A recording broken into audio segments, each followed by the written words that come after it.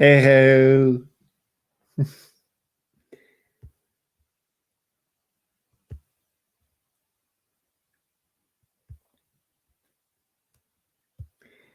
Let me go ahead and stick this up there for y'all so you can come by, say hi, hang out for a little while. Do shoot, screw, and I done lost my mind.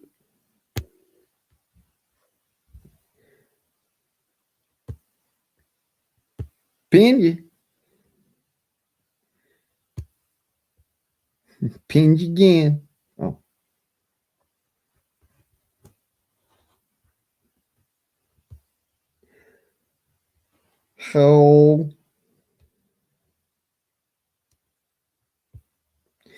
So this is an awesome after party.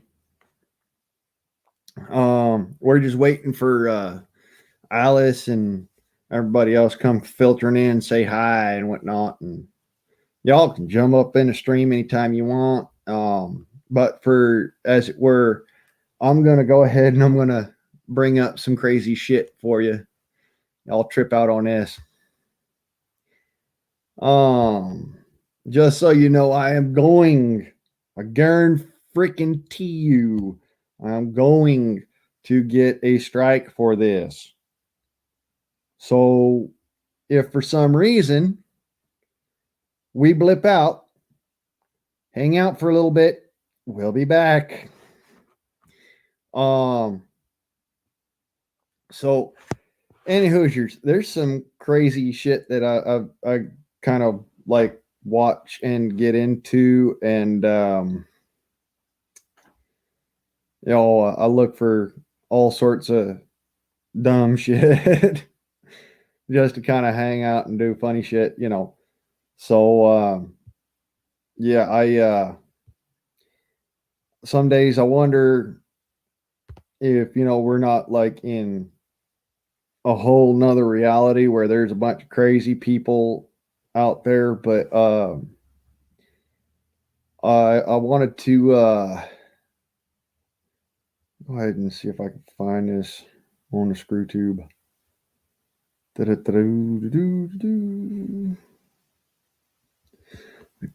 me punch in a search on here then.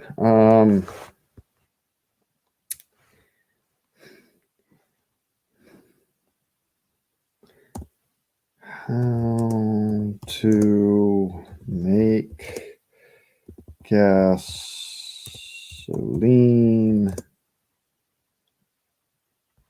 at home. There we go. So I'm going to get a kit. I'm going to get shit for this, but I wanted to point out, y'all, gasoline is a renewable resource. Okay. It's not like they tell you. It is not a non-renewable resource. It is not a fossil fuel. It is a renewable resource. And just to prove my point a little bit, I'm going to use a video that is on the YouTube, basically proving to y'all that this is a real thing. I thought I had something on my computer. So I've shown this before. I got a strike for it, and I know I'm going to get a strike for it, but y'all get a chance to kind of fucking lose your minds here. This video here is about how you make your own gasoline right at home. And y'all can see the apparatus this man's got set up. Mr. Teslonian here on the YouTubes. It's pretty much just a wood gasifier, all right, that's hooked up to a cracking unit that then drains off the tar and then pushes off the gasoline and then lets off the wood gas, which is basically nothing more than natural gas. So y'all need to understand this feller, he used to work for a refinery. All right. He built this off of a design for a refinery. And it's literally a situation of he makes his own gasoline out of wood. So y'all go and check out Mr. Teslonian. Go give him a like, subscribe, say, hey, the guardsman on sent me and shit like that, fun shit like that. You know, I'm not going to actually play the video, as it were, because I know YouTube will lose their fucking shit about it. All right. But as it were, this is for educational and entertainment purposes only, and are the rantings of a crazy patriotic bastard. Listen at your own risk. You can make your own gasoline right at home. And all you need is basically a wood stove and a bunch of freaking barrels and some wood to stick into one of them barrels so that you make a thermal cracking unit. This feller is probably one of my favorite, like MacGyvers there is, because he makes things work and proves that the establishment is a fucking load of horse shit. At the same time, he does it with science, physics, logic, reason, and ingenuity. And this is why I love this man. He's just amazing when he does his shit. This right here, this feller is unstoppable. All right. And I will tout him to heaven and back, because what he does, what he has created is literally a way that you can turn the establishment against itself. You can make your own gasoline right at home, and all you need is just some shit from the hardware store. Honest to God. Stuff from the hardware store and grass and trees, or, you know, any kind of biomatter that you just break down and turn into fuel. And like I said, I'm not playing the video because YouTube will lose their fucking minds. It's not my fault. It's YouTube's fault. But yeah, y'all check out Mr. Teslonian. I'm going to drop the link in the chat box. All right. So that y'all can check him out. Here's the link to Mr. Teslonian. It's in the chat. Link to the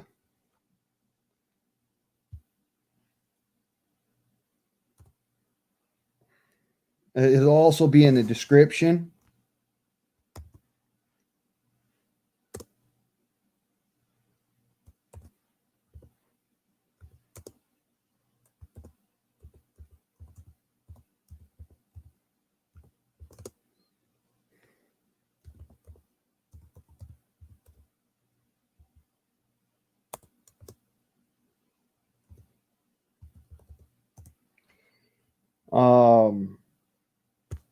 And that ought to fix that there. All right. So links in chat, links in the description. Y'all can check this out for yourselves. Mr. Teslonian showed people how to make gasoline right in your own backyard. You don't even need a gas station, folks. You can make it in your own backyard. That being said, it is incredibly dangerous. We are talking about extremely hot fuel under pressure. All right. Remember that all you need in order to create combustion is fuel, oxygen, and ignition. Okay. So if you go doing this, just gonna put it out there, it can be dangerous. Please use proper precautions. All right. I might be a patriotic crazy bastard, but the same time, I still want y'all to be around and to survive and live and thrive. All right. I don't want you to be sitting there blowing your fingies off. So I want to keep all these attached to the hands. So if you're going to make this device, do so safely. Use the proper precautions. As it were, I'm going to jump off of that one and let's see here.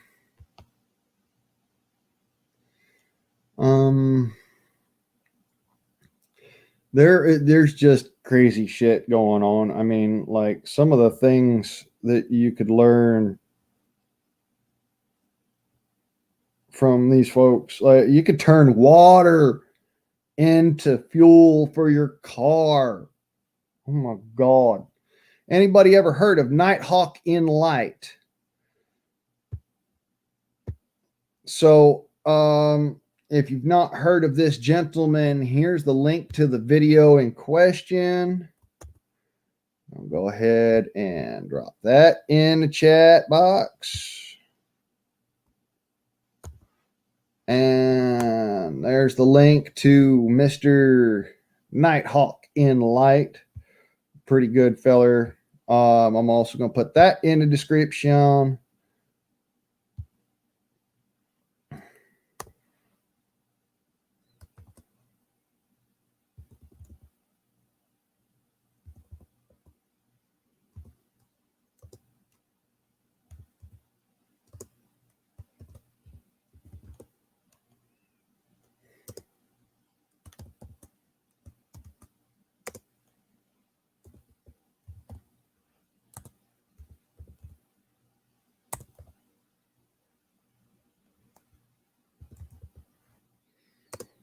Okay, there we go.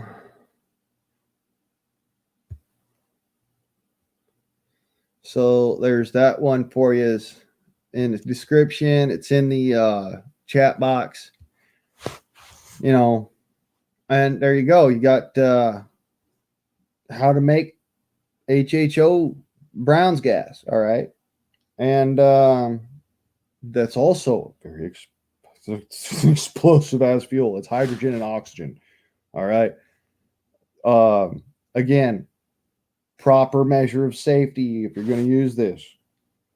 I literally showed y'all on Alice's channel how to make a carburetor that,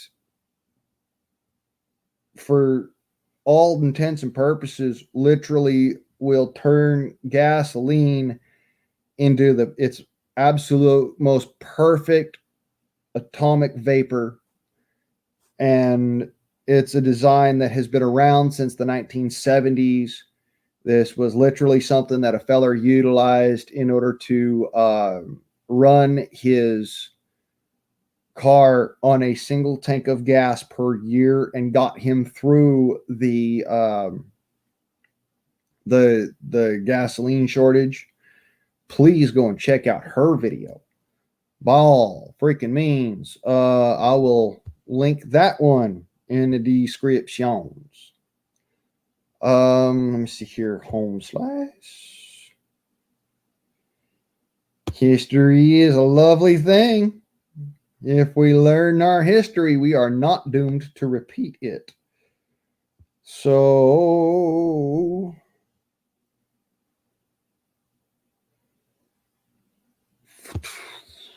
a link to the video. Yeah, go and check out Awesome Alice, because she is awesome. The link in the chat box, and Awesome Alice link in the descripciones.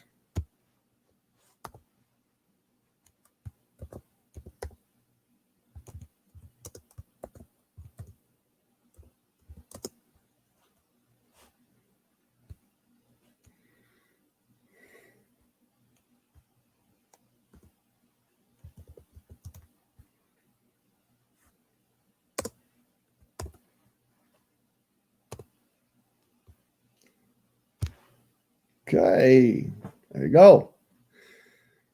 So there's another one in the link in the description of this is a carburetor. You can literally make it for yourself. I do not take any responsibility for you making this particular piece of equipment, because reality is that the oil company still owns the patent on it even after 35, 40 years. And they will never release the patent because it allows you to turn a small amount of gasoline into a long time, a long-term source of fuel. It drives the economy of, or the economics of running gasoline so far through the roof that you can basically get yourself a tank of gas like maybe once every 6 months or once a year, depending on the size of your vehicle. And as long as you've got a throttle body or a carburetor, this particular setup will literally run your car as if it was, running off of something the same, similar. All right. The reason I ain't done it with my truck yet is just simply because I ain't got the wild hair up my ass to do it, and I ain't got the money to go and buy the tubes as I need for it. But beyond that, it's really just a situation of a few little design quirks and flippets and this and that and the other, and you've got yourself a not just a carburetor, but a diffuser. All right, that's what this particular apparatus was called, was a diffuser, and it creates a vapor rather than utilizing an atomized form of gas. It utilizes a vaporized form of gas, which is a little different. The gasoline vapor coming off of this stuff is just as potent as if you were using the regular old carburetor or throttle body, but at the same time, it works kind of like the old anesthesia machines, where you'd have like a piece of carpet or a piece of or a bunch of cotton balls in a mason jar, and then the chloroform goes into the mason jar and it vaporizes, and then that comes out the other side as the gas, the chloroform gas. And that was used as an anesthesia right up until I think like the late 90s. But the reason why this feller was able to figure this out was because he was an anesthesiologist. He knew this apparatus was possible. And all he had to do was just take the apparatus off of the medical machine, the medical equipment, and stick it on his car, and he had a running machine.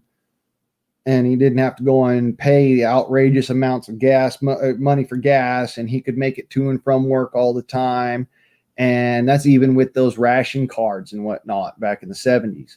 So this is what I'm saying. You guys, you really need to pay attention to our history, because there are things in our history, in the history of America and in the history of the world at large, for that matter, that can teach you how to overcome the obstacles placed in front of you by those who would wish to control you via those obstacles.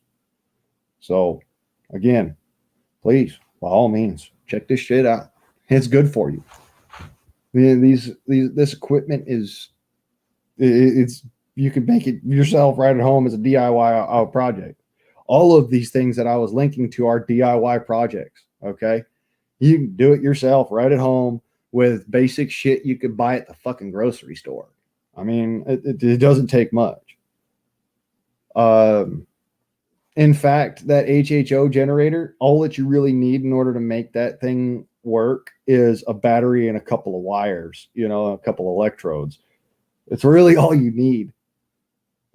Just a regular old AAA, AA battery is all you need to make that generator work, for that HHO generator. For the the little carburetor thing, all you need is a mason jar and a couple of freaking copper tubes. You know, you hook one up to your fuel line, you hook the other one up to the air intake behind the map sensor in your car, truck, throttle body, what have you, and that will run your engine as if you're running it off propane. All right, it's literally, these fix-its have existed for the past 40, 50 years now.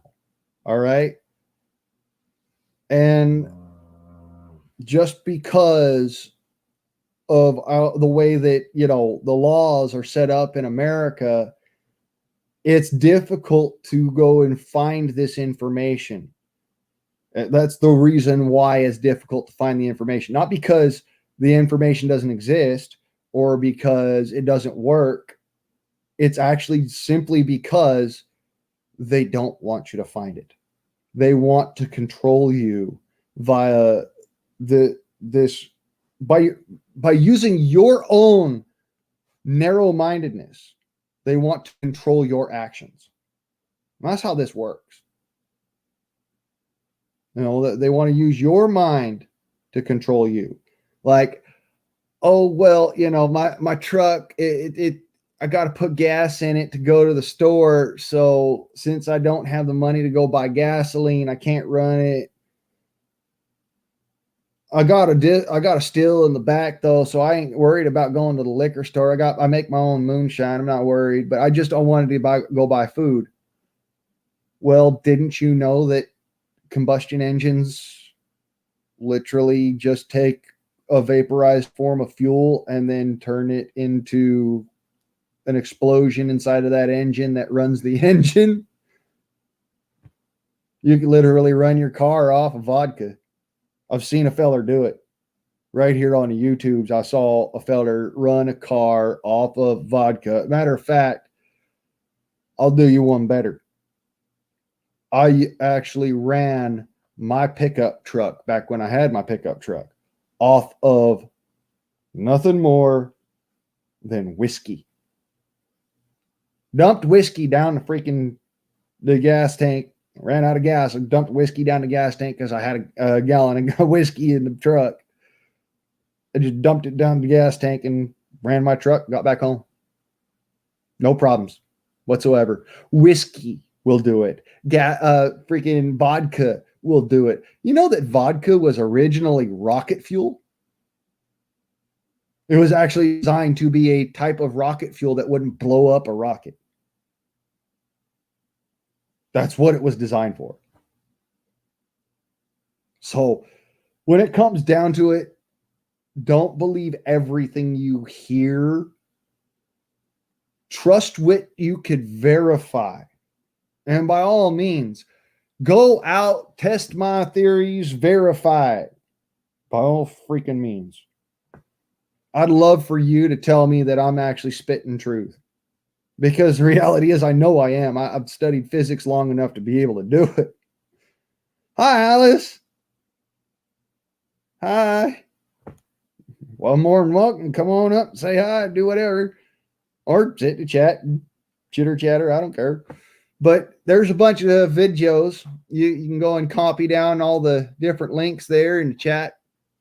Videos of how to make your own gasoline, how to make Browns Gas, the HHO feller's Nighthawk and Light. He's a really good feller. He does all sorts of physics experiments in his own home and whatnot. And then the other video is the link to your video, the last one. So, you know, me trying to teach people how to make that little carburetor that I showed you. So there you go. But yeah, literally all you need is a vessel, you know, any kind of vessel that you can stick fuel into, cotton balls halfway up the vessel, and then fuel in, vapor out. And because there's fuel going in and it's expanding because it's turning into vapor, all it needs is the fuel line in and the vapor line out. And that vapor line goes to your intake on your car, bypassing your map sensor or whatever you might have in line beforehand. and goes in there, and you basically negate the fuel relay that goes into the throttle body, or the carburetor, the fuel line in. So really what you're doing is you're just taking and making a carburetor or a diffuser, really, and that runs the vehicle as if it's running off of a carburetor. There's that. And by the way, the first link, the one that's pinned at the top, that's the link to this video, this stream. You can get up here at any time you feel like. All are welcome. It's literally put in the description. You're welcome inside this here stream. Doesn't matter who the fuck you are. I literally do. I'm not even making you have to have a ranch to be up here. All right. So there's that. Yeah, I do some crazy shit. So I've got, let's see here, HHO Gas, Alice's video, and Awesome After Party, which I'm going to stay keeping that one there. Make sure that this thing's still running according to plan. Yes, it is. Okay. So yeah, I've got all the different links there. Check them out at your leisure. They're also in the description because, I don't believe in people not having access to information that they should have access to. So that's what this is all about.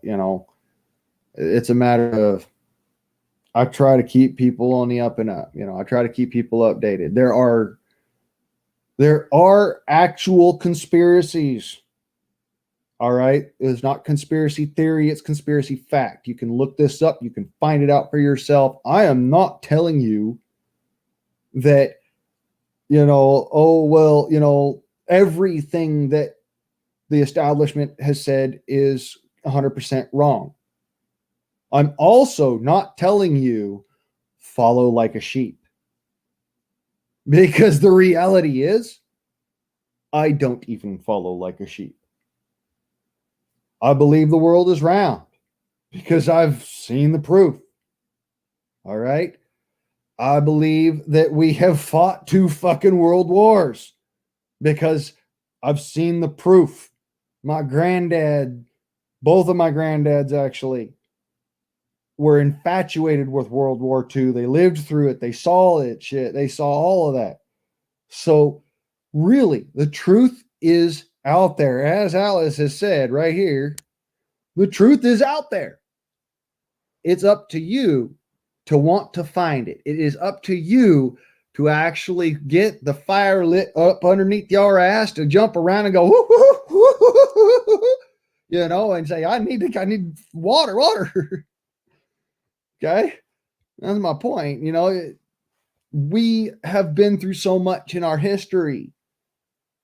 Like the whole thing that, the gas shortage in 1970 created, designs that were created by, medical professionals that could fix our gas shortage problems and extend the ability to have crude oil gasoline, not just, green gas like what Mr. Teslonian makes, but crude oil gasoline through the next century, through the next 2 centuries, simply by a simple design change.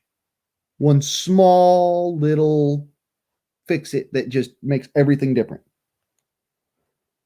It runs the most efficiently. It was created by a feller back in the 70s because of the gasoline shortage at the time. He thought, well, I've got this ration card. I can only get like 10 gallons so what I'm going to do is I'm just going to go and I'm going to use that 10 gallons in my car. But unlike the rest of these idiots that every Sunday there, or every Thursday or every Wednesday or whatever, they have to go and wait in line to put 10 gallons of gas in their car to be able to drive to work and back. But they can't drive to like the grocery store. They can't drive to, church and all that. This feller figured it out. I'm going to do that. I'm going to go to the grocery store in my car. I'm going to go to that church in my car, and I'm going to be able to do it on a whim. I'm not going to be having to do it like all these other folks and actually set up a plan and work the plan. And it can only be at this time, and we can only do it like that, only on my schedule, only on the government schedule. No, he was able to do it. And that's what drew attention to him, was that he wasn't on the government schedule. So take it with a grain of salt, figure it out for yourself. You could hook this shit up to a lawnmower to try and test it. Go ahead and test run it. I've done it myself with my lawnmower. Honest to God, all that you got to do in order to test if it works or not on a lawnmower is literally spray the filter with gasoline or spray the filter on the lawnmower intake. No fuel in the car, in the actual machine. Just spray the filter with rubbing alcohol or gasoline or ether or whatever you want to use as your fuel. All right. Spray the filter that's on the outside of the carburetor. Watch it work. That's actually how I've mowed my lawn the last couple of times, because the gas around here sucks. Like literally sucks the moisture out of the air. So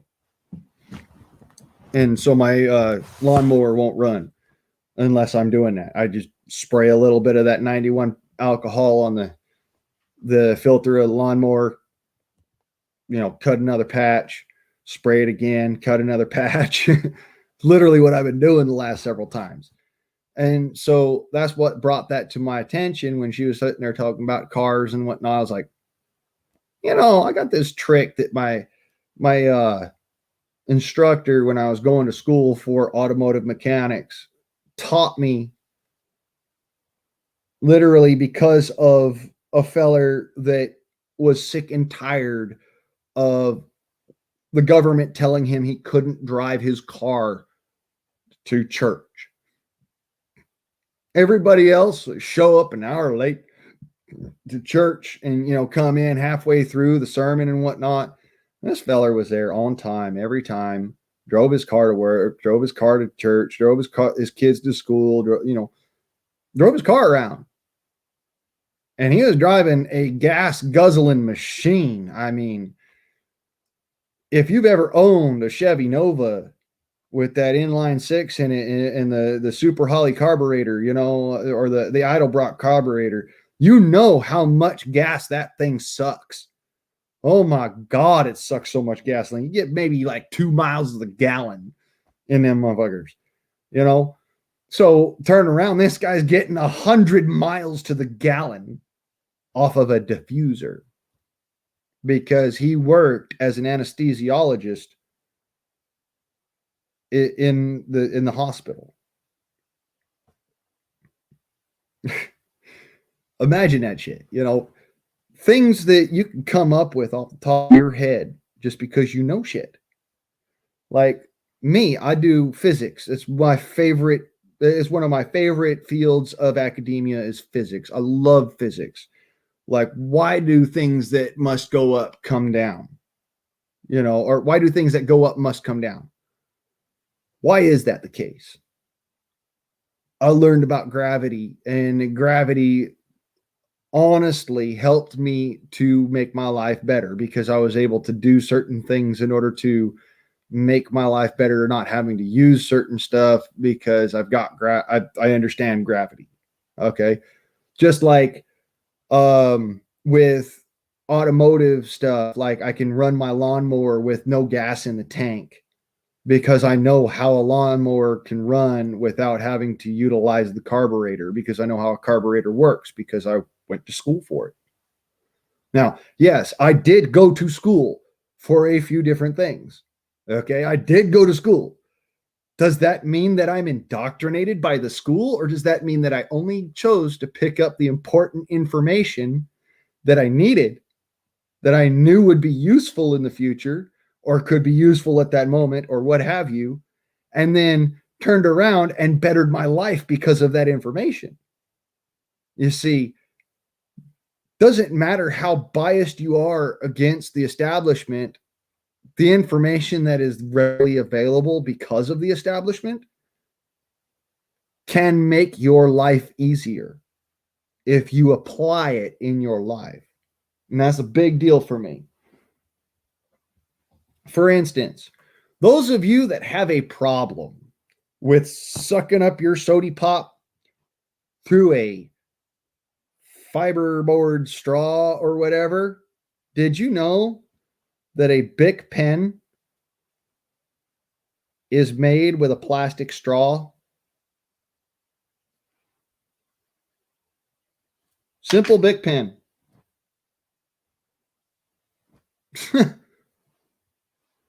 It's amazing. Things that you wouldn't normally think about because, it's like, well, whatever. I don't want to be sucking soda pop through a freaking Inkwell. No, really, not the Inkwell. If you've ever seen a Bic pen, the way that they're constructed, the Inkwell is a little tube inside of that plastic straw. You take the top and the bottom off of the point and the bottom off of the pen, and you've got a straw you can suck your soda pop through. Why are you complaining about that bullshit that they're forcing you to buy? You don't even need to pick it up off the fucking shelf. Fuck them motherfuckers. They could just go waste their money on them paper straws. All right. And all you got to do is go out and buy a bunch of Bic pens every now and then. You carry one in your pocket and you just go. See, that's simple. It's literally that easy. The things that you can do when you have a little bit of knowledge at your disposal. I mean, let me put it this way.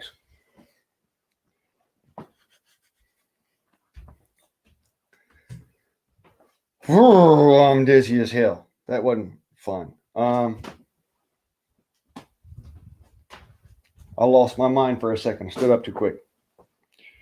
Oh, did you know that a regular old BB gun, like, them CO2 air pistols, like, YouTube, just so you know, this is an air gun, not a fucking firearm. So don't lose your shit. All right. Simple CO2 air pistol like such. All right.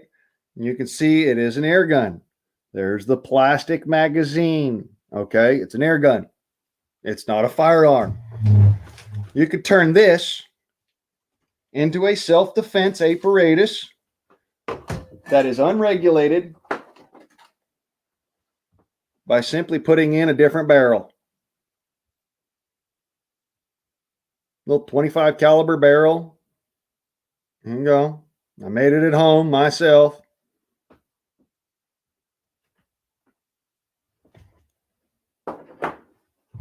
Self-defense with ease. That thing shoots, let me see if I can find the ammunitions. There's ammunition. Hey, I found that hemp oil I was talking about earlier. But see, shoots real ammunition. All right? Not powder actuated, CO2 actuated, but shoots real slugs. Imagine that. A self-defense apparatus that you don't even need to go register with the government. The only reason why you are being controlled is because you are allowing it to happen.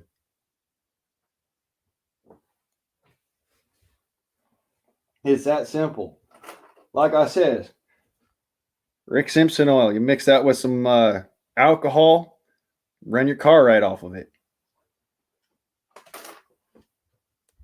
Uh-oh. I think YouTube lost their shit.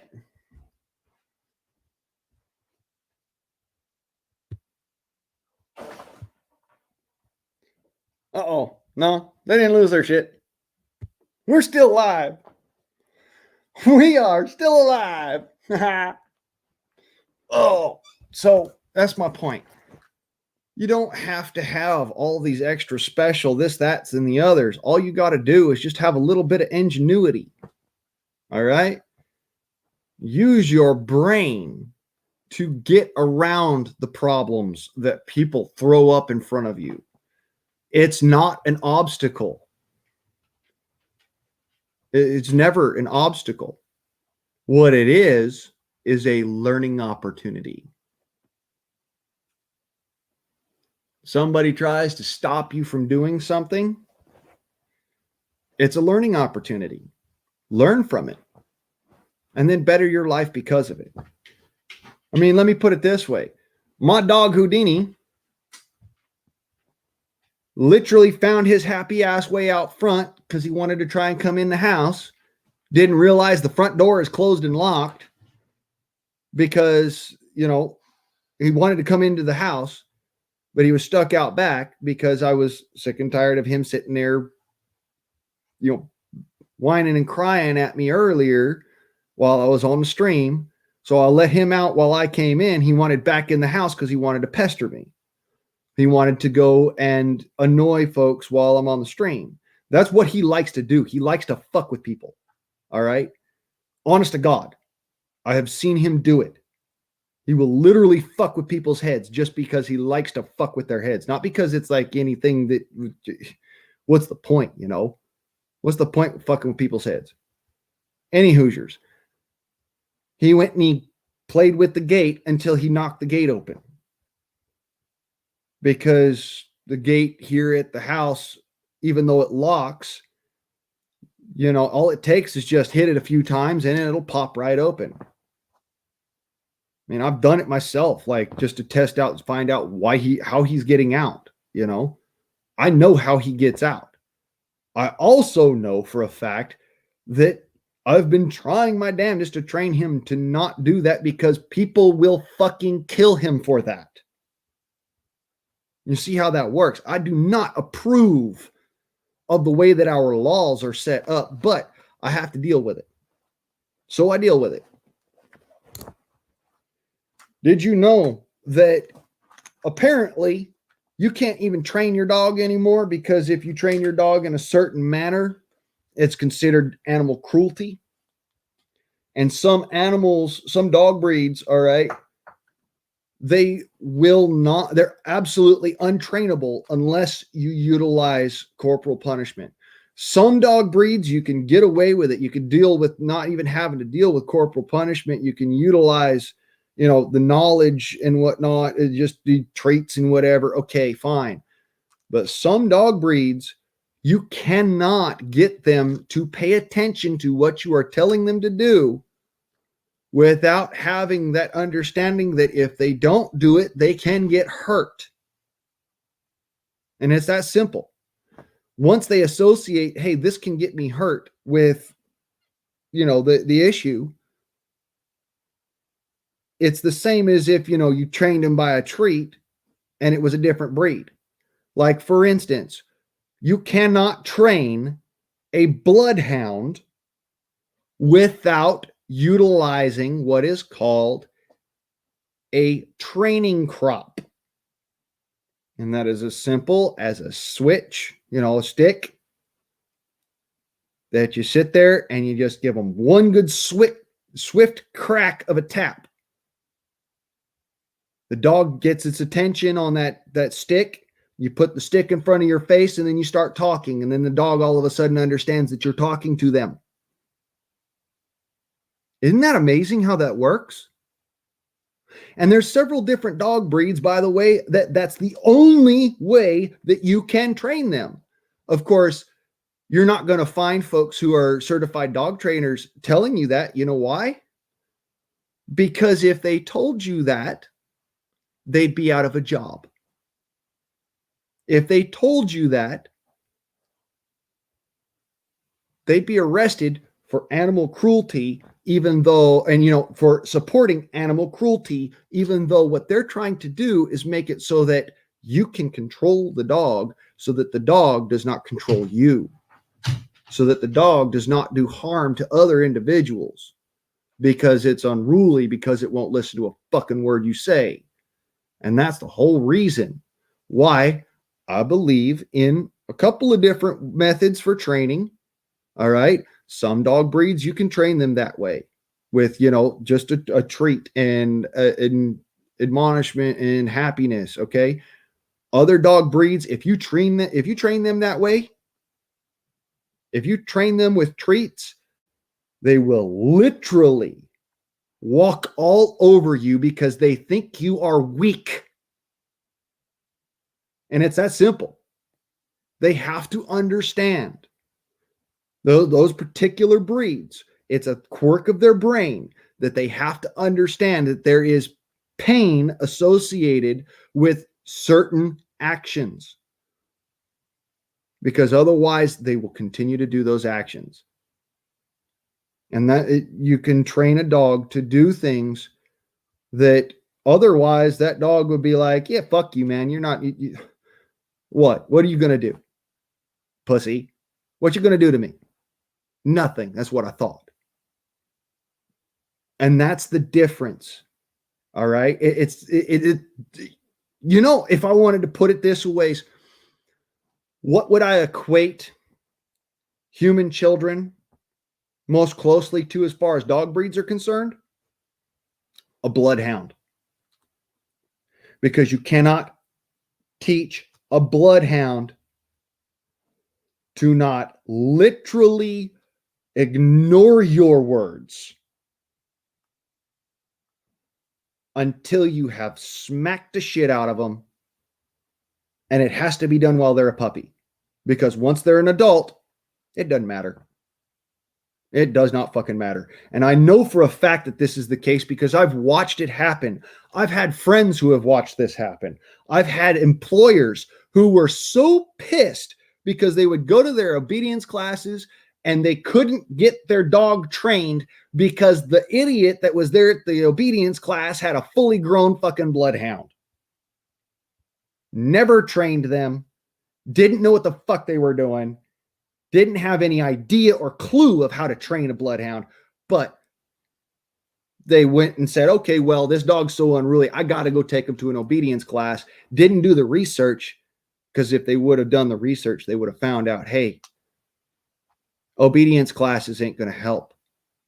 There's no trainer in the world that can help with this, because all trainers in the world nowadays are forced to not utilize corporal punishment. They are forced to not utilize a switch. And there's a reason why it's called a switch. It is because you are switching a behavior from bad to good. It's that simple. It comes down to the idea of spare the rod, spoil the child. Spare the rod, spoil the dog. It's that simple. If you're not willing to teach your dog by whatever means may become necessary at that moment,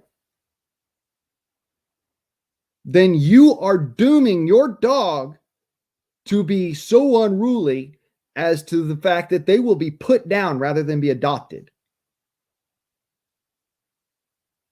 And it's pretty fucking sad because I've met some really, really intelligent animals, really intelligent dogs. And they were that intelligent because their owners would smack them on the snout for doing something wrong. Or they'd pull out a switch. And all that they'd have to do is literally hold that switch in their hand, and that dog paid attention to what they were saying. That's all they'd have to do. They didn't have to use it because they trained their dog that if you don't listen to me while I'm holding this stick, I'm going to smack you with it. And it's going to hurt. Very simple. Other folks, they sit there like, oh, well, I'm just going to use treats. Okay, fine. Let me put it this way. I tried the treat training with my dog, Houdini. All right. It didn't work. In fact, it was counterproductive. Not only was the treat training counterproductive with Houdini, but after a fact, he would expect me to give him a treat even if he had done nothing to earn it. Now, the moment I started using a tap stick, the moment I started using a switch, he shaped up like that, straightened up and flew right. And now, anytime that he's not listening to me for some reason, he wants to be unruly, all I have to do is pick up a stick. Doesn't even have to be, to actually that I'm going to use it on it. I just pick the stick up. He stops, he sits down, and he looks at me. Okay, what do you need me to do? And it's that simple. I don't have to use it anymore. I just have to have it. And because I have it, he thinks, okay, now serious, I have to follow orders. If I don't have that stick around me or in my hand or something, there just to actually keep his mind on track, he'll wander off and do his own fucking thing. And that's something that you cannot do in this day and age in society because people are terrified of certain dog breeds. Specifically because folks don't know how to train their dogs. I mean, I'll put it to you this way. I literally, I can say certain words and all I have to do is just say the word. Watch. I am this far away from the training paddock. Houdini, da surro. Vezir, da surro. So he's already looking at me like, why aren't you here? If I'm jumping up, I'm supposed to be jumping up on you. That's how I've trained him. Watch this. Walk over here. All right. Da surro. Well trained because I paid attention. Yes, I love you, Hoodoo. That's why I do that. Yeah, I'm a good hoot. Thailander. Thank you. He's a good hund. See, that's what I mean by training your dog.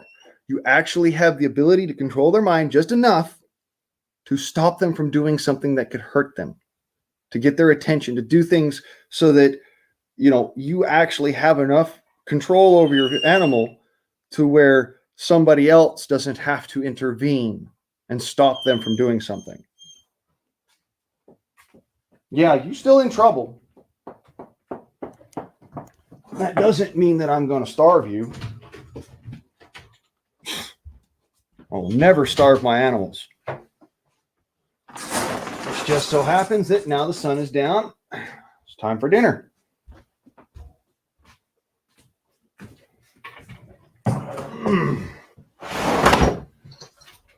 There you go. Yeah, I know. You love me.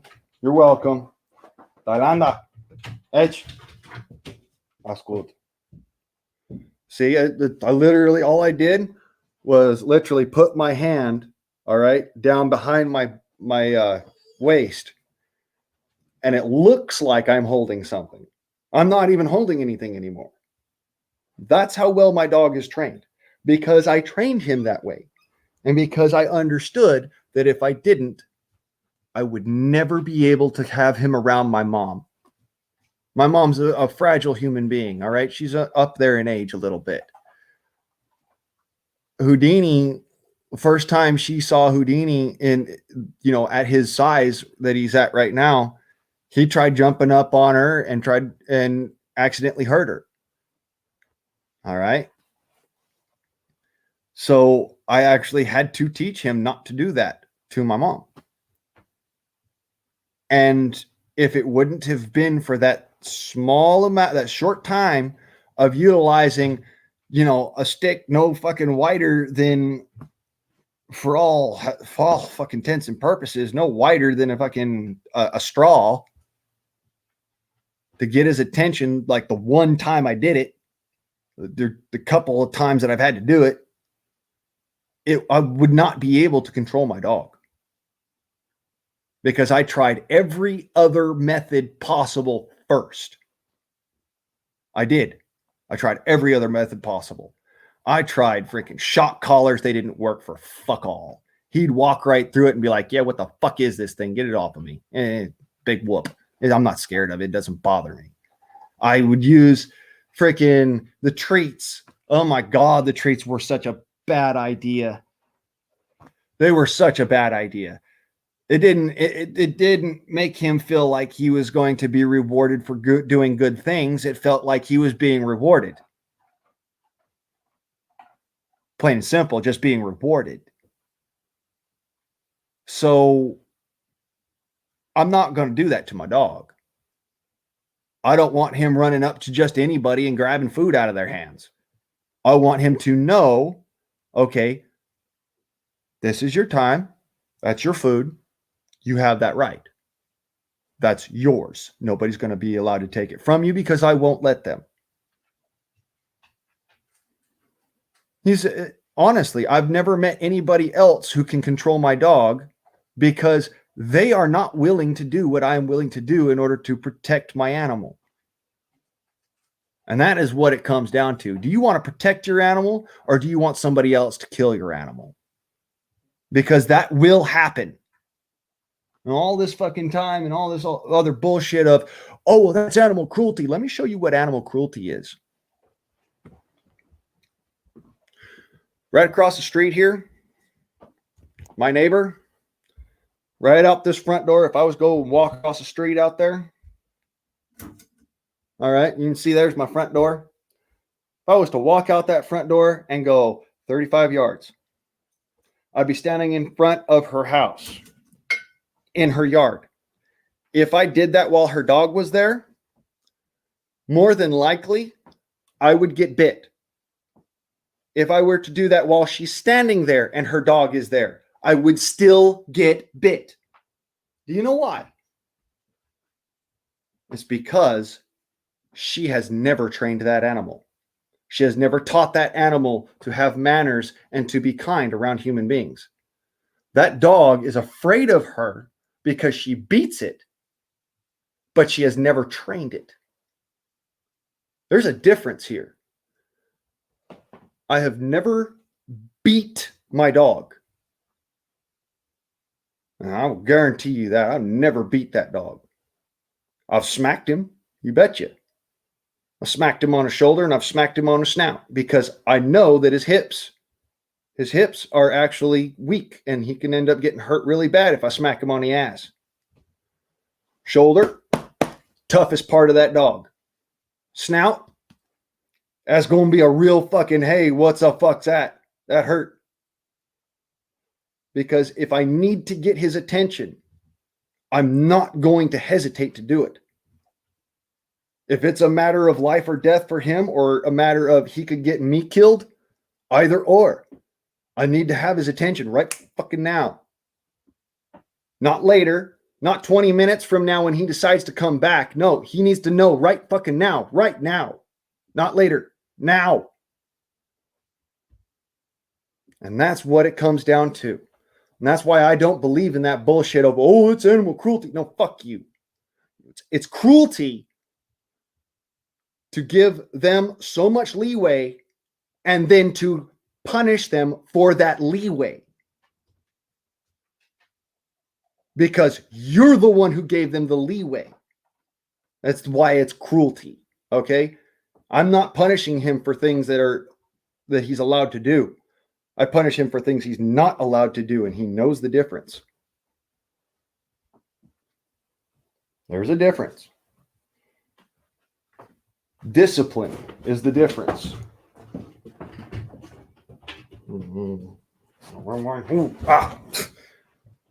Big dude. Yeah, you're a big dude. And if you didn't listen to Papa, then being so big, you scare people. I know. Yeah, I know. You know I love you. I know that. I love you too, Hoodoo. Him, mein Hoo. I love mein Hoo. Yes, I do. And my Hoo love me too. Yes, he do. Him a good Hoo. Ah, das ist gut, Hoodoo. Danke. Du Diana? Ja? Nein, ich stoffe einander. Nein, ich stoffe. Es ist gut. I even train him in a form of German. A form of it. It's not entirely German and it's not entirely English. It's more of a Germanic expression of English.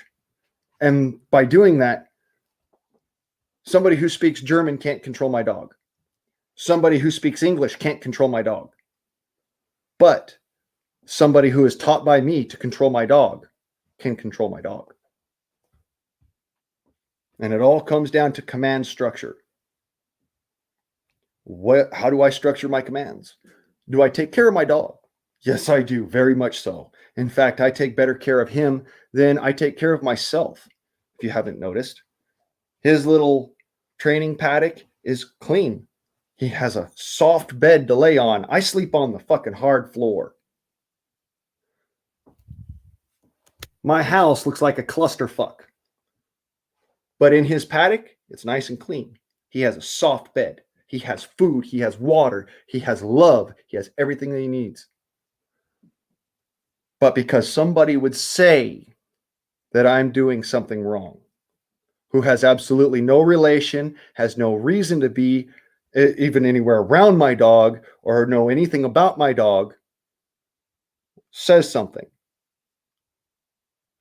they will come here and they will try to take him. And I guarantee you, they will have a fight on their hands. Because, like I said before, I trained my dog because I love him. I trained my dog because I care about him so much that I wanted him to have the actual faculties to know, to be able to learn, and not be so autonomous that his brain is incapable of understanding certain things. And this all comes down to actually understanding the inner workings of how a dog's mind works. And if you don't know how that works, you shouldn't have a dog. It's plain and simple.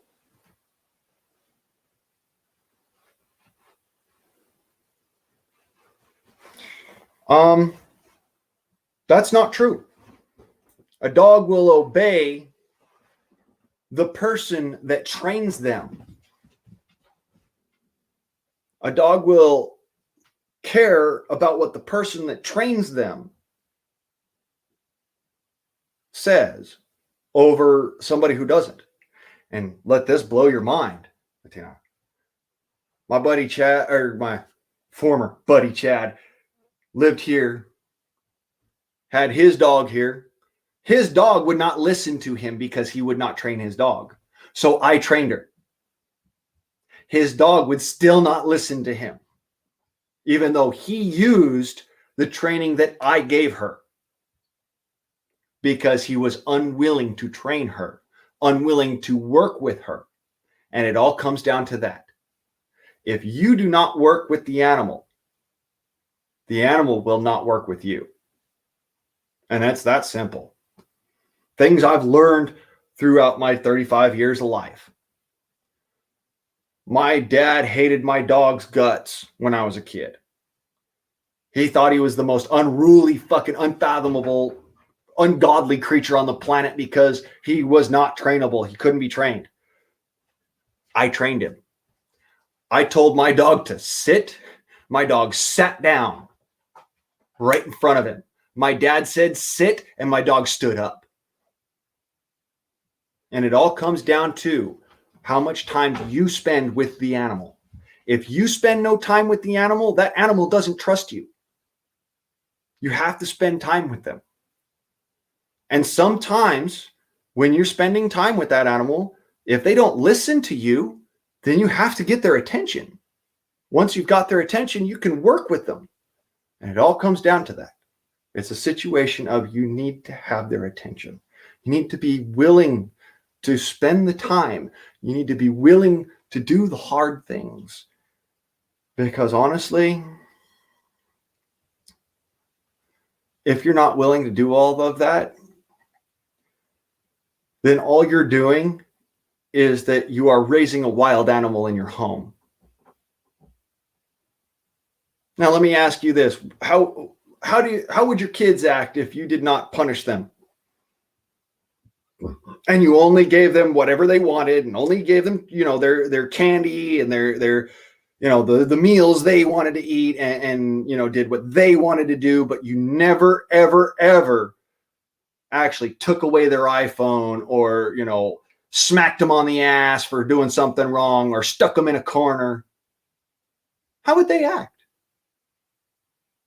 Would they act as if they actually have the maturity to be, empathetic towards other people and listen to what other people have to say? Or would they act like the world owes them something?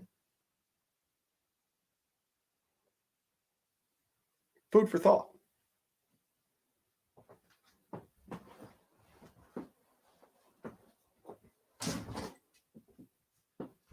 Speaking of food, I need to make myself something to eat. I'm teeter-totter in here. Oh, Lord. Operating on one meal a day, and last night's dinner was eggs.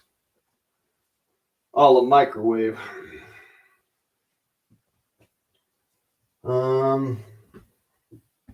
Yeah, I think I'm gonna do that again, actually.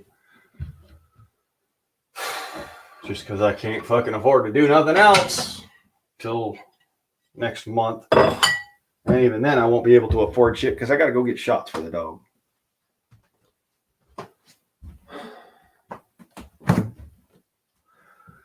One, two, three, 4, 5, and 6.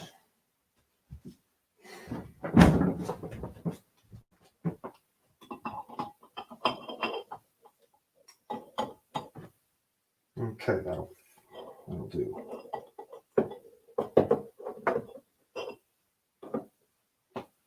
So, anyways, my point will not change. My viewpoint on it will not change.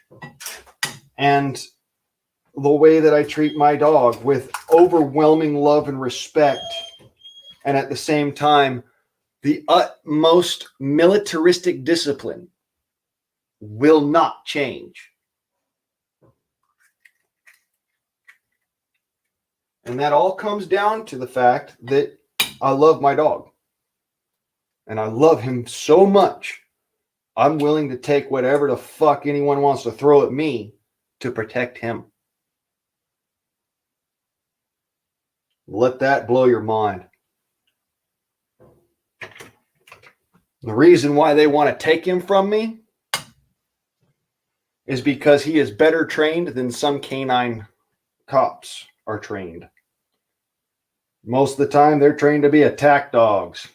They aren't trained, like he is.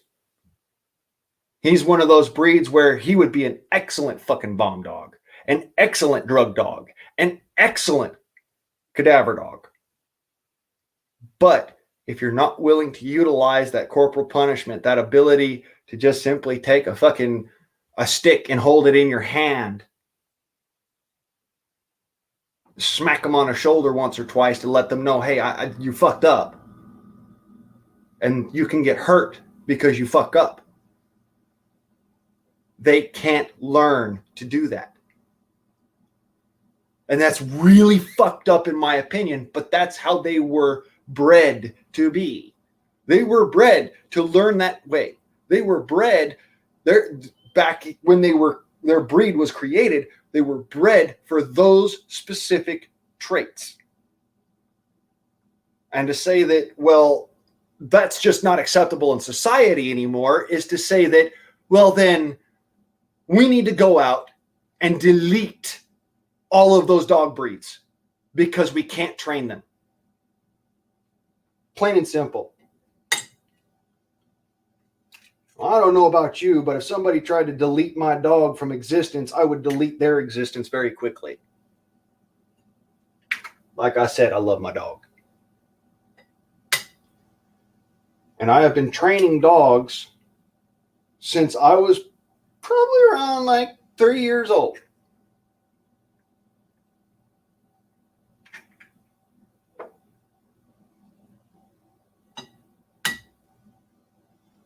My dog is well trained.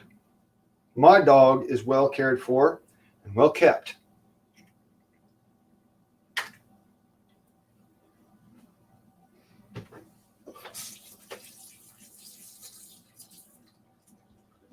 I do not believe that if you simply just, let go and let God, that your dog will actually pay attention to you.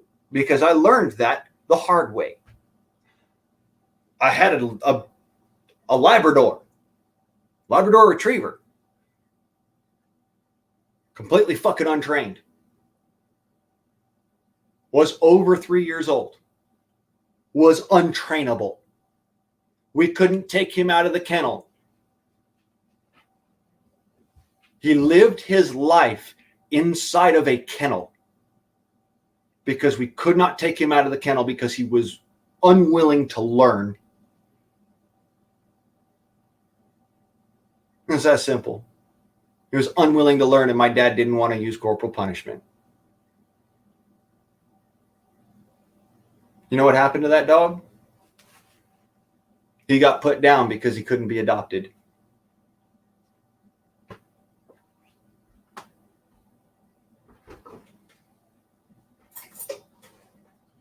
Beautiful dog. Yellow lab. One of the smartest breeds there is. And that dog could not be trained.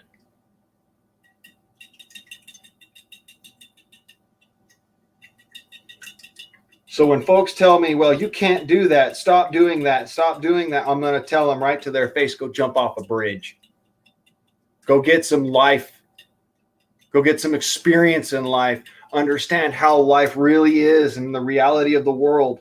Go learn why somebody might actually do something because they love their animal.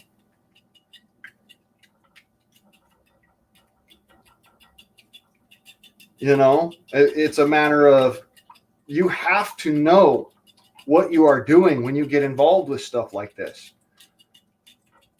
I care about my dog so much that were somebody to actually come over here and try to take him from me, they'd have to put me in my grave first.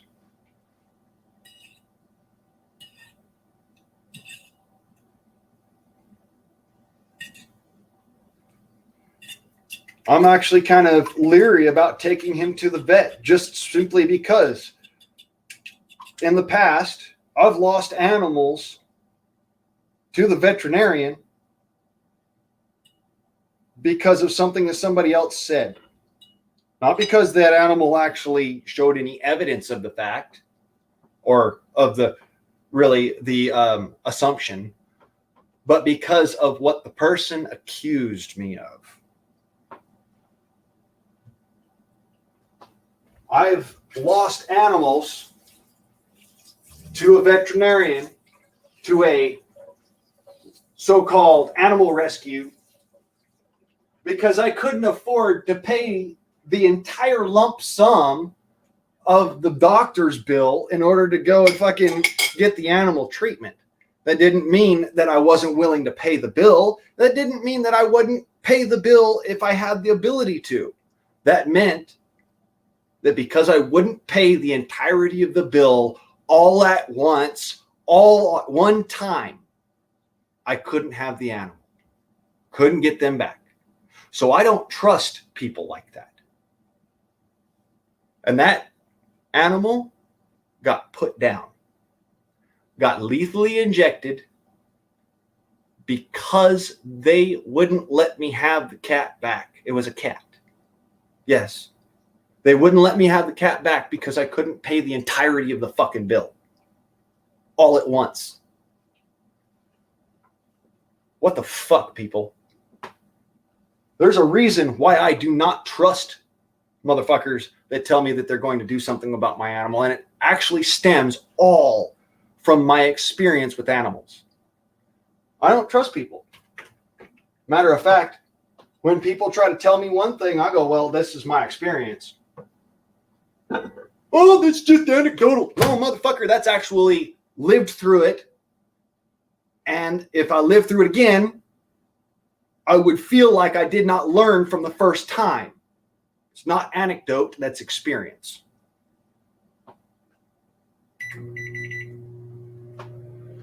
Plain and simple. I don't like people that do that. I really don't. I really, really, really don't. Matter of fact, folks that are willing to go and let their animals be the rulers of the roost do not understand what it means to be a human being. We are the top predators for a reason.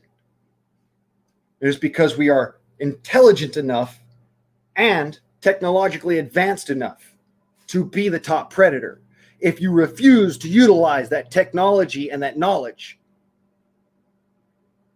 then what the fuck are you doing living in a house? What are you doing living underneath a roof? You're an animal. Get the fuck out there and go and live like an animal. You're not willing to be a human being. Go live like an animal. You see my house. I'm walking around. I'm a human being. I choose to live like a fucking human being. I do things so that I'm both comfortable and at the same time happy. Because if I'm unhappy, I am one of the most lethal predators on the planet. I am the most dangerous creature known to mankind, known to God himself, because of the fact that I am a human.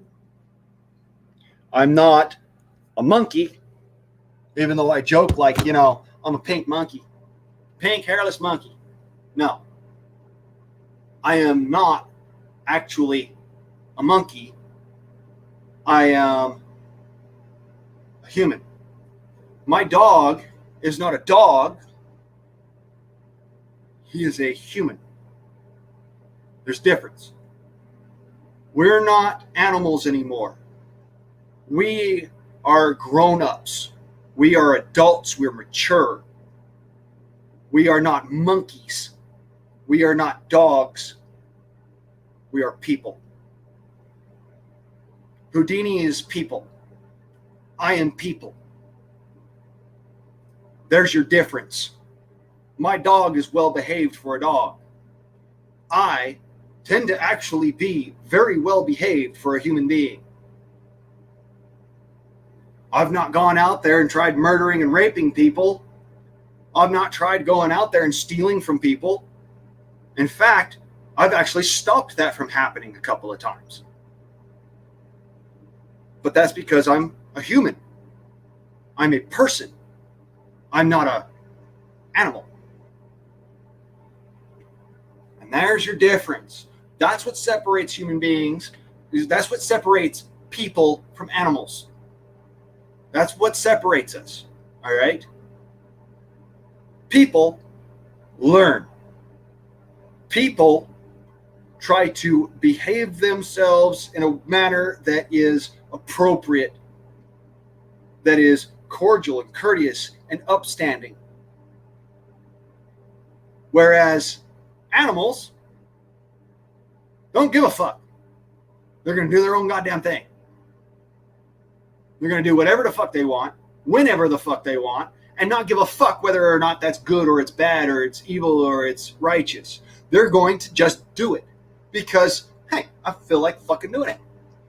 Well, I tell you what, if I fucking felt like whipping out my dick right here on the fucking camera,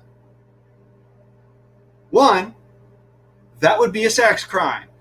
Two, that would be as if I was some immature bloke, some fuckhead. Three, YouTube would ban me.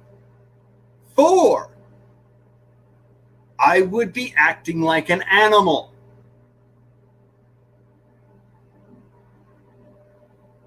I'm not an animal. I don't go doing that shit.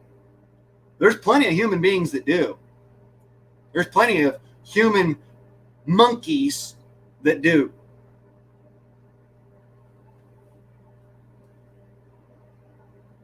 But you'll never see me do that. I'm just no. It not in an unacceptable environment. You won't see me do that. There's a time and a place for that. There's a time and a place for being that, you know, that outrageous person, that outrageous animal. Here on the YouTubes, this is neither the time nor the place. All right? Out there in society, that is neither the time nor the place to act like an animal. The fact that people do it just means that they are unrefined and have never learned in their lives to be mature. It's plain and simple to me. I learned a long, long time ago. If you do not act mature, then people will instantaneously think that you're an idiot. Plain and simple.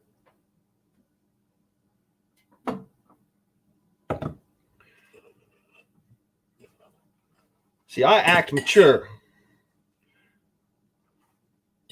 Hell, I try my damnedest not to go doing mukbang on the fucking internets because, I think that's kind of immature. I'm not going to sit there and eat something in front of you.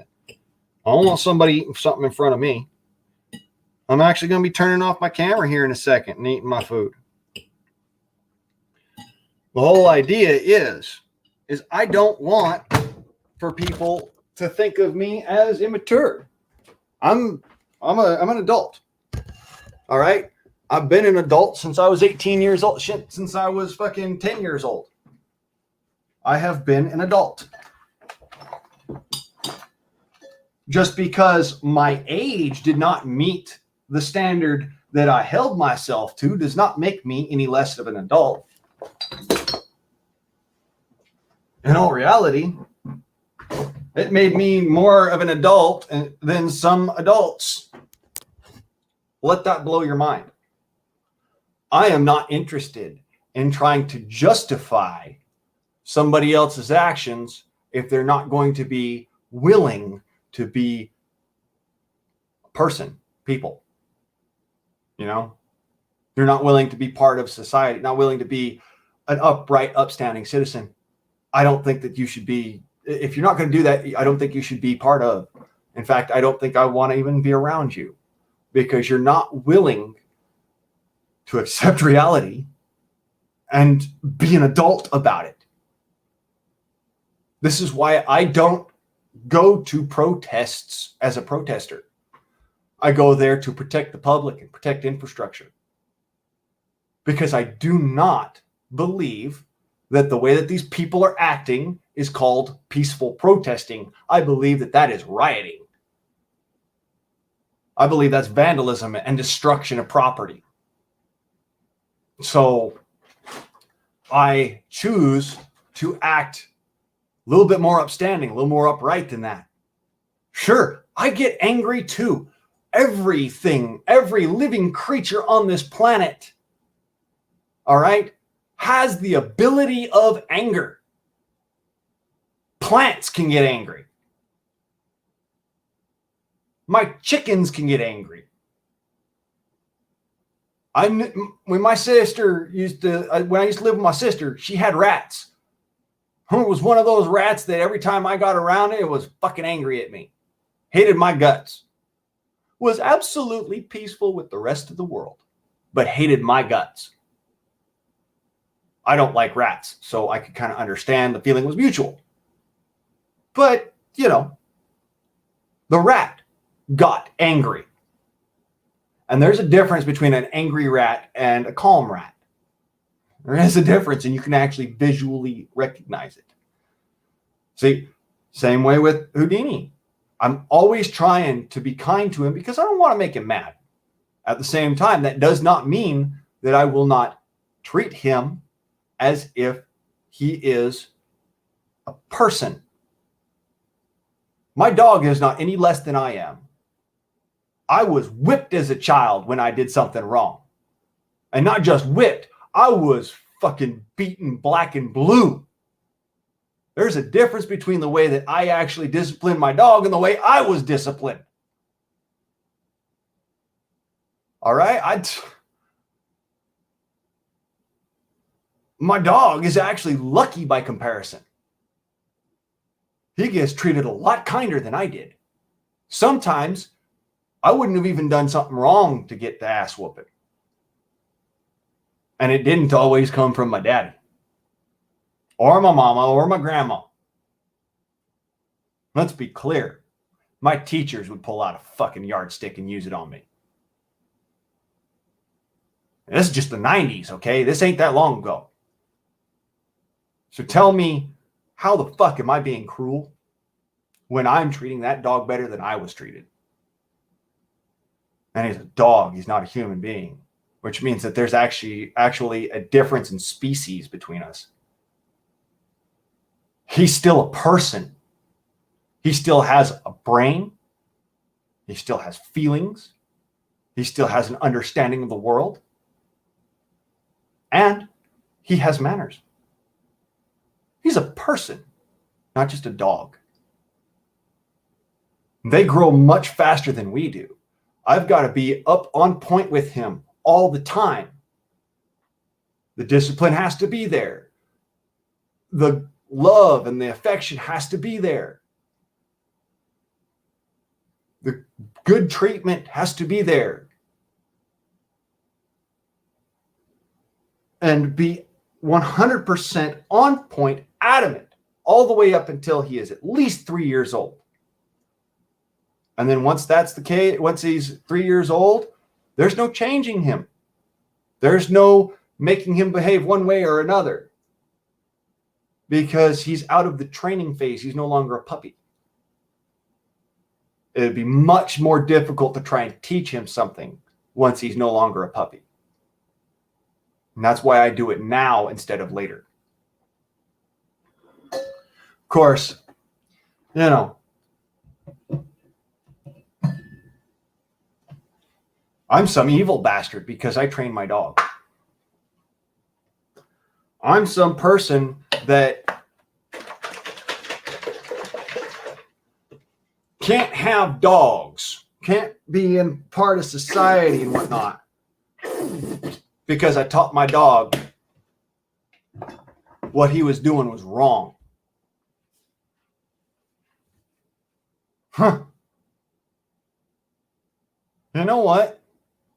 If people did that shit to my dad, I could kind of understand why he drank so heavily. If people did that shit to my dad, I could understand why he left society behind and went and lived in a fucking goddamn trailer in the middle of the desert. People did that shit to my dad, I could understand why so many times during my life growing up that my dad would literally smile when he dealt with people, and then when those people left, he fucking he was so ungodly with what he would say. He hated those people's guts. He wanted them to burn in hell, and they should all go to fucking hell, and he'd give them the gasoline to get there.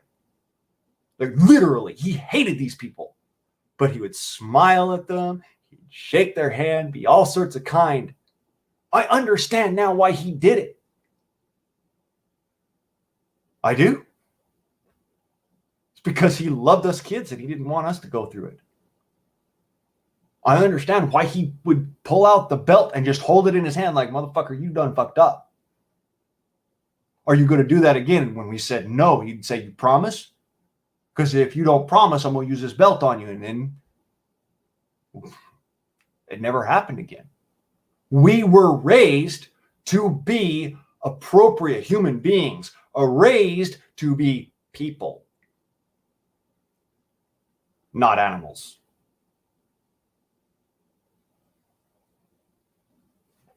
So when folks try to tell me, well, you're an evil person, you're evil, you're this, you're that, I'm like, no.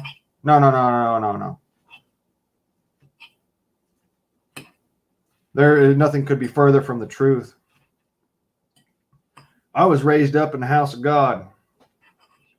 I was brought up to be respectful of my elders. And it didn't matter if they were a year older than me or 50 years older than me. The respect was the same. Because they had lived long enough, so much longer than me, that they had earned that respect. That being said, I was also taught growing up that if somebody showed you that they did not actually earn that respect, that they could lose that respect in your eyes and you would be fully justified. So therefore, when somebody tells me, oh, I'm 50 years old, I'm like, all right, well, that's nice. You're like 15 years older than me? Okay. Yes, sir. No, sir. 3 bags full, sir. Until they prove to me that I really should not be telling them, yes, sir. No, sir.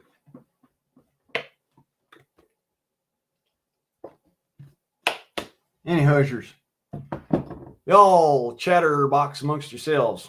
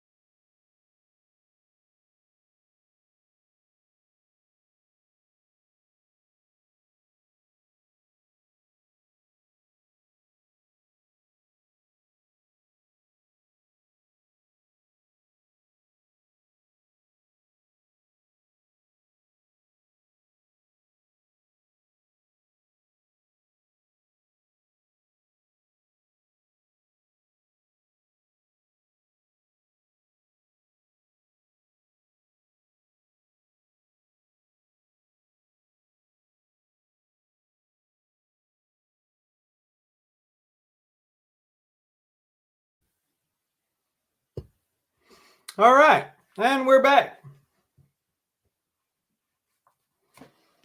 Sorry about that, but I had to stuff my face, otherwise I was going to fall over from being hangry. Let's see here.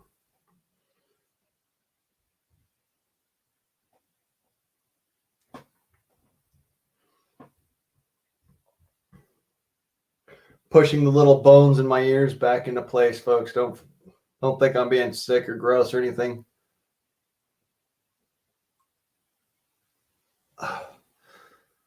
That's what that's all about, actually.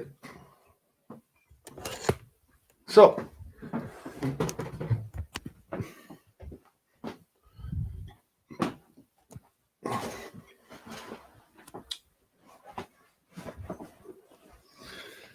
yep, the world is a freakishly crazy place. Why is your nose dry? Who?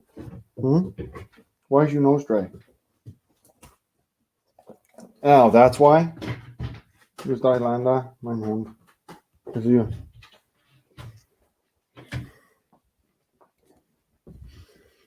Let me just make sure he's got water real quick. Always checking on these things, but you know, as it stands, I don't check them often enough, obviously. Yeah, you need water. Okay, I'm on it. As per usual.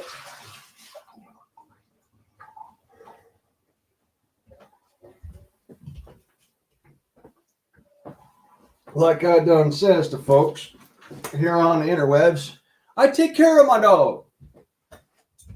So if folks got a problem with me having a dog, then they need to prove to me that they take good care of my dog as I take care of them. Otherwise,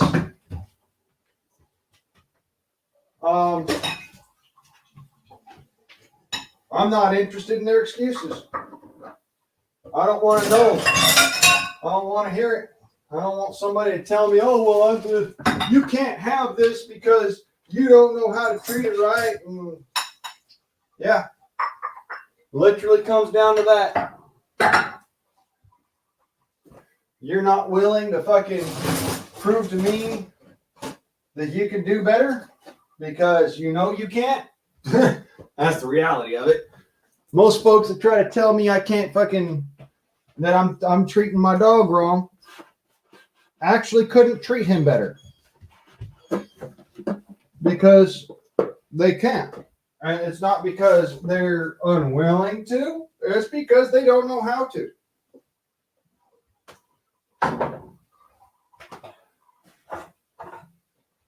Like I said, I've been training dogs since I was a little brat.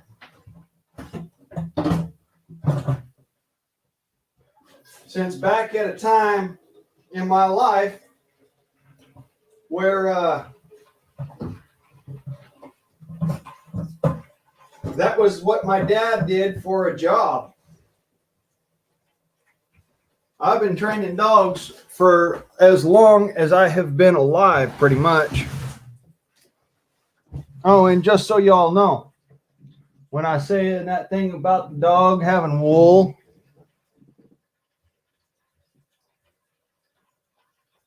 that's Houdini wool.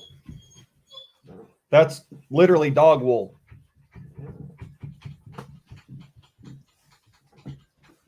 So, in case you're wondering, do I take care of my dog? Well, I take really good care of my dog. What you? Yeah, you're still a puppy, boy. You're still a puppy. Yeah, I love you. I'm getting you water, see? Now I'm getting you waters. Yeah, I got you waters. It's coming. Promises. Paw promise, yes. A paw promise. Okay? Yeah. Yes, I do. Now it's coming. See? It's almost full over there, bud.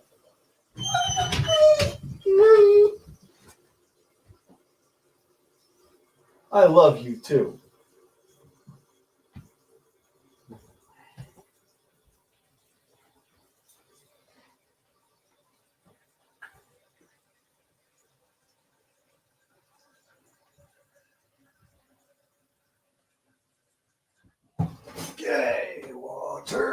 water. Jug is full. And dish is set. Oh, there we go. Oh. Oh, there you go, Bubba. Yeah, there's water. Oh. So, as you can see, I do take care of my dog. And yes, in case you were wondering, I am intensely bothered about it that somebody would tell me that I don't take care of my dog. It's kind of like someone going and teaching your kids at school that, you know, it's okay to be sexual at the age of like 4.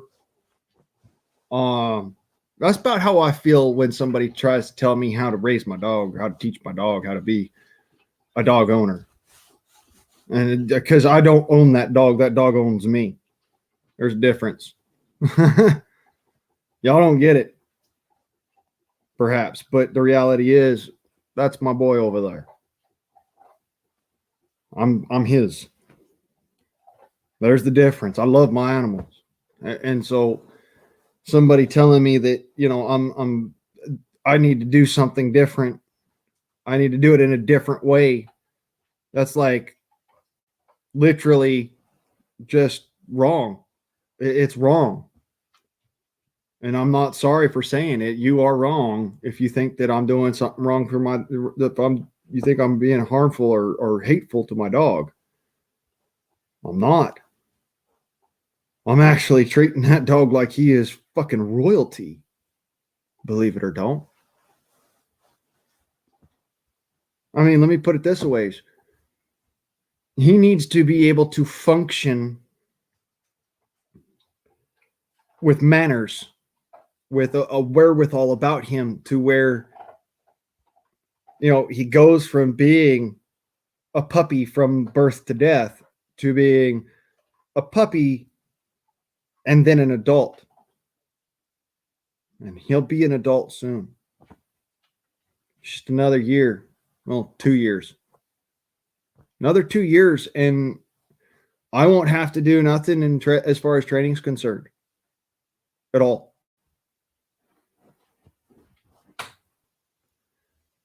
He will be well behaved, and I won't have to do nothing. I won't have to pick up a stick. I won't have to be, you know, loud and mean. I'll simply just say the command words, and he'll do it. And that's because I want him to learn to be a righteous individual. You know, to live in human society, you have to be able to work with human beings. You can't just be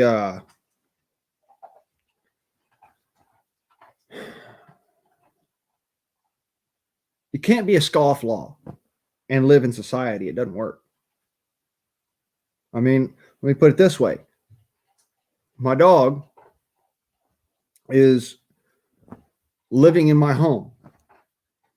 If I did not teach him to be an upstanding dog, a righteous dog, I couldn't keep him in my home. I want a dog that I can sit there. I can go to sleep every night, and I can allow him to get into my bed and sleep on the bed with me. That's the kind of dog I want to have. The ability to be able to know I could trust my dog implicitly. I don't even have to think. I don't have to say nothing. He knows what to do. And that's what that comes down to. That's why when somebody goes and does this kind of crap, like I showed y'all the other day, you know, you have to go and do that. You have to do this, that, and the other. I'm sorry, but did you not get the memo? Just because a few snow farts got all butthurt does not mean that the animal's breed has changed. Just because a few people went and decided, oh, well, this is mean, this is evil, this is cruel, does not make the animal in question a different animal.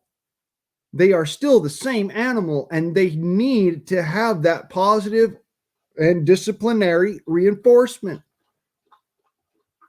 They have to have it. If they don't get that, then they're lost. They're actually mentally lost. They lose their faculties of being a member of society. That's literally what it boils down to.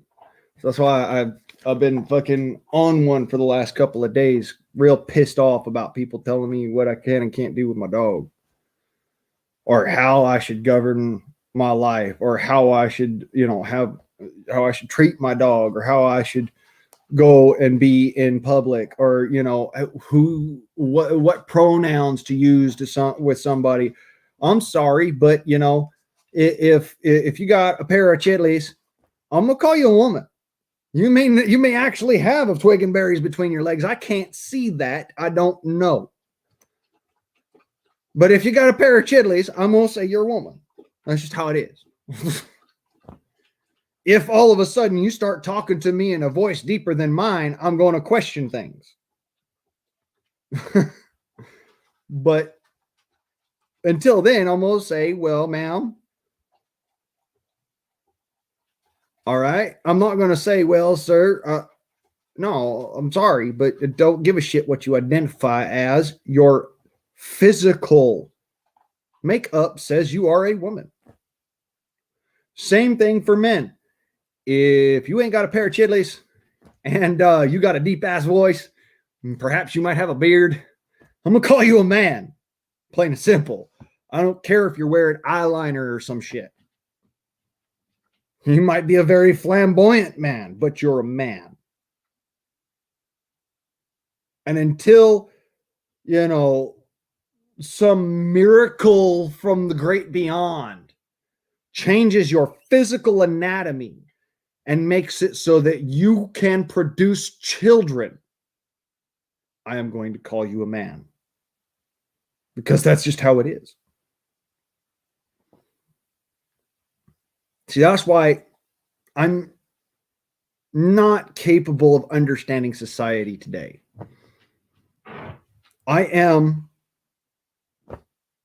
I guess you'd say I'm stuck in the 90s. I'm stuck in a time where didn't matter if you were black, red, purple, pink, brown, didn't give a fuck about it. Yellow, you could be green. I don't give a shit. You're still a human being. Unless you was walking around on all fours, barking, and had a fucking big old black nose and whiskers that come out this fucking far, and a big old long snoot, and long pointy ears, and a tail waving around, I'm not going to call you a dog. Plain and simple. I mean, I might call you a dog in the derogatory form, but that's completely different. All right. I'm not, you ain't a furry. You ain't, no. Sorry. No, fuck off. That's bullshit. That is bullshit. You're not furry. Nobody's a furry. Okay. You might be an animal, but you're not furry. You're a hairless pink monkey if you are an animal. If you are not an animal, then you're a person. And if you're a person, then we can obviously speak like adults because you're acting like a person, not an animal. I've met children that act more like adults than some adults. And I'm very proud of those children. Most of them are not children anymore, in fact. Most of them are adults now, and they don't act like animals. They're not out there dressing in drag and fucking teaching kids that it's okay to talk about sex and to be a pedophile A minor attracted person. Fuck that. I'm sorry. I threw up a little bit in my mouth right there. You're not. You are not.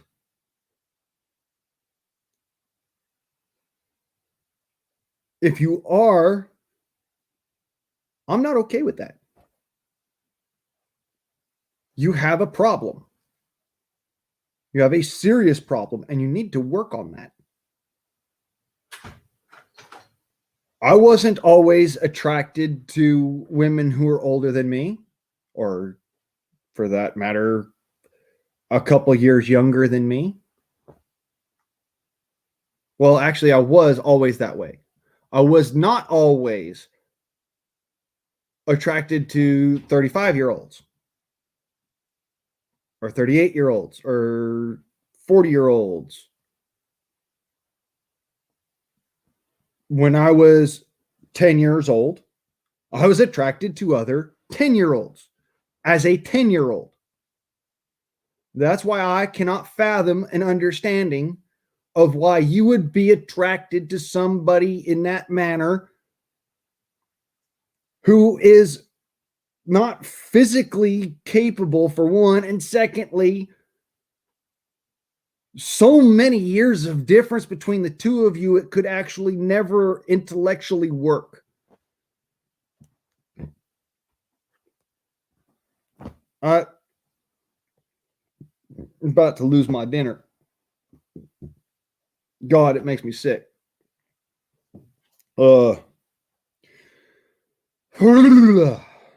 Can't stand them people.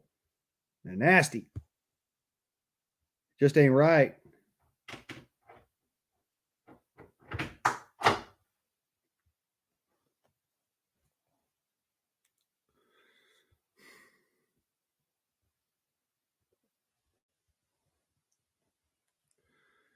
So, any Hoosiers, as it were. Hope y'all are having a good time. If you're not, well, then I don't know why you're here, but hey, good on you. Thank you for coming by. How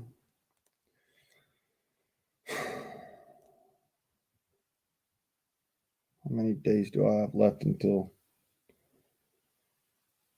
4? 4 days till the 1st.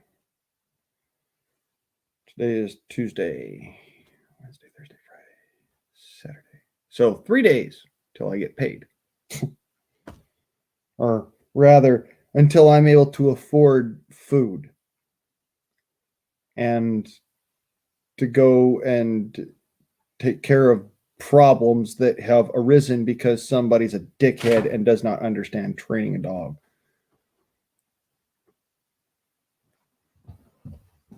Hang on a second.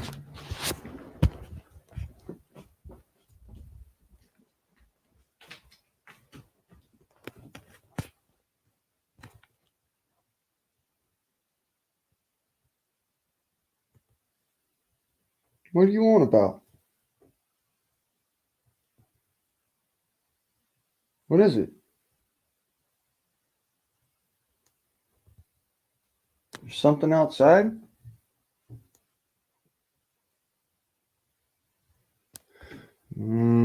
So you're just messing around with the door? Okay. Yeah, Papa the pitter patters, Hoodoo.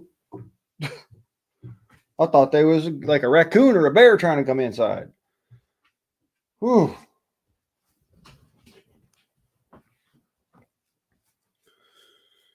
Oh, you need potty? No, not party, potty. You go to the bathroom? You go pee, go poo?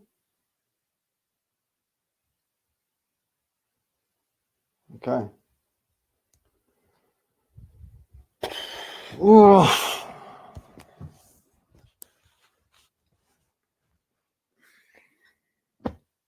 I do take very good care of my dog. It's one of those things I just got to keep on pointing out because for some reason, I know Mr. FBI or whatever is watching me and is sitting there like, anything we can catch him on, anything we can get him to go down for, anything at all, just to shut him the fuck up.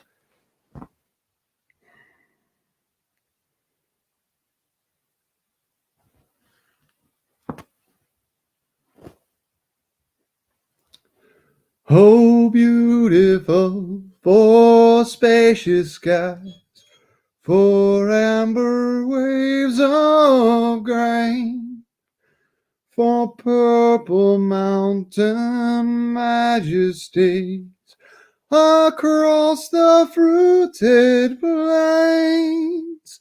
America, America, God shed his grace upon thee, and crown that good with brotherhood, from sea to shining sea.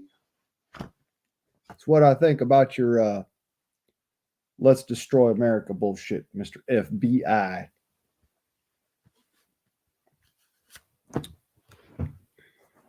Earthnen Beekningen. Earthnen Beekningen. Yeah. Anyways, I have this thing about me where folks tend to be like they don't like me.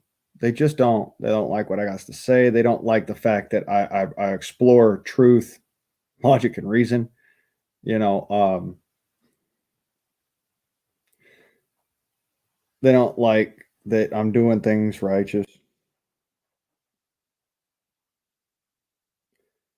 And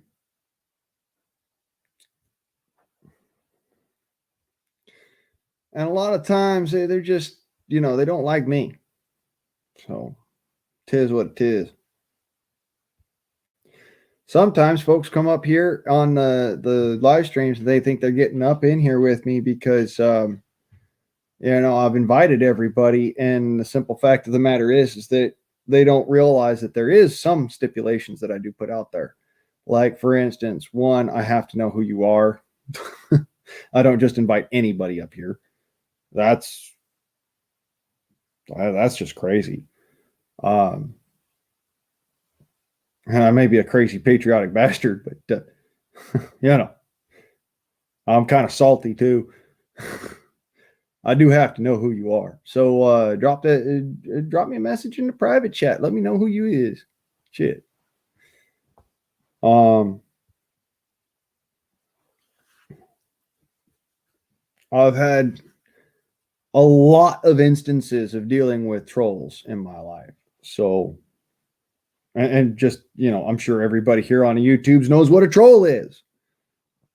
So, if this person is not a troll, then they know exactly what the protocol is, and we'll get to talking.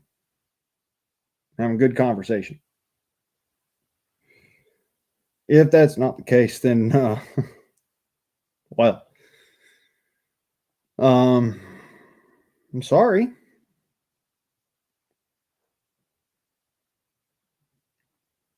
I'm a nice feller, but I don't just allow anybody up here.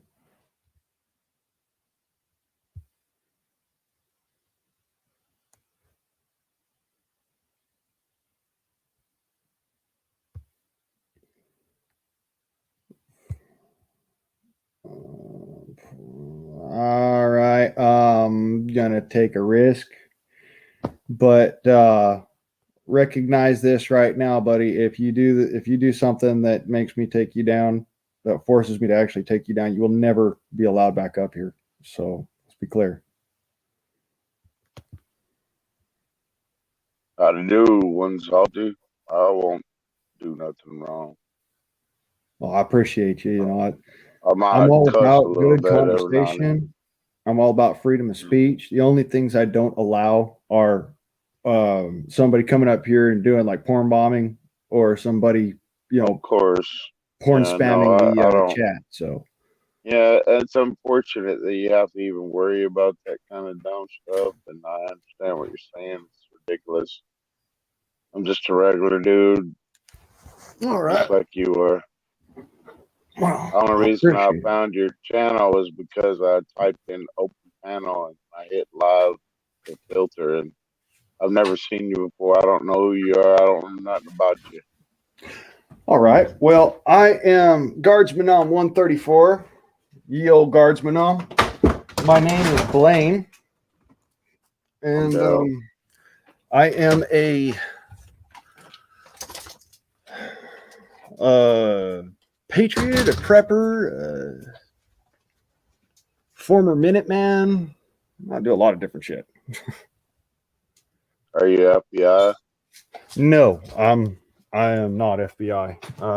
That's Are the FBI watching you? probably. I know I'm probably Well, on of at least course, a couple right? That's a dumb question. I mean, they're pretty much watching all of us, right? Isn't that what the internet's for? right? It's just so they can keep an eye on us, anyways. Hmm. I call it a data mine. Houdini, they land on my horn.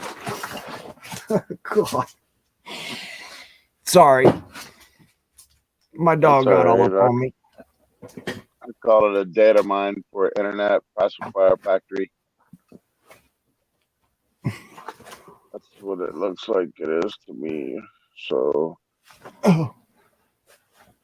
it seems like all your leaders are using the data analytics from the internet to tell you what you want to hear, and then they get into office, and then they become subverted to the real leaders, the oligarchs, the Yeah. corporations, or whatever. That's the weirdest thing about the whole nation thing. That's why it's kind of weird to me that you say patriot these day and ages, because like if you're a patriot, I understand what you mean. You're an American, right? So Yeah. you think you're a patriot to a country that is, it's like primarily a good country, promotes freedom, liberty, and and all this. And that's ideal. I believe in that. I agree. That's a good thing. But in reality, when you look up, what the actual United States is, it's just a corporation. And when you say you're a patriot, you might as well just say you're a loyal. Let me clarify. I am not a patriot of the United States. I am a patriot of America. As in, Right? I Yeah, am a patriot of the United States Constitution. I am a I patriot get it. of the I American know. way. I know. I don't know why I brought that up. It's just Yeah, some people seem to think that the corporation and America are the same thing, and it's not. yeah. I am a patriot of the original Constitution, as in I'm what they call, well, at least what the left calls a radical constitutionalist. Something that popped into my head today I was thinking about this idea of globalism and nationalism, right? So I was thinking that, well, America, the idea of America, the Constitution, Declaration of Independence, the Bill of Rights, all this is spread throughout the world when we didn't even really intend on it to, right? So we became a beacon to the world, without even trying. Right. And it spread, right? And so I'm thinking, well, okay, now here we are. The Patriots actually, for the most part, they reject globalism because of what globalism is promoted as, like a communist state or communist world. In my opinion, that's what it's promoted as. But And then it forces us to sort of, the patriots of the Constitution, it forces us to sort of conglomerate into nations. And whenever the reality is, our country has spread throughout the world accidentally without propaganda, without even intentionally trying to back in the day throughout the world already. So I don't understand. So in reality, I wouldn't have a problem with being an American globalism. You know what I mean? Like an old style America spread throughout the world. That'd be fine with me. But the globalism they're promoting is the communism, right? Yeah. I wouldn't mind a globalist, you know, freedom loving world earth, you know. So See, I really can't debate I don't have a problem with globalism as a good globalism versus a bad globalism. I don't right. like communism.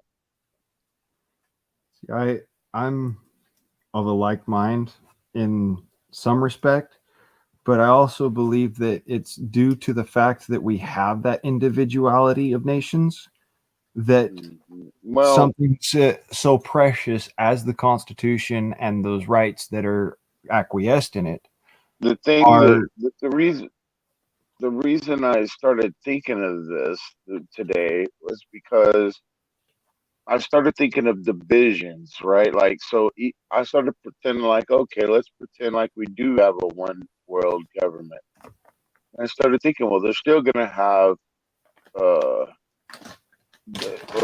they may not call it states, they may call it sections or whatever. They'll call it something, but everything is still going to be divided into small managerial sections. So it's the same freaking thing to me as towns or cities or states or regions or right section, whatever. It doesn't sectors and really stuff like that. matter if it's communism or if it's not, fascism. It doesn't really matter what ism it is. It's still gonna have to be divided into small segments in order for it to be managed, or you know what I mean. So, and that's the thing that bothers me the most. I don't like is the idea of being managed, because I Right. think that people, You're like me, you're for self-governance yeah, versus being yeah, governed by others. right. Mhm. I think you're an adult, and I think that if you're if you're gonna force education on children, then the education you force onto them ought to be able to teach them to be independent Right. and not need to be governed. Otherwise, what the hell is the education for? And right Yeah. now, all I see are college graduates that come out and cannot even remember what the 4th of July is for. Oh yeah, They don't. you want to talk about that one. How many states how many I'm sorry. How many flags are on how many stars are on the flag? My bad. Supposed to be 50, right? Right? But see, have you seen how many times people will just be like 52, Yeah. 45, oh no, I mean, 103. Oh I've my talked to god. white nationalists that uh, think the same way you're thinking, and they'll go on about the flag, and then I'll bring it up. I'll bring up the gold French flag, right, which means you're captured by a foreign agent. And I'll also point out that the American flag that you're looking at, the stars and bars, red, white, and blue, Yeah. is not the American flag. It is a American war flag. And if you'll Google real quick, the American peace flag, it's just red and white. It's a real flag, Mm-hmm. but we've been captured by England, by the Bank of London. For some reason, they pretend like a bank can rule without an army, and I've still have a problem with that. And I've talked to the very prestigious types that know all about banking. And I asked the same question, like, how does a bank enforce debt collection All right. without an So army? to kind of reel back to the Admiralty flag versus the battle flag thing. The American battle flag is the one without the gold fringe. Mm-hmm. That's actually reality. That's real. My point was there's a peace flag, and the one without the gold fringe, the red, white, blue, is a war flag itself. Mm-hmm. But there's a peace flag. That's an American peace flag that is just red and white. I'm a firm believer that we have been at war since the inception of the United States. That is right. And I call my flag that I would normally have hanging out in front of my house a battle flag. I don't call it the American flag. I call it my battle flag because that's what it is. Now, that being said, I also have a battle flag tattooed on my arm. The difference is that the one that's tattooed on my arm only has 13 stars. And strangely enough, it was kind of messed up when the person who did the tattoo did it.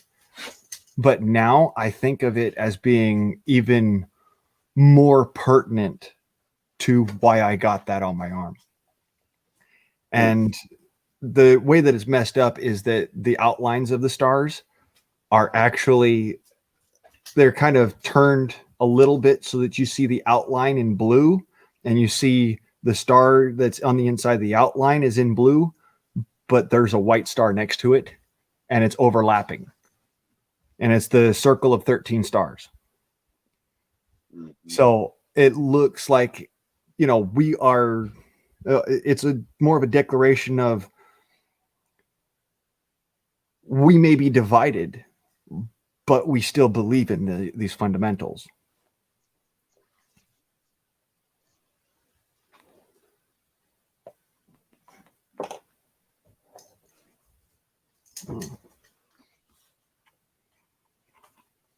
I mean, give me a second to actually get myself together here, and I'll show it to you. It's a pretty cool little tattoo. I mean, I take your word for it. I don't have any tattoos.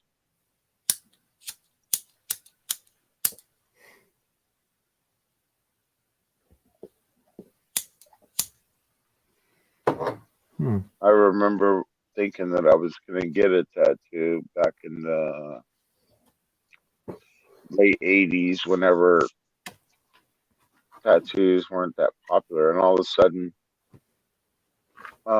sex and all the things that used to be taboo, sex and tattoos, and all of a sudden it became cool and trendy and popular, and everybody was doing it. And I was like, well, geez, I'm glad I didn't do it, because it was weird, man. One year it's considered cool, like you're cool if you get a tattoo, or you're cool if you have sex. But then the next year it was like everybody was doing it, and if you didn't do it, then that was now taboo. Not having a tattoo, not having sex, not going along with the program was taboo. And see, I don't really care what's taboo and what's not. The flag that I've got on my shoulder is actually Now it's considered to be illegal to even have it. And Which flag? The the yeah, 13 star flag is yeah, illegal. it's illegal What? because it's considered to be Is it just in your state or is it like nationwide? no, that's nationwide. Oh, All of those little emblems. it's like a domestic terrorism type thing. Yeah, because they think So, it's a oh mark of God, domestic terrorism. Yeah, I think it's fucking holy stupid. fuck! I still Well, have it on my shoulder because you know what? well, it's like the Confederate flag. Everybody will say, "Oh, that's a bad flag because they were slavers," and that wasn't what the Civil War was about at all. No, it was about the Morel tax Well, yeah, and the banks and the banking. and also states' rights. Yeah, it's about saying "fuck you." I mean, "fuck you." I'm sorry. I'm not supposed to cuss on No, you there. can by all means. My channel is very freedom of speech friendly. I'm not monetized, so I don't really care, anyways. Well, I'll say things. Trust me, you don't want me to turn loose because, like, I lately I focus on a certain religion that seems to dominate American politics, and not just American, but international politics. I guess the nicest, friendliest way I could say it would be the international Hebrew. Oh, so you have a anti-Semitic view, in other words. No, I'm not. Well, see, I don't. I just don't think that any group of people can be generalized. But I do think, just like everybody does, that there is an elite, and then it's like class. See, people forget about. They always want to focus on race, but to me, it's about class, right? So you have the rich, the middle class, the lower class, and this is goes on throughout history forever and ever and ever. And it doesn't really matter what race or religion you believe in, because even when even if you're like a white supremacist, you're still gonna have the rich white supremacists, the middle class whites, the lower class whites. You're gonna have the rich Jew, the middle Jew. So I think they all divide. You understand what I'm saying?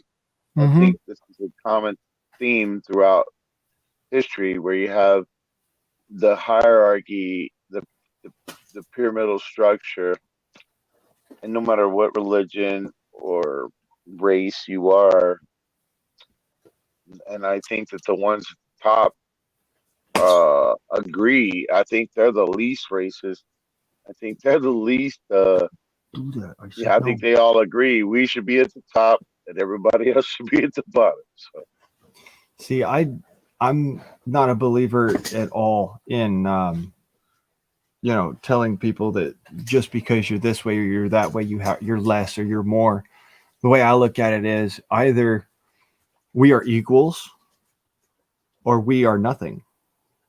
well, So if I don't. even though I'm poor, all right, I'm literally the definition of poor. All right, I Me live in too. my mama's house. I fucking the last time I had a job, I was a construction worker. You know, Yeah.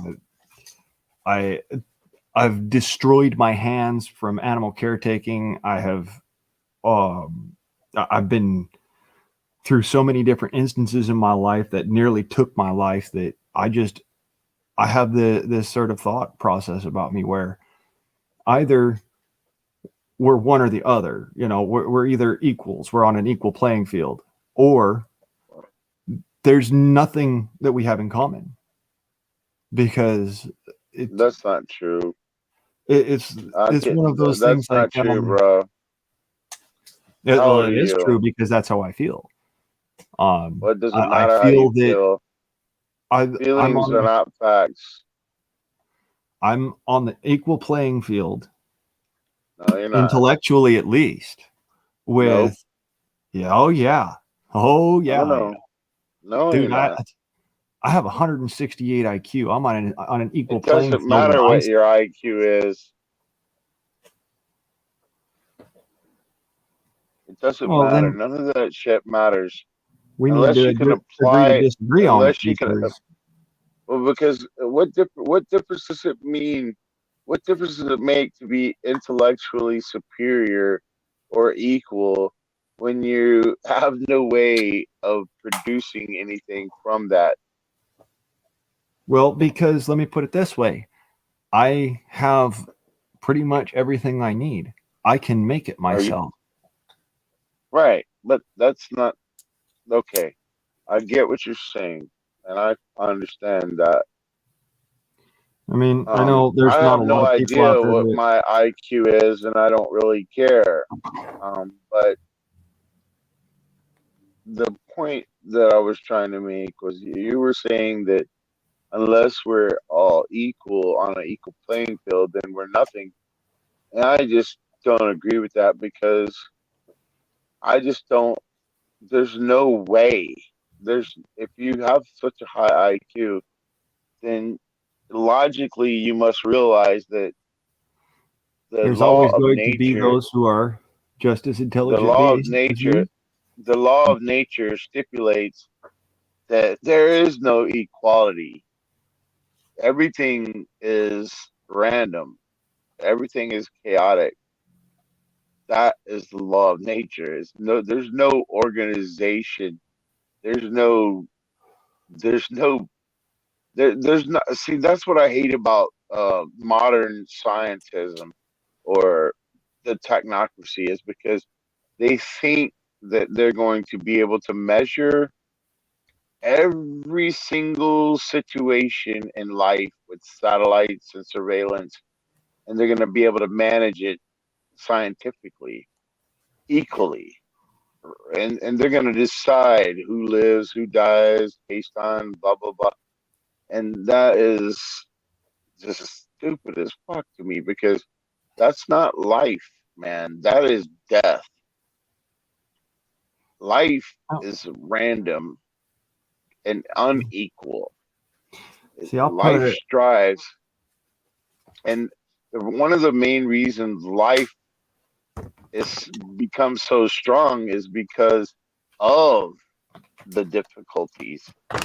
So Correct. if you notice plants or animals, you look at them and you'll notice that if a weed or something poisonous, that doesn't mean they're not going to grow. They're just going to go around it.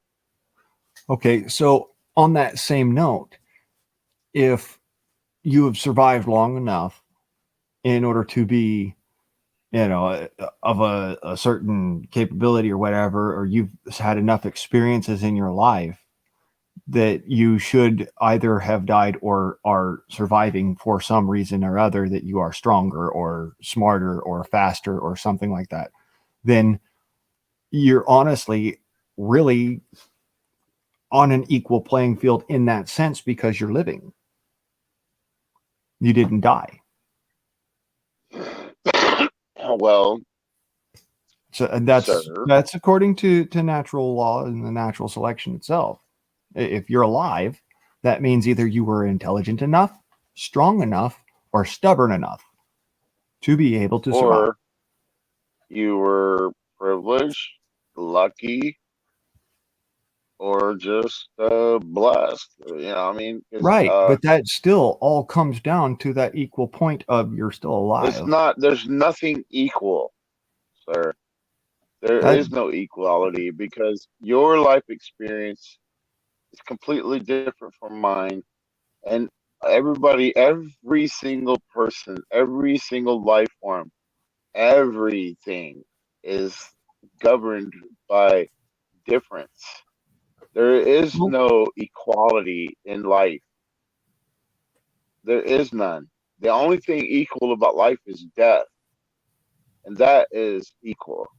But other than that, it's just, I mean, that's why psychopaths rule. It's because they don't have feelings. They don't care about who they hurt. There is no equality. Equality is that is the common that Okay. Now, see, this is what I was gonna say earlier, but I can't really talk about it because we're on a platform that doesn't allow it because it's ruled by the same tribe, and it's very difficult to talk about the reality of life when you're ruled by an unequal playing field, but that promotes equality. Now, see, the the problem is there is a certain tribe that pretends like they are the God's chosen. They promote this idea of equality because they know it's a fallacy. They know it leads to destruction and weakness. Because what it does is it causes division amongst other tribes. It causes us to focus on each other and our differences than them. And that's why they use it. But the reality is there is no equality. There is no what is it? What's the new thing now? Equity, outcome. Oh, I mean, that's yeah, one of the come biggest on. jokes I've ever heard about it. Yeah, equity, social equity crap. Somebody telling me, Yeah. oh, well, you need to be fighting for social equity. I'm like, no, I don't. I don't give a shit about your social value. I care that you are a human being, and that's it. Well, yeah, I mean, See, that's they what I though? meant See, that's the earlier other when I thing said because I am kind of stuck in the 90s. yeah, I'm stuck one in of the those folks 80s. that just I can't fathom racism. Somebody tells me, "Oh, well, you're white." I'm like, "No, I'm not. I'm actually not white. Well, I'm a Heinz 57. I'm an American. I'm from the melting pot of the world." well, it's like me. I don't really know what I am, but I'm blonde hair and blue eye, right? So technically, I'm white. But who knows what else? I was adopted, so I don't really have any clue as to the reality of this situation. I guess I could take a DNA test, but it doesn't really matter because I've been considered white by blacks and all the other melanated tribes of the world. So that's what I am according to them. So it doesn't really matter what the truth is. The only thing that matters is how I'm perceived as. Well, I perceive you as a human being. So, Right. And but in reality, a I mean, human being is fine with me. It's just that there are other classes of people that consider human beings to have to make a certain amount of money or to be a certain color. And those are the ones, or have a certain blood type. Like, for instance, to be God's and chosen, you have so to have been here's Jewish. here's where And your point of view and my point of view lines up exactly. All right. Remember how I said we are equal or we are nothing? That comes back to the point of either we all bleed red, we're all human beings, or you don't really matter to me because you don't have that feeling of equality. So we can't stand on an equal playing field. We can't consider ourselves to both be human because you don't consider me to be a human because you consider me to be white, or you consider me to be Native American, or you consider me to be European or Italian, or or Moroccan or something like that. Instead, the reality is I'm I have a heritage of so many different places, but I'm actually just an American, and that's how it no, comes I down to for see me. my equality stems from I'm alive. So, like right now, I'm petting my dog, and I look at my dog as, I mean, she's up on me right now, like right in my face, leaning up on me, hugging me, pushing on me, loving on me. And see, that's my equality right there. We're both alive and not dead. See, my That's on that that's same where my level, my equality dog. comes in. So we all bleed red, and it frogs bleed, but everything is alive, and that's where my equality comes in. So life, if you want to consider things to be, if for some reason you need to think of things in equality, but I think of it in terms of life and death. So I don't care if you're a human and what color of blood you breed, but if you're causing death, then you're not my equal, because I'm not all about that. I'm more interested in preserving life and not I'll put it causing out death. there. I'm a hunter. I'm a fisherman. I'm an outdoorsman. I am too. I'm an omnivore. I eat plants and animals. At the same time, I understand that that is necessary in order to continue life. And I protect life very often. That is my one sole true purpose, is to protect life. In that same breath, in that same token, I will affect death if that's the only answer to preserving that life. So in so much, then I'm really not equal. I'm not a human. I'm not your equal because you're not willing to kill in order to protect a life. And there again, or to, continue a life. And so you don't recognize that we need to do that in order to. That's why I have such a problem with folks who try to get on me about, they're vegans and they think that meat is murder, but at the same time they turn around and they tell me that they're okay with abortion because it's just a clump of cells. It's kind of dumb, Yeah, it is. Yeah, I'm just looking for people Truth. to actually look at what they're saying. See, I've looked at what I've said, and the reality is the whole we are equals or we are nothing simply boils down to either we're equal on the sense that we can talk to each other, have a good conversation, be, intellectuals, be intelligent enough to be able to understand that both of us have a foundation of life, liberty, and pursuit of happiness. And my dog has the same ability. He pursues his happiness all the time. He's an absolute joy to be around. He's alive. He's got the intelligence of a human being. He's a person to me. And so there again, he is my equal. But at the same time, he's still a puppy. So I'm still teaching him to be that way. It's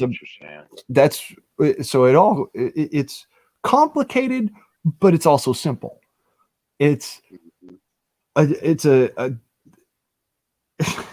kind of confusing. I'll give you that. It does get confusing after a while. I get what you're saying. I've been stuck on the I've researched enough information over the years to I was like always looking for the source of the problems that I've had throughout my life. And I can't really, I don't know. I guess it's just random chance or whatever. But when I look at the propaganda and the education that I was forced to receive, and all these things, and I'm looking at the source. Like, who wrote this shit? Why did they teach me this shit? Why did I learn all this stuff? I went to all these years of schooling, and I still don't know which plants I can eat. I still don't know how to weave clothes together, or I still all these years, and even money. I'm supposed to consume, go to work, and make this money, and I don't know jack shit about money.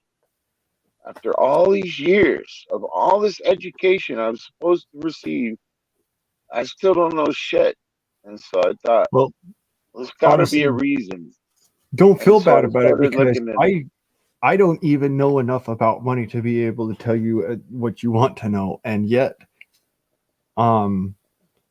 know, I know now. I'm just I talking could tell about. you the etymology of money. I could tell you its evolution, its reason for being, how it works, and all that.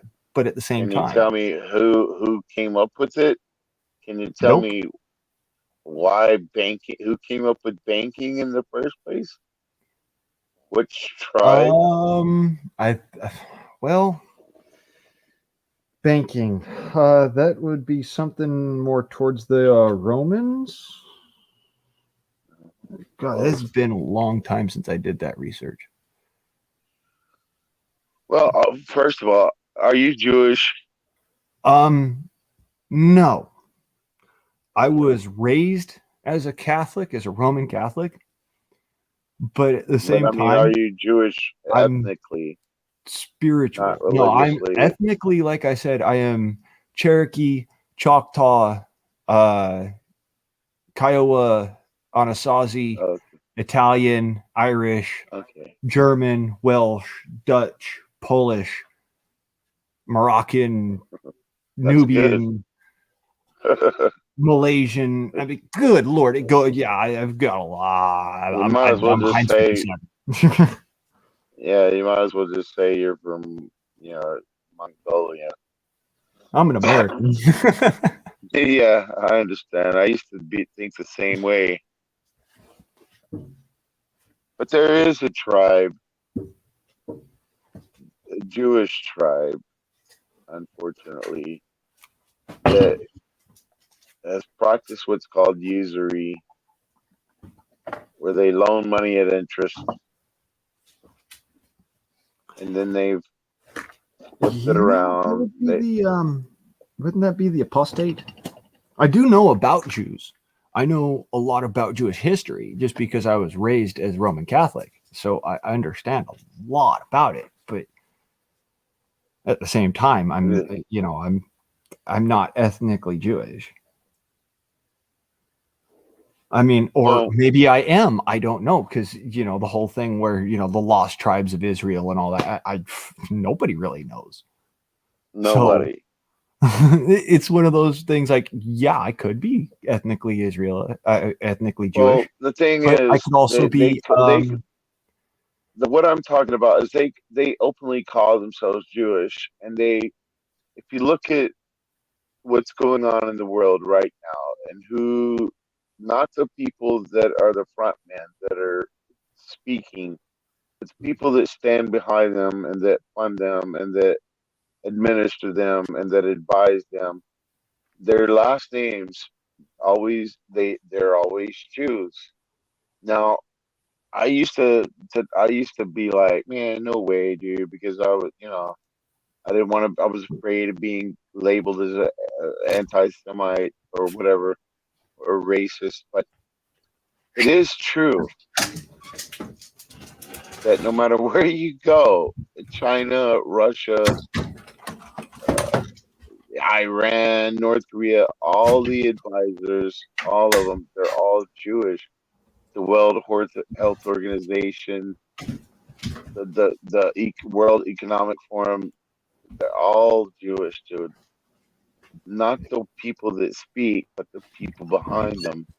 so And there here's a is funny a one for you. deliberate. And so this is the thing this is my point.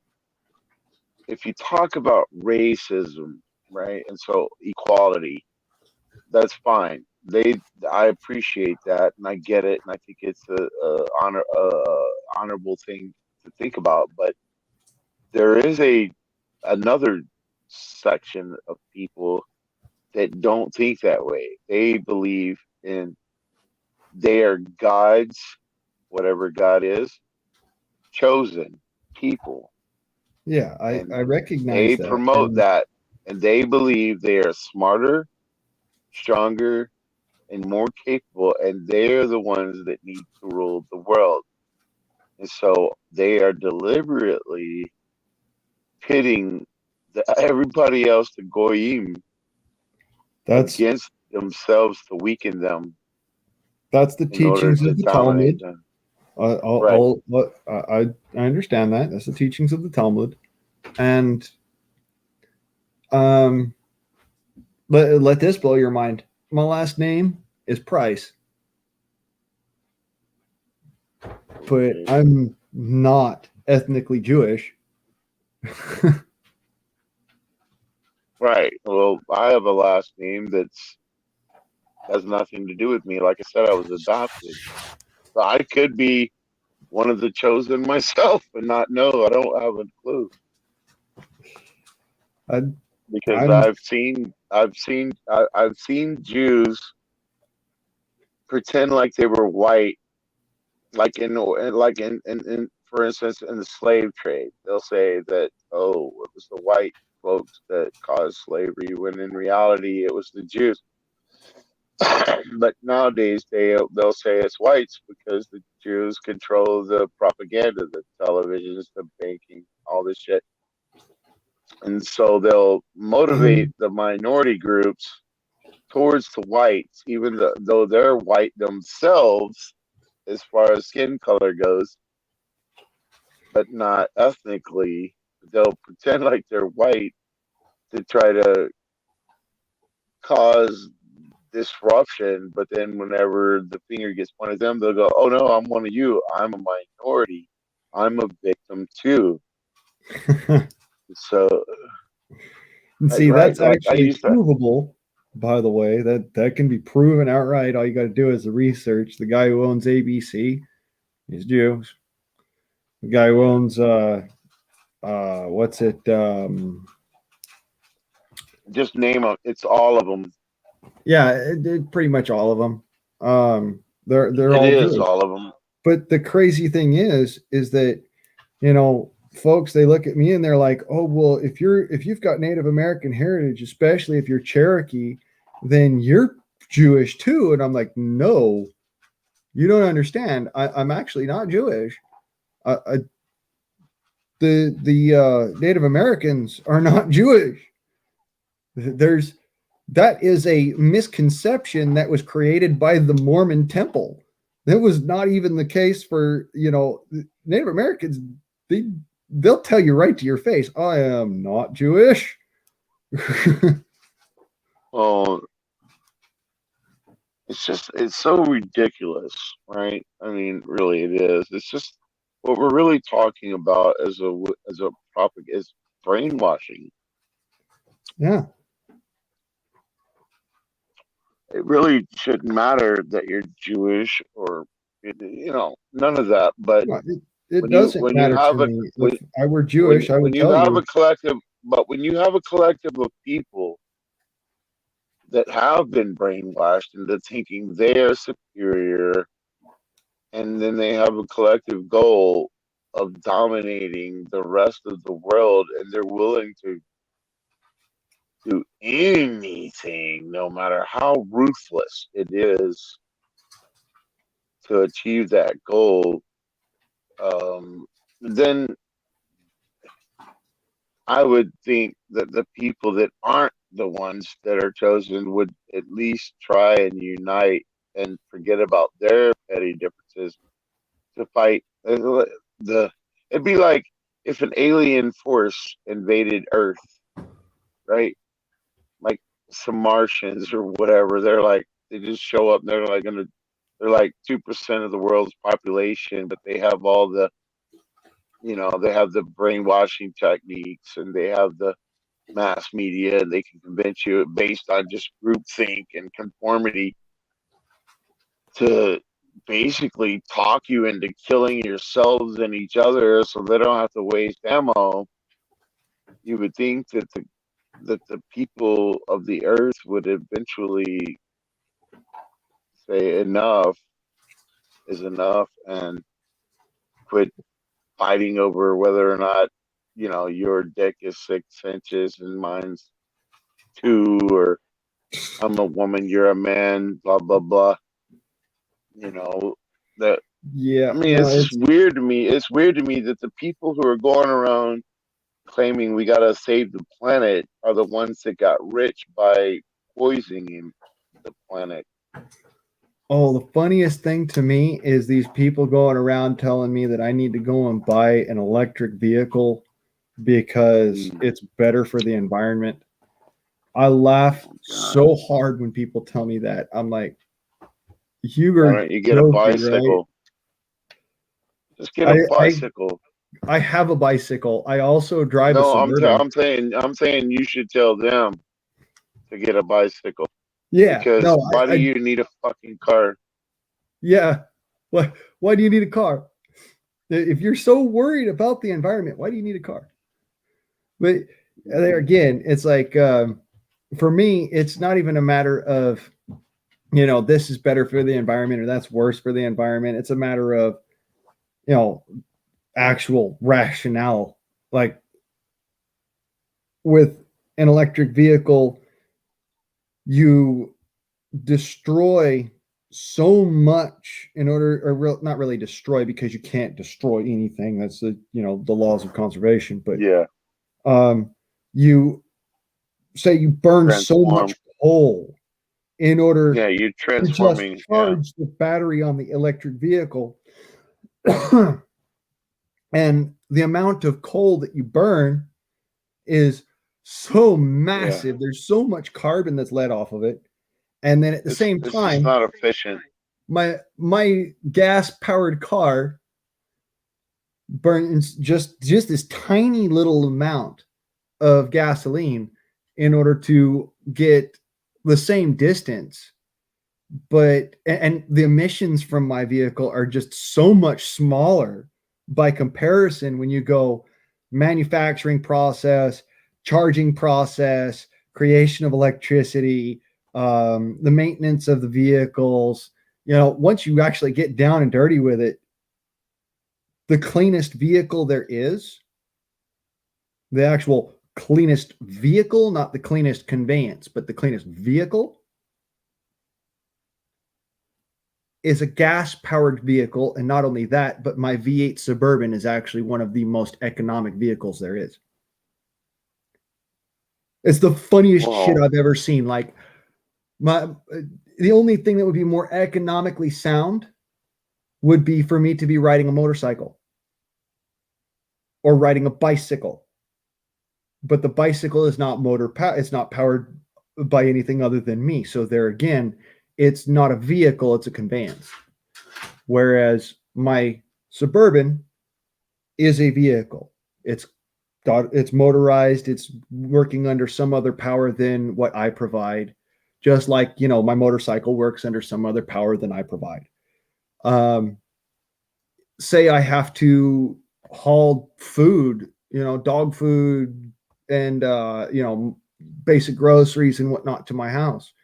It would be really difficult for me to do that on my bicycle or on my motorcycle. But in my truck, I can do it in one go. And there again, I'm burning less gas to do the same amount of work as if I were to go and do it on my motorcycle, which gets 36 miles to the gallon versus the 18 for my Suburban. However, if I'm traveling on the freeway, and you say, okay, well, freeway travel is a little different than in-town travel. I understand that. That's fine. But if I was traveling down the freeway, my Suburban burns less gas for the same amount of distance as a 4-cylinder economy car. Well, plus you got to consider the amount of work it's doing. So if you're just traveling down the road with one person and nothing in it, and versus a motorcycle, then yeah, I can understand the motorcycle is the better choice. But for the same amount of work, because they're both working, and Yes. you can haul so much more. But yeah, most people, when you look at them traveling, there's usually just one person per vehicle. Going to work, which is weird to me to begin with, because I mean, let's just get down to the nitty gritty, man. I mean, we're basically discussing what does it take to actually live and be happy or content with your life. Now, My we've cousin been put it most conditioned. succinctly, actually. Every creature on this planet needs food, water, a place to sleep, to take a shit and shelter from the rain. Literally. Right. That's every creature on this planet. But when you've been conditioned to go to the store, like you were talking about, to get your food, to go to your literally, like I personally believe that the amount of work you do as an employee is you're using way more energy than you would use if you were just stay home and just grow your own food or hunt or raise your own food than Which you would. I do a little bit of both. I actually have a garden. I have chickens. You know, I grow my own food. I do hunt. I'm a hunter. I I'm a think I fisherman. think a lot of the shit that people go to work for, and I think that's why they're conditioned to go to work. It's not because they don't want them to make money. They want them to consume their products that they built and they poison the earth with. And now all of a sudden they're thinking, well, maybe we need to get rid of some of these people because they're not necessarily useful anymore. And I think that's what's going on. So it's weird to me. They're like acting like they're superior managers or administrators, yet they can't seem to figure out a way to manage the things that are existing now and to make the way things are now and the way things have been any better. So they have to destroy it to build something new. That's what I see. Right. And see, I try to look towards ways that I can improve what I already have because I grew up in a lower middle class working family. My dad was a master machinist.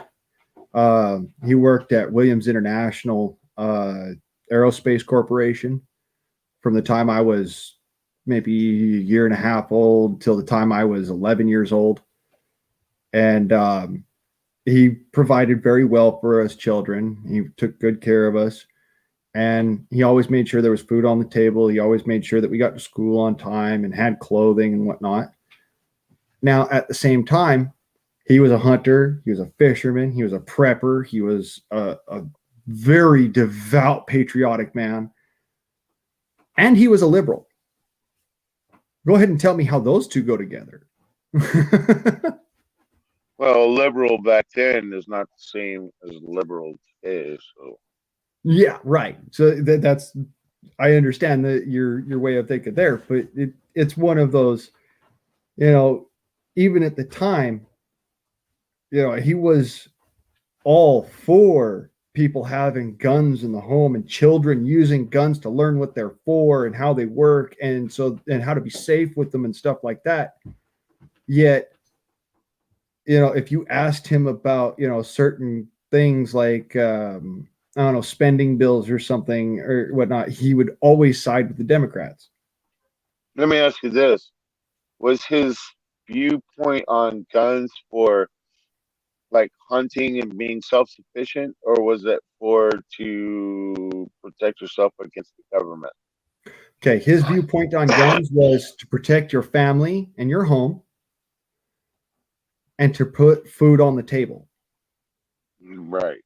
So So he didn't really think of the militia aspect of it. no, in fact, when I joined the United States Patriot Army militia, he straight up told me to my face that he was very disappointed in me. And it wasn't until I started to show him, you know, this is what we do. This is how we're actually, you know, keeping our country a safe place to live in, that he started to turn around his thought process on the militia. Was he in the military? No, his dad was. Okay. His dad was he a veteran of the war or just? Oh no, his dad was a veteran, a 3-war veteran. World War II, Korea, and the Vietnam War. United States Navy, Seabees, Lieutenant Commander So John James Price Jr. did he have any understanding of like, besides fighting for doing your patriotic duty, did he understand that, like, anything about like it being a banker's war or like just fraud or anything like that? Yeah. My dad had a very cynical outlook on the Vietnam War, and him and my grandpa actually were unreconciled when my grandpa passed away. And for the rest of his life, he actually spent his life drinking himself into a stupor because he never reconciled over that. Right. So I do understand that, you know, some folks, they don't get how that could be the case when, you know, your parents literally, they my grandma, my grandpa's wife was a war nurse. My grandpa was a commander, a lieutenant commander as a Navy Seabee, you know, and a war hero, an actual war hero. There's documents that prove that he was the medals that he earned were literally earned during Vietnam, protecting other people from incursion. And it was, he was actually on land base at the time. He wasn't even on a ship. He was at a land base. He was at the Da Nang base on Dung Island, where the CBs and the SEALs barracks were when he earned those. Like 60, 65. Yeah, I think that's right, actually. My dad maybe was 4 years old when he earned those medals. 4 or 5 years Well, old, yeah. you have to understand. I mean, I'm sure you do already, but the amount of propaganda and I don't know. I don't know if I should say propaganda or brainwashing. It's all the same thing to me. Yeah. Hypnosis that we go through is different because of the television and, you know, and the music and the schooling, and it's just everywhere. It's constantly evolving and it's getting better and more effective. And the more they study it, you know, the better it gets. Like any technology. Um, so you can't really blame your dad and your No, I dad. don't blame him. I really don't. I kind of miss him a lot, actually. I wish he were still here. Sure. Yeah. He's a good guy. Yeah. We may not have agreed politically, but at the same time, um, he was one of those guys that, you know, the FUDs that they carry a little 6-shooter single action pistol as a self defense pistol. That was his go to. Like he was all about that. He's like, oh yeah, all you need is a 6-shooter pistol. We did it for 150 years, you know, Yeah. things like that. And to me, I'm like, well, why wouldn't you want the most effective tool to be able to do the right, you know, to do that horrible yet righteous job of defending yourself and other people? Right. I understand. He wasn't really my dad, but I call him my dad. He was a cop that sort of took me off the streets, and he was the same way. He had a 357, you know, and revolver. He was, you know, and he was pretty stubborn about it. But he was a Vietnam vet as well, and you know, I don't know. It's just, you know, people. It's like nostalgia, Yeah. right? So I don't know jack shit about modern music, and I remember the music I was listening to that, you know, my grandparents thought was insane. And I thought their music sucked. And then when I grew up, I hate the music I listened to growing up, and I like their music. And I listened to a lot of old stuff that most people my age probably don't even think about. And I have no clue about modern music at all, and I don't hang out with. I don't know nothing about the new generation or what they're called. What are they called? Millennials or the I don't My know. generation. I'm an X generation. Okay. I'm And- I'm one of the I'm like one of the first millennials, you could say. I was born in 1987. How old are you? I'm 35. Okay, we'll see. My daughter, she's like 25. So okay. Yeah. I'm I I'm not quite a Gen Xer, but I have more in common with Gen X than I do with millennials. Hell, I've got more in common with the baby boomers than I do with millennials, but Hmm.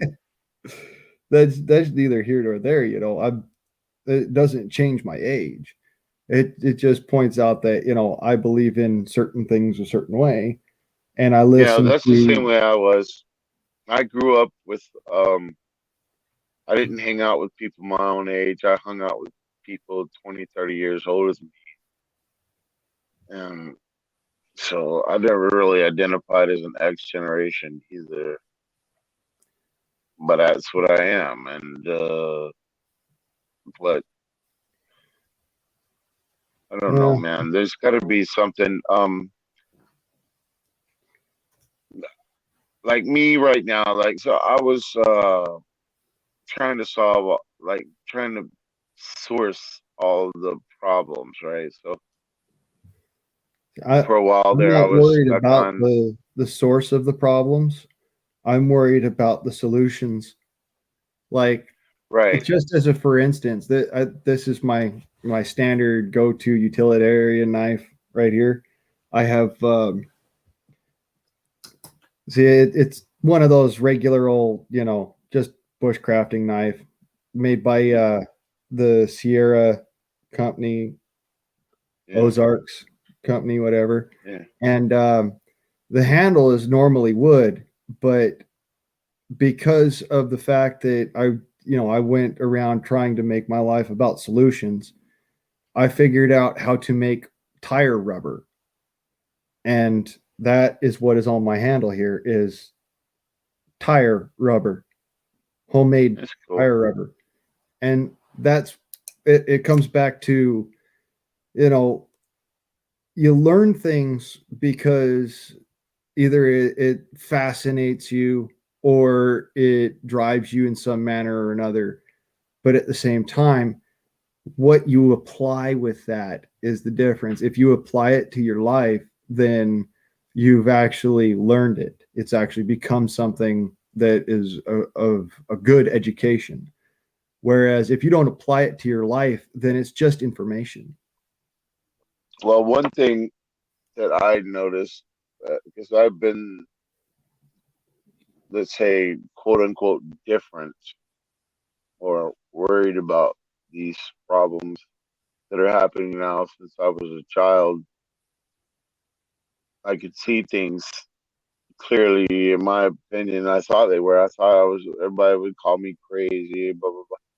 But now it's all panned out exactly what I thought. But as I was going through the process, I was trying to prove to people to find information before the internet came out. So I was using encyclopedias and news articles and these books and stuff like this. So, but when the internet came out, I was able to source things. So I thought, oh, this is going to be great because anytime I have an argument with someone, I can just look it up. And then cell phones came out, and I thought it was all going to be easier. I thought it was going to be so simple.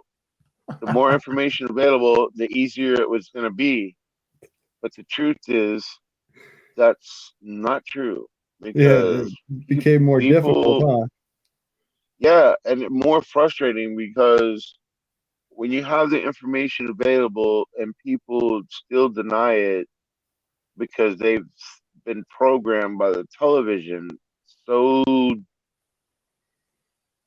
effectively And then when you try to explain something to them, or for that matter, programmed by their peers to believe in these.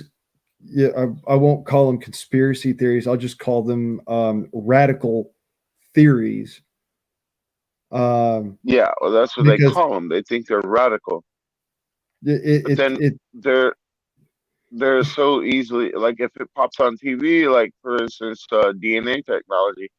Most people have no idea about anything about DNA, but they can have a so-called expert or scientist pop on television and be like, "Well, yeah, here's you can tell you're from Africa or you're from this place because of DNA technology." And but they'll most recently the mRNA vaccine, the untested vaccine, they'll say, "Oh, well, we should take it because it's safe and effective, and all you other people are stupid and crazy." It's like, they're, yeah, I was they're one of those guys that couldn't take the vaccine because I'm allergic to bees. mm, And because I studied this stuff back when it was still just an article in Popular Science magazine, um, I knew that it could possibly be dangerous to folks who have that kind of allergy. And then come to find out, people are getting the vaccine and they're dying from anaphylaxis and stuff, and turns out that they're allergic to bee stings and like that. And so now doctors are saying you don't get the vaccine if you're allergic to bee stings. All of that came about after the fact that I figured, you know what, I'm not going to go get that because I'm allergic to bee stings. So finally, once all that happened and came about, and people started realizing that and saw that, they stopped calling me crazy for saying, well, no, I can't get the vaccine. And when they said, oh, well, you're one of the lucky ones, I'm like, no, I'm not one of the lucky ones. My employer back then actually he was trying to be friendly, came up and patted me on the shoulder. He had to go get his vaccine or whatever because he believed that it would protect his daughter from getting COVID because he went and got the vaccine. Anyways, he comes up, he pats me on the shoulder, kind of like, "It's all right, buddy. It'll all work out," and this and that and the other. I'm really gonna miss you when you stop working here and this and that. The next day I woke up, it looked like I had shingles on my back. mm-hmm. It literally looked like I had a shingles infection. And he couldn't explain it. And I thought I had shingles. And I said, well, this looks like I've got shingles. I must have, a shingles reaction or something. And then he said, well, I did get my vaccine. I'm like, what? He said, that must be the spike proteins or something. I said, what are you talking about, spike proteins? And then he says, oh, no. That's something my doctor said, that it just don't, just try to stay away from people for a few days and this and that, because you don't know if they have these allergies or whatnot. Come to find out, his doctor told him to stay away from people who have bee sting allergies. Mm-hmm. I have a bee sting allergy. And that was an allergic reaction. It wasn't even, a shingles reaction. It's just amazing. Yeah. It's amazing how people life is sensitive to certain things. Oh, no, I get stung by a bee. I've got probably 45 minutes to live or 15 minutes to get myself some either epinephrine, Benadryl, or Sudafed. Mm-hmm. I've got it's a little milder of a reaction, but it still can be lethal. Yeah, my grandson is that way. I guess he must have got it from his father's side or family, because I've never been allergic to anything, and Yeah, my I was like, dad had no allergies to bee stings whatsoever. My dad's mom was deathly allergic to bee stings and strawberries. And I'm not allergic to strawberries. My dad's was not allergic to strawberries. My sisters are not allergic to strawberries. that would suck to be allergic to strawberries, dude. I love Yeah, strawberries. but my grandma was deathly allergic to strawberries, bee stings, and shellfish. How do they find out? Because you're talking about your grandma, so this is how do they She find knew out it's one? she knew because while my granddad was stationed up in Kodiak, Alaska, she worked on one of the canning ships. So she was exposed to shellfish all the time. And she couldn't actually go to work anymore because it was causing her to have allergic reactions. And if you handle shellfish and your hands get all puffy and nasty and crampy and stuff like that, there's a good possibility you're allergic to shellfish. Yeah, my daughter was with this guy, and they were complaining about money, and they wanted money. I wasn't going to give them the money. I said, "Well, you're going to have to work or something." And he's like, "Well, I can't find any work," so I gave him a job. Doing yard work, landscaping, and with some other fella I knew. And boy, the first daggum day, I went to work and I called back and I said, "Well, how did he work out?" He's like, "Oh man, that guy, he lasted like 30 minutes. He was allergic to poison ivy, and the first thing we did was run in this poison ivy, and he had it all over him. He was looked like he was about to die. He went to the hospital." I was like, "Damn." Jesus. That sucks, dude. I mean, I can't imagine, because I've always just been able to do whatever I want. I just can't imagine what it's like to be allergic to something trying to make money. And what if you were allergic to money? Shit. Oh, You there's know? another thing. You can be allergic to linen and not be able to actually handle money. Yeah, I bet you can. I mean, there's so many different things for people. That's why I was saying earlier that no, we're not all equal because, some of us are allergic to shit and some of us ain't. Well, yeah. At the same time, even though I'm highly allergic to bee stings, I'm really good with bees. I'm really really good with bees. I can handle being around them. I've had them crawl on me with no issues. I don't freak out because a bee is around me. I might if there's a wasp around me, but that's a little different. Yeah, I've noticed that people that are allergic to bees, majority of the time, they like freak out, like when they see them, like instant panic, and that's what actually causes the bees to target you.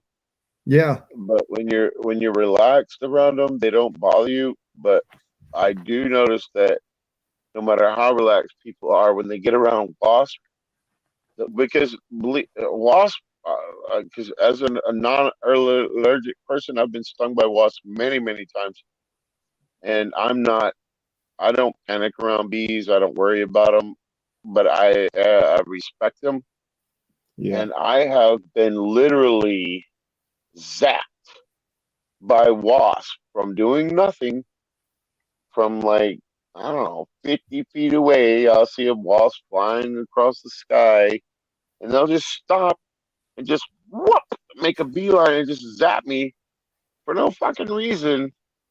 They're very aggressive, the yeah. wasp. I I Uh, actually I try my best to avoid wasps and to not freak out when I see them. it's best to wear a But hat.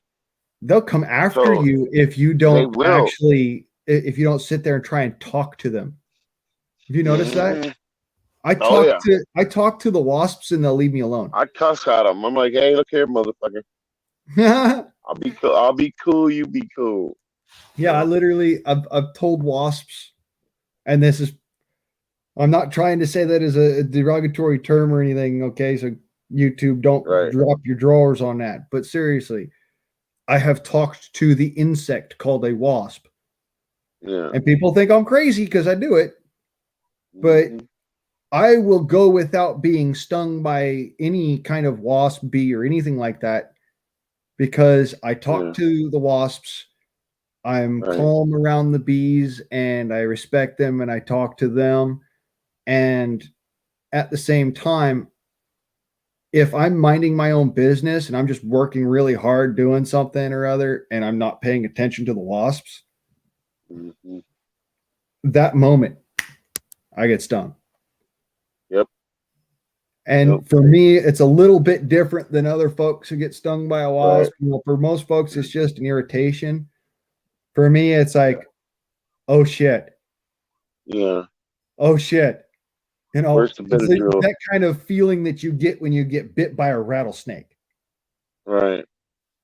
It's that oh shit moment, like, oh fuck, I'm gonna die, I'm gonna die, I'm gonna die. I need to go get Yeah. that. I need to take care of this now.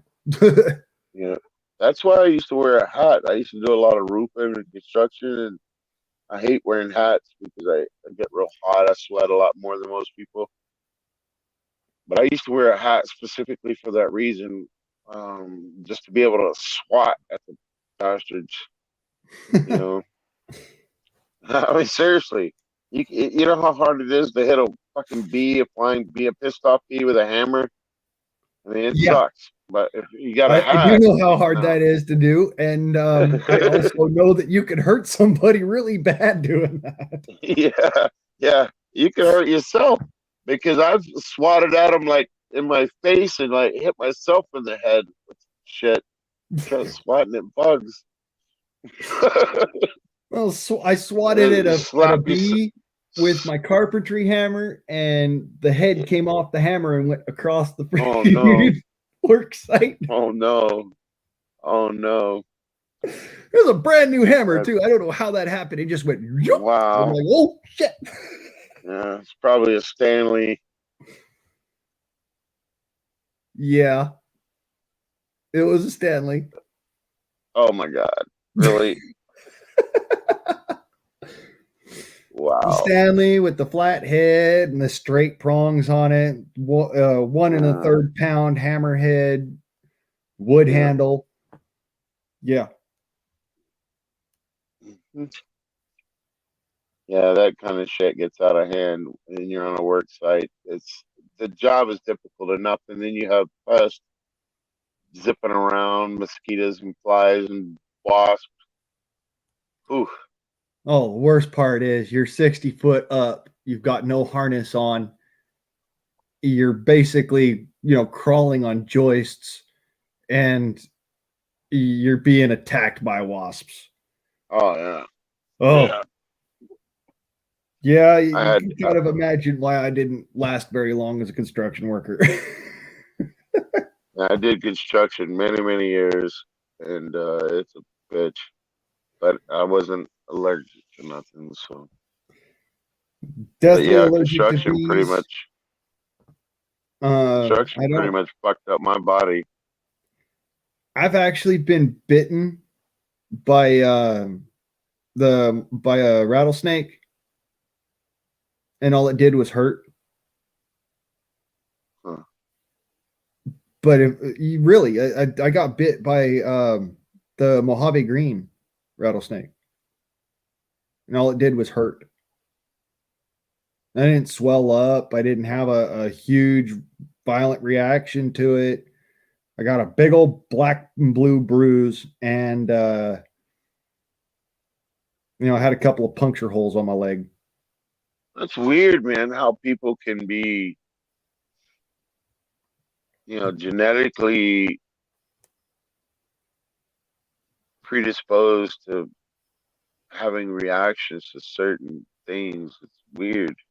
Yeah. It's like they'll say, like, right. That's another thing I was talking about. Like, we're talking about these people that believe in overpopulation. They think we have to save the earth. We have to depopulate because of carbon footprints. Or are the same Oh fucking man, people. there's something that me and Elon Musk actually do agree on. We do not have a overpopulation problem. We have a depopulation problem. Right. Yeah, I know. But I'm just trying to say, people like Bill Gates that will say, we're going to save the planet, we're going to save the population, we're going to save the planet by vaccinating everyone. And at the same time, he believes the world is overpopulated. So why would anybody, because I know brilliant people, very successful, wealthy people that love Bill Gates. They love what's going on in the world. They're totally for it. They think it's all awesome. And I'm like, they're pro-abortion, and they're pro depopulation, and they're pro-vaccine. And I'm like, how can you be hoping people take the vaccine to stay alive whenever you wish that people would die? So it's like people with peanut allergies, right? So Yeah. okay, well, why, if you believe in evolution and you believe in overpopulation, why wouldn't you just let nature take its course? So why are you spending all this money on research and shit to keep the weakest people alive? I could tell you When you want why. to, You'd probably hate my guts for it, but I could tell you why. no, I'll tell you why. I'll tell you why, and you'll hate my guts for it. Go ahead. Because they don't want to die. Yeah. Well, It's I literally think all it it's comes down because to. I think it's because they're Jewish. Now, I used to not think that way, but the more research I'd done, the more I found out that there is a conspiracy against Europeans, and it's like a 2,000-year-old war between, the Abrahamic bullshit of the Shemites and the Hamites and this tribe of Israel or whatever, Yep. and for some reason they're fighting over who is the most chosen, and it's like, neither one of you fucks are chosen. You know what I mean? We're just living here. Yeah, it's one of those. Well, why does it matter? Yeah, it doesn't. Other than Yeah. to build up tribalism, it creates tribalism, it creates division, and it creates a strong state.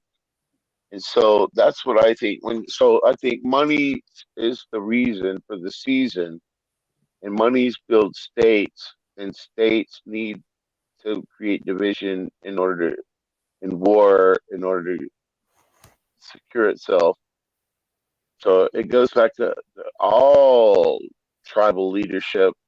I think that generally speaking, a real leader in the beginning will start out as benevolent just on accident or whatever, um, Well, just even naturally. And then I think that they become corrupted with the power of the people, like say the women, like a rock star or whatever, throwing themselves at them, and then all the guys want to be like.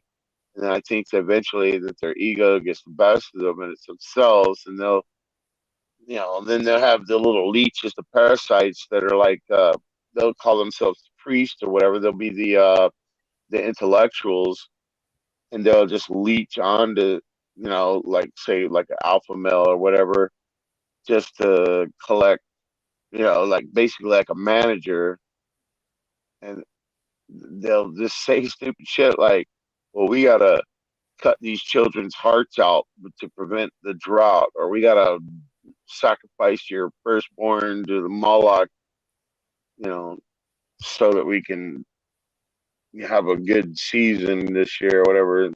It's just terrible.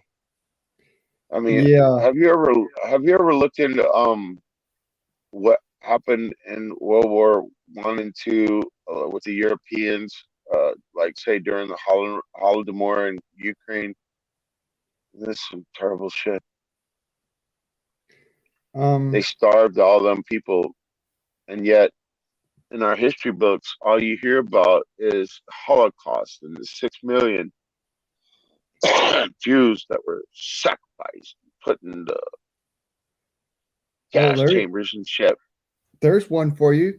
Did you know that being that I'm of Native American heritage, even though I have Italian and German and Scottish and Irish heritage, because I've got Native American heritage, I would have been walking in those same lines had they won. Well, it wasn't true, man. That is actually 100% true. The Native Americans, the Saudis, the Jews, and really anybody who wasn't an Aryan would have been considered what they call undesirable. But guess what? The Aryans were the ones who died the most. Yeah. There were more Aryans murdered and slaughtered than there was any other people in the whole history of the planet. Well, you know why? Yeah, I do know why. Because of the Jewish bankers. They hate the Aryans. It's a 2,000-year-old war. It goes back to the old biblical days when they blame the white folks. They hate the white folks. The fucked up part of it is that Aryans aren't white. They're from India. Right, yeah, no. Well, they're white. If you look at them, they're white. That's the other thing that's weird. They're lighter skinned than other Indians, but that's the other thing. Like if you look at the Chinese, right, and the Jews, they're all fucking white. I mean, I don't know what people. That is another weird thing when it's like trying to define what a Jew is, right? Nobody can figure that out. Nobody can figure out actually what white means either. There's a song that I like. It says, I'm not white, I'm Jewish. It's like a little rap song where these white Jews go around dancing and singing, and they sing, I'm not white, I'm Jewish. I'm not. But it's funny because if you look at them, this average person, if you look at them, you'd say, oh, it's a white guy. But they don't claim whiteness. It's weird. It's really weird. And even white people, if you call them Europeans, if you want to say whiteness is European, well, there's so much diversity amongst white Europeans. It's like the most diverse ethnicity race there is. There's all kinds of different whites. I am the Nordic whites don't like the dark-skinned European ancestry, or a very light-skinned black man. I don't know how to put it because, like, my skin color is not white, it's not black, it's not brown, it's yellow. Right. Well, I've been called a shit skin by Mexicans. And I'm white. I'm white. I'm blonde hair, blue. I don't know where I come from, but I've been called a shit skin by Mexicans because I work outside in the sun, and so I'm basically like tan as fuck. But if you took my clothes off and looked at my ass, I'd look like the moon. Right. But like for me, yeah. I'm what they call olive skinned. Yeah. But the like funniest Mediterranean. Shit, yeah, the funniest shit is if I get a tan going, holy crap, people will walk up to me and go, ¿Qué pasó ese? Right. I'd be like, what? Mm-hmm. Yeah, that's what I happened to didn't know. me. I I got did I got so called a dark. shit skin because we were talking to this girl on the internet, and he was like, "Don't talk to him. He's not white. He's a shit skin." And this come from a Mexican. He goes, "Look at his skin. You can tell." I was like, Who "Dude, cares? yeah, That was my response to like most of that crap. Like somebody actually called me fucking. I thought it was funnier than hell. Somebody said, "You know what, cracker? You don't know shit." And I'm like,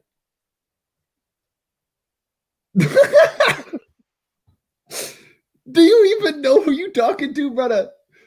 I'm yeah." literally Well, fucking. I am a Native American and Italian from fucking South Central Los Angeles, homie. What's up?" well, check this out. I'm a white guy from Northeast Houston that went to an all-black school. I was actually kicked out of the school for being white. They said they couldn't protect me anymore, which they didn't try to begin with. But Oh, yeah. I can talk. I can talk in Ebonics very well. I can sound just like a black guy. So I'll go on these all black streams, like black supremacist streams or whatever, and they'll think I'm cool as shit. They're like, "Dude, this dude is cool as motherfucker." And then I'll just tell them like after an hour or two that I'm white, and they're like, "Nope, you gotta go." Ah! Oh, Take me that's the right funniest out. shit. Like for reals. I lived, honestly, God, I lived down in Los Angeles for the time from the time that I was 11 years old till the time I was 18. All right. And my adopted brother is black. He grew up in Crenshaw. Uh, I used to walk down the street with him in Watts, California. And people would look at him like he was fucking evil as fuck for taking this white boy down in the middle of the hood. Hmm. And then they say, they'd look at him and be like, "Why are you bringing that white boy here?" And I'd be like, Hmm. "What you talking about? Willis. You didn't bring me here. I brought him here. What's up?" And they're like, Yeah.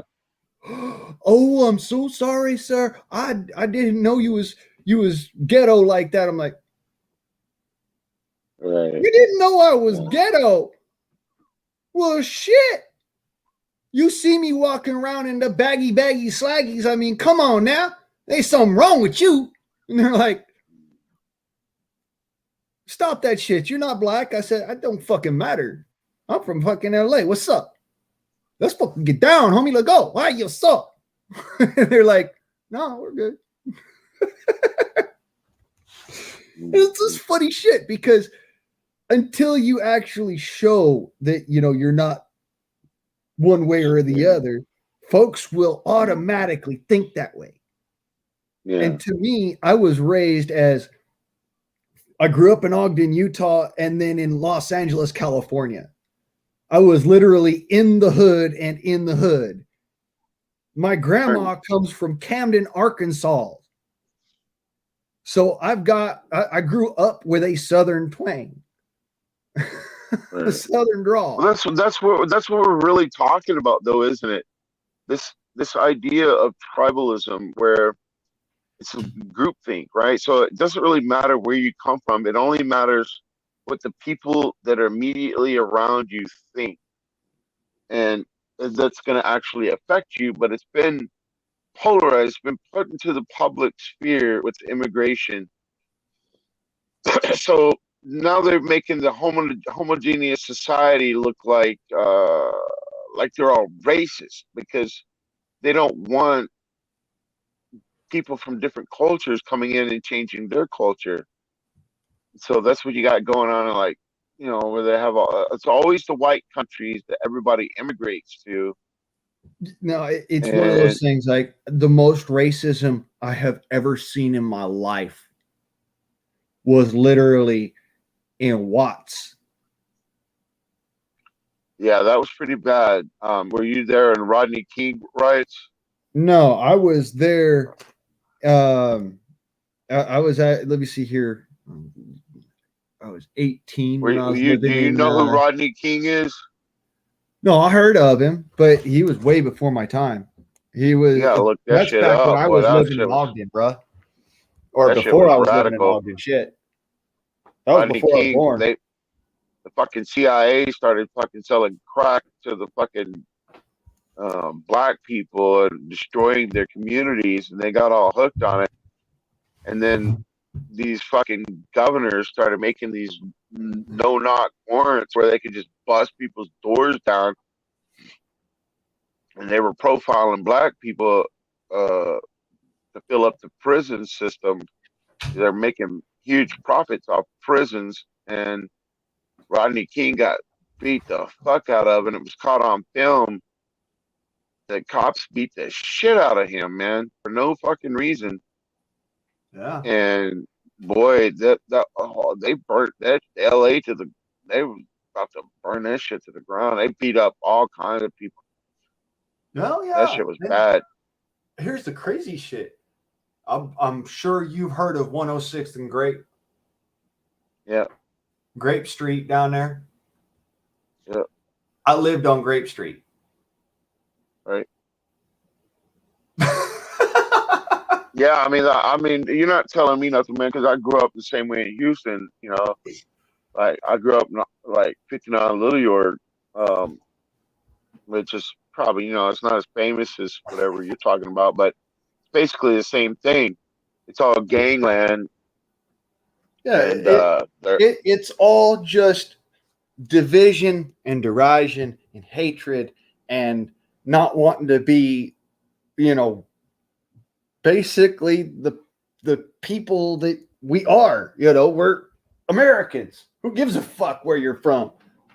You're here now. I've got friends who are like Mexican, like really, really Mexican, and moved to America, and they're not Mexican anymore. You call them Mexican, they're gonna look at you funny. Yeah. Like, it's funny because it seemed like for a while there, Americans were about to get like really good, like integrated, like even in the even when they claim racism was real bad. But if you look at the music that was being played back in the 50s and the 20s, even like jazz, was mostly blacks, right? Right. And mostly everybody loved it. There were white musicians, there were Latino musicians, there were Italian musicians. In fact, I am directly related to the most famous Italian tenor that has ever lived. I mean, that big old fat guy? Yeah, Enrico Caruso. Yeah. My great-granduncle. What do you think about that new female Italian prime minister?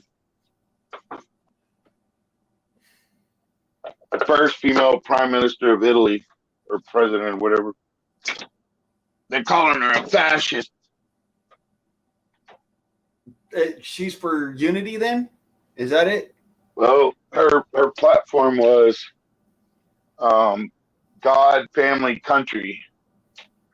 Oh, well, no, that's not fascism. That's why I was I know that. But I'm just like, she's for unity then? Because, yeah. Well, people who actually know what fascism is think that this whole thing about, you're fucking fascist, people are like, I'm not a fascist. I am a proud fucking fascist, God damn it. I'm all about unity. Are you kidding me? Holy crap. Welcome to the United States of America.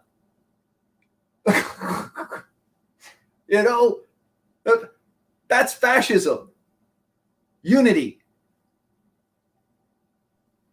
Yeah, it is, and that's why they have the they do have the fasci mounted on both sides of the podium at the House of Representatives, right?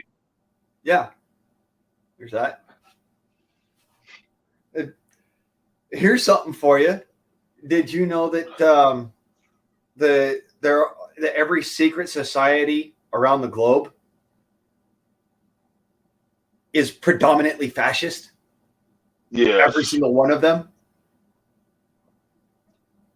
Yeah. I mean, they look at it this way: the Knights of Columbus, they have the emblem right in their little sign, their little emblem sign. It's the axe with the rods, Right. known as the fascia. Yeah. Right. I mean, I look at this Everything and I'm is like, the whole world right now is actually fascist. But it's weird. It's like a crypto Jew, right? Or crypto goyim or whatever. Like a crypto. It's like the people don't know they're living under fascism, but the government does. But when they go on television for the people to see, they pretend like it's a democracy. They pretend like it's a communism. They pretend like it's something, but they don't tell the truth about living under fascism. And they never talk about the law. They just talk about what you think the law is, like what you think the Constitution is, what you think this and that. People really have no true understanding of what's really going on. well, And look at it this way. it's really I mean, basic. You can point it out simply by showing them the comprehensive annual financial report of any city, town, municipality, state, or government. You can show them that the United States is listed on the stock market as a corporation, and every other government as well. did you know that Easy. Antifa are outright actually fascists? Yeah, I know. Yeah. I mean, you can't have a group of people who are not fascist. It doesn't work No, you like that can't. because you're all together as a union. In my opinion, this recent pandemic actually proved it, because what did the government do to the corporations? They told them what to do, and the corporation telling the government what to do. So you had a mixed bag there, and people still they never snapped. People never realized that was fascist, because they just thought it was for the good of the community, which is like a communist slang term. So, Yeah, but when they chose to leave the kids at home, in my opinion, that proved that you no longer need public schools anymore, which I've been trying to say for 20 years. we never needed public schools. In fact, we needed private schools. Well, I mean, what I'm trying to say is you didn't need mandatory schooling. Oh, But they don't need to be putting people in jail and taking their kids from them from not putting their kids in for being tardy or missing, not going to school. right. No, I agree there. Your kids, if you're gonna, do that, if your kids are gonna be tardy, though, on that same vote, if your kids are gonna be tardy to school, or you're not gonna put your kids in school, then you still need to fucking educate the little bastards. I mean, come on. I'm not going to go and sit there and count the money for your kid while I'm sitting there at the gosh darn register, doing the work to make sure that your kid knows how much money it costs for the food that they want. Yeah, but you got to do that now, and they've had all this education, because the kids now, the college kids now come out and you go to the register. If you, like, for instance, if the electricity went out and you're in a store, electricity, you wouldn't be able to buy shit. They'd say, "Oh, the electricity's out." But when I was a kid, they didn't have electric cash registers. They had basically looked like a fucking typewriter, a big like hunk of metal with a bunch of buttons on it. Yeah, and they and didn't the little need pull thing, the pull tab thingy, like the lotto machines. And yeah. Dude, I've seen them. And you could write down on paper. People could add and subtract in their mind. But nowadays, they can't. They cannot. People cannot add and subtract very well. Now, I'm not saying everybody, But I'm saying, even with all this education, they still don't have the ability to, do the math in their head while they're, Simple arithmetic. Yeah, they'll say, "Oh, I'm sorry, sir, we can't serve you," and I'm like, "Can't you just write it down on the piece of paper and take my money and give me change?" Oh, Right. well, the register. But the register doesn't work. I didn't ask if the registered worked. I asked if you did. And so now I think what they're going to try to do is they want us to they're going to collapse this economy because they don't want to have to pay their dues and admit to the failed monetary policy that they've had, where they got rich of the same people that poisoned the planet, that are pushing the green agenda. They're going to collapse the economies of the world to force us to go into digital currency so they can track all of our purchases. Yeah. That's what they want. And that just means more management. I've had people tell me, well, you're part of the problem, not part of the solution. And I'm like, what are you talking about? They're like, well, you don't have a job and you're not out there working. I'm like, wait a minute, hold on a second. I worked right up until the point where I couldn't. I'm physically fucking disabled. It may not look like it because I'm walking around and, I'm doing all this fun stuff and talking, and like I'm doing, push-ups, lifts and whatnot. And I'm carrying an air rifle that's 15 freaking pounds. But I tell you what, if I picked up a water jug, one of those 5-gallon water jugs, I can't get it above here. Right. And that's because I have a 36-inch trauma suture that goes from right here at the apex of my chest down to about just half past my belly button. I'll literally split wide open if I do that. Mm-hmm. Yeah, there's certain things I can't do anymore, but I don't have a choice. I have to work because I don't, receive any benefits, and I don't have family and all that shit. So I spent, 3 years in poverty. Like abject poverty.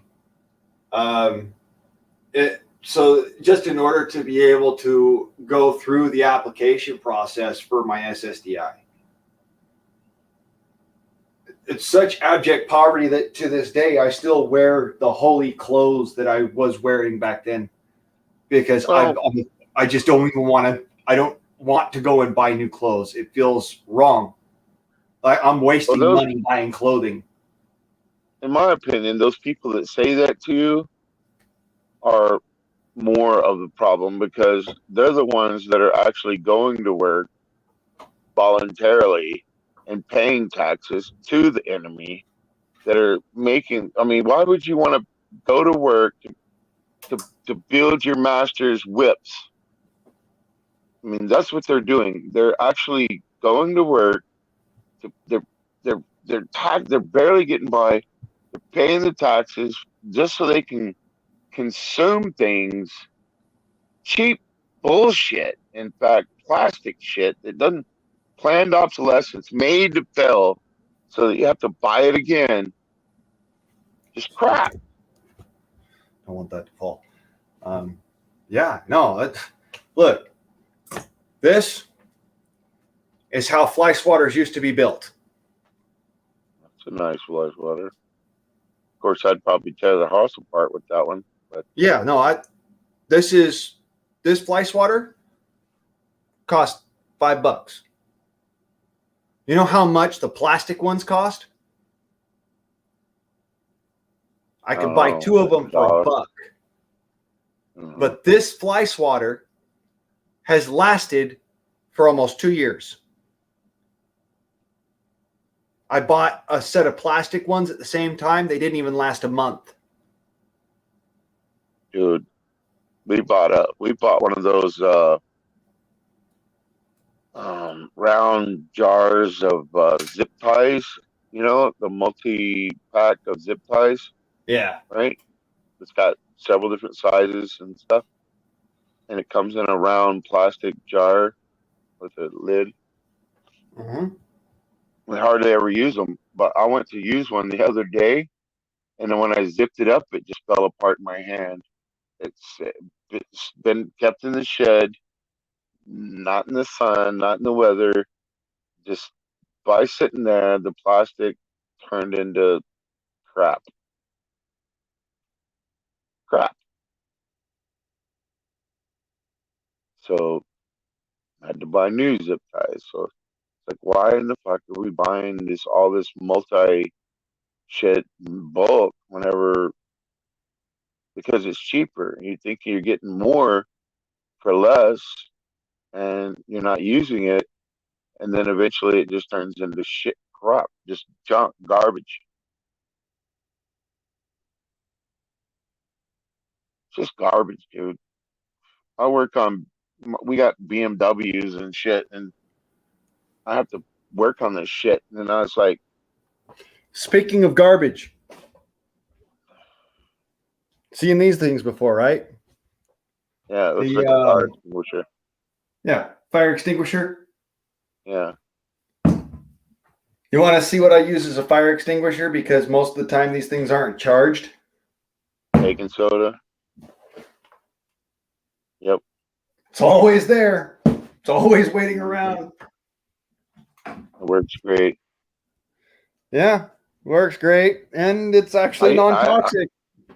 Yeah, I use that to brush my teeth with. It's I better use than it for a host toothpaste. of different things. I'm kind of like a home chemist, sort of. So I'm always handling stuff, and I never, ever actually have gloves around when I need them. Yeah. So I've got baking soda sitting in my bathroom along with oil soap and Dawn dish soap and Yeah. yeah, I know enough about chemistry to be like, okay, well, for this one I need this, and for this one I need that. It's like, Dude, I got a separate. I had a T-shirt back like a couple years ago that I had splashed battery acid all down the front of me on, and it went right through the T-shirt and was all over my chest. And rather than panic or try and spray myself down with a hose, I ran to the bathroom, grabbed up a box of baking soda, and just doused myself in it. Yep. Yeah. And, you know, my friend at the time who was actually living with me was like, what the hell? Why would you do that, dude? Why not just spray it, get in the water, get in the shower? I'm like, no, bad fucking idea.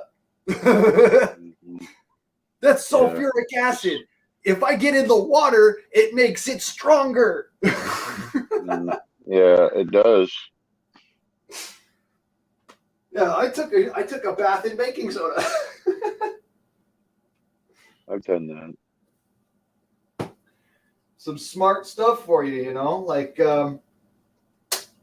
if you ever get lye on your body, sugar.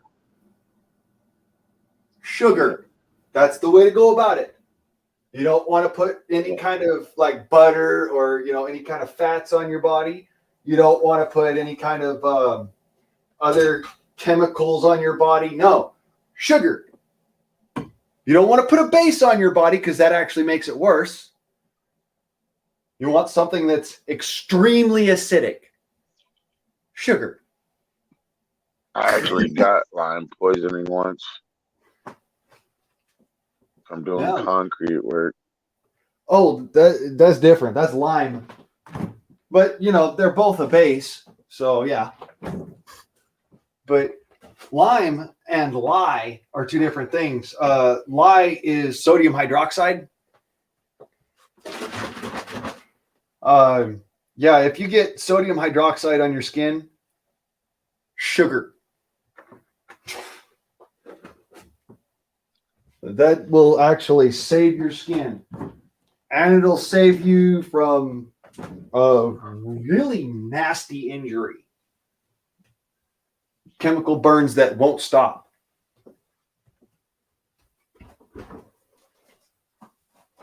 Ooh. I'm too old to bend over anymore. No, I'm kidding. That's just a fucking disability.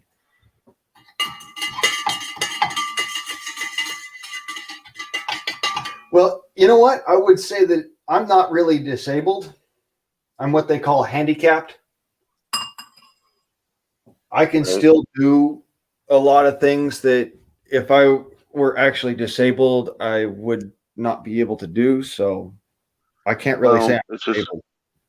It's just another definition, right? So Yeah. I mean, I've known people that did like they couldn't use half their body. They were born like with paralyzed on half their body, and they didn't consider themselves disabled either, and they actually could work. In fact, I used to hire this one dude because he was a harder worker than modern kids with nothing wrong with them. Yeah. No, I trust me, I'm not saying that I'm incapable. I'm handicapped. I have a handicap to where the jobs that I know how to do very, very well and have done since I was a young man, I could not do if I tried. And I'd probably end up hurting myself really, really bad if I did. The jobs that I know how to do other than that, well, there aren't many. Yeah, I know what I'm you really mean. good at construction. I'm really mechanically inclined, very mechanically inclined. I'm pretty good at chemistry, but because I don't have a chemistry certification, I can't go get a job in chemistry. I I'm what they call a borderline genius. Um, really, I don't think there's anything borderline about it, but that's just my personal opinion. And I can do so many different things, but if I was to have to keep up with somebody else's pace, my body would not be able to do it. And it's not that I don't want to. I've wanted to go around and I've tried getting odd jobs. I've tried working for people, and if I'm not, if somebody's got a whip behind me and sitting there cracking a whip on me, I can't keep up. I really can't. I've tried. I used to work for a feller who, and honestly, this is the longest job I've ever held. I was a private security guard for a fella because I could do that because it's not heavy lifting, and I'm not having to do extraneous activity to the point where my body is overwhelmed. And I held that job for 11, 12 years. Just worked my behind off for that feller. I kept this property from being broken into. All I had to do was literally just be a scary motherfucker. And it worked. But if say for instance he needed my help with like working on a motor or something, I would try to help, but I just couldn't. It wasn't a matter of me not wanting to or not being willing to help. It was a matter of after a short time, I couldn't take it anymore. There's a zillion type of jobs out there, but I live in a small town, so unless I don't know, re-educate myself into something like, I don't know, insurance, secretary, desk work, whatever, start getting into homework computers, then I'm just pretty much limited to what I do now is just a handyman. So I don't do um, hardcore construction anymore. I just do what I can. I work for myself, and I don't work for anybody else. I just word of mouth. People say, "Well, this guy, he knows how to do, electrical, or I can do just about anything. If I've never done it before, I'll figure it out." It's a lot easier too now that you have YouTube and the internet. Mm-hmm. You can just Google stuff and it'll teach you. And so, but yeah, that's I just do like that, and people pay me usually more than what I asked for. I can't So do. I I don't have the the patience, we'll say, yeah, to work a desk job.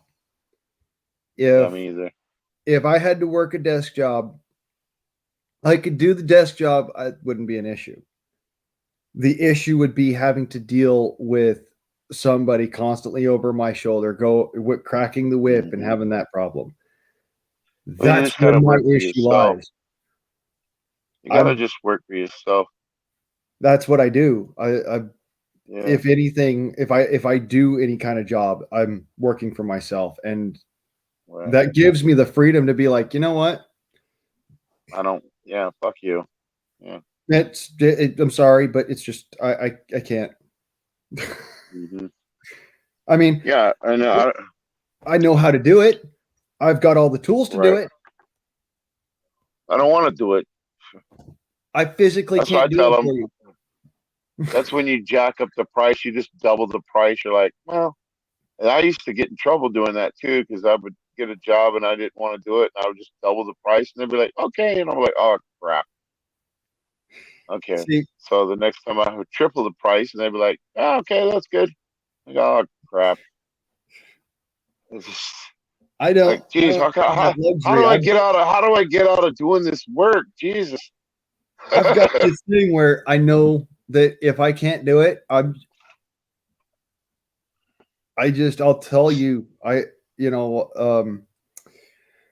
yeah, I can, or, one of my favorite methods outright is, well, I have this, and this, and this, and this, and this, and this, and this, and this to do before I can come down here and help Yeah. you. Are you available on this and such day? And when they say, well, no, not really, because I got this to do, Yeah. I'm like, well, okay, are you available on this day? And they're like, no, I really don't. I'm sorry. And then I'm like, but I'm not available on that day, though. I'm just not available when you want me to be here. I'm sorry. I have other things I have to do. I have a house. I have a dog that I have to take care of every single day, and he's still a puppy. I have to be there all the time with him. I have, I've got chickens that I've got to take care of. I've got to give them food and water and make sure that they're warm, and got to finish the chicken coop so it's built. And I mean, I could tell you how to do this if you want me to do that, but I can't be here doing it for you. I have to be there. And then that normally just ends up with people going, you know what? Never mind. Because I do. I honestly, I have a puppy I have to be with 100% of the time. I leave him Yeah, I alone in know. the house, and my neighbors will actually try to break into the house to try and steal him.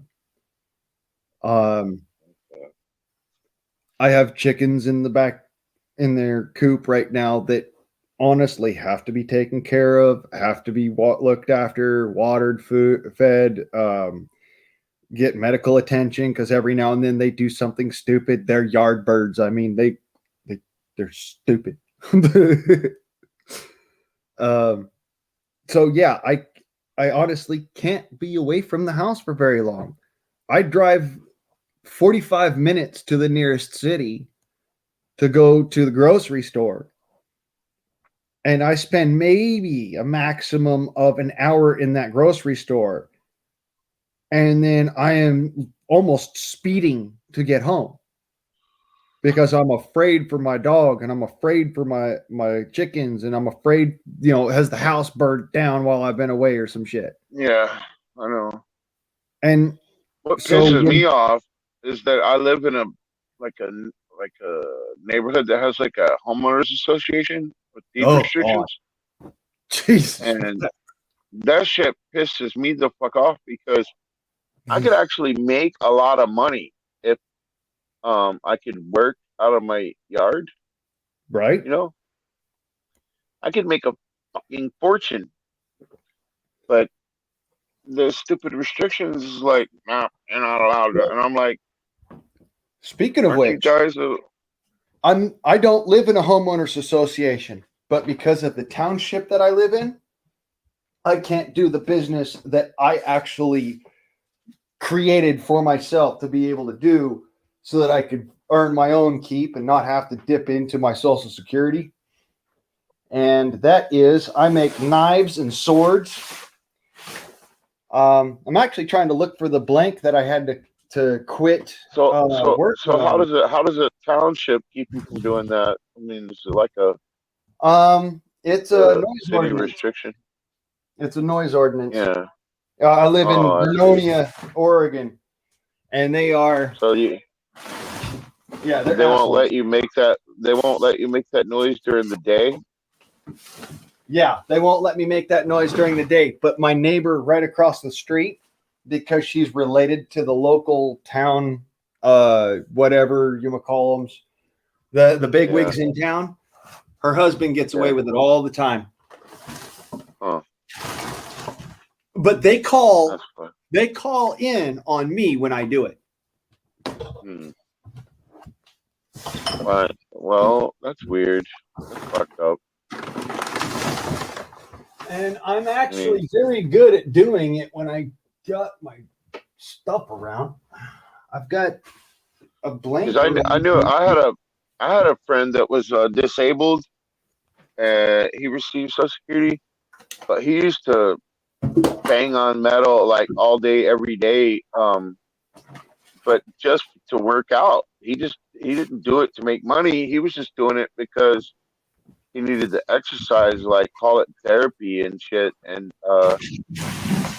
they couldn't do nothing about it. Maybe that's what you should do. Just tell them it's therapy. Well, it is very therapeutic. I'll put it this way. If I'm beating on this piece of steel, I'm not feeling like I want to beat somebody's face in for the next month. Yeah, I know what you mean. I like beating on steel. I love metalwork myself. Yeah, it's somewhere in this fucking catastrophe. I really do. I do all sorts of metal work. I actually made an air gun barrel. Yeah. That takes an air pistol, those little CO2 pistols, and makes it into a 25 caliber air pistol. Cool. So yeah, and it's just an air gun. You can see there's a seal on this end here. If I could get the light correct here. There's a seal. I see it. Yeah. Yeah. You couldn't put a regular cartridge in this if you tried. I think I'm about to build a sandblaster out of a propane tank myself. That's not a bad idea. You can do a lot of stuff with that. Yeah. Honestly, I do a lot of metal work just because it's therapeutic. It's something that I don't feel I have to conform to somebody else's standards. I can do it myself and be myself. And it's somewhere's in here. I have that sword floating around here. I've got the sword that's half finished, and it's been half finished for a year because of these people. Yeah. Well, I just beat on it anyway. But I know what you mean. It just sucks. I want to deal with them. No, it's not so much that I don't want to deal with them or anything like that. It's that if I do that, it is $150 fine for every single offense. I don't know what you guys think that Social Security is, but I get about $800 a month. And that's for food. Well, that's just sad.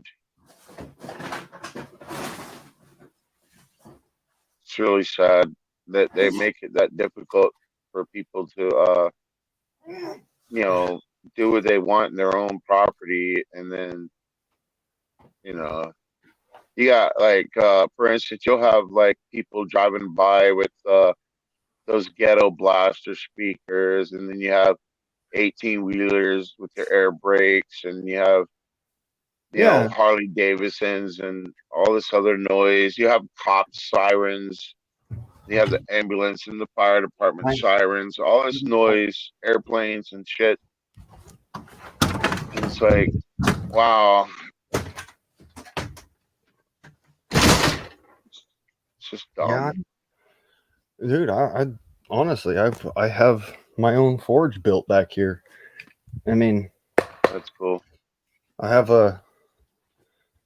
I've literally Word made. you can't use. Yep. For instance, there's my hammer. Yep. Right there. Good old Estwing forging hammer. Standard single jet. Busted one the other day. I love these things. No shit. Yeah.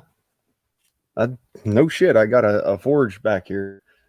I love forges. And I can't even use it. I mean, my craftsmanship is really nice too. I mean, this is just a standard machete that I took the old blade out of my dad's machete and rebuilt it, you know, here.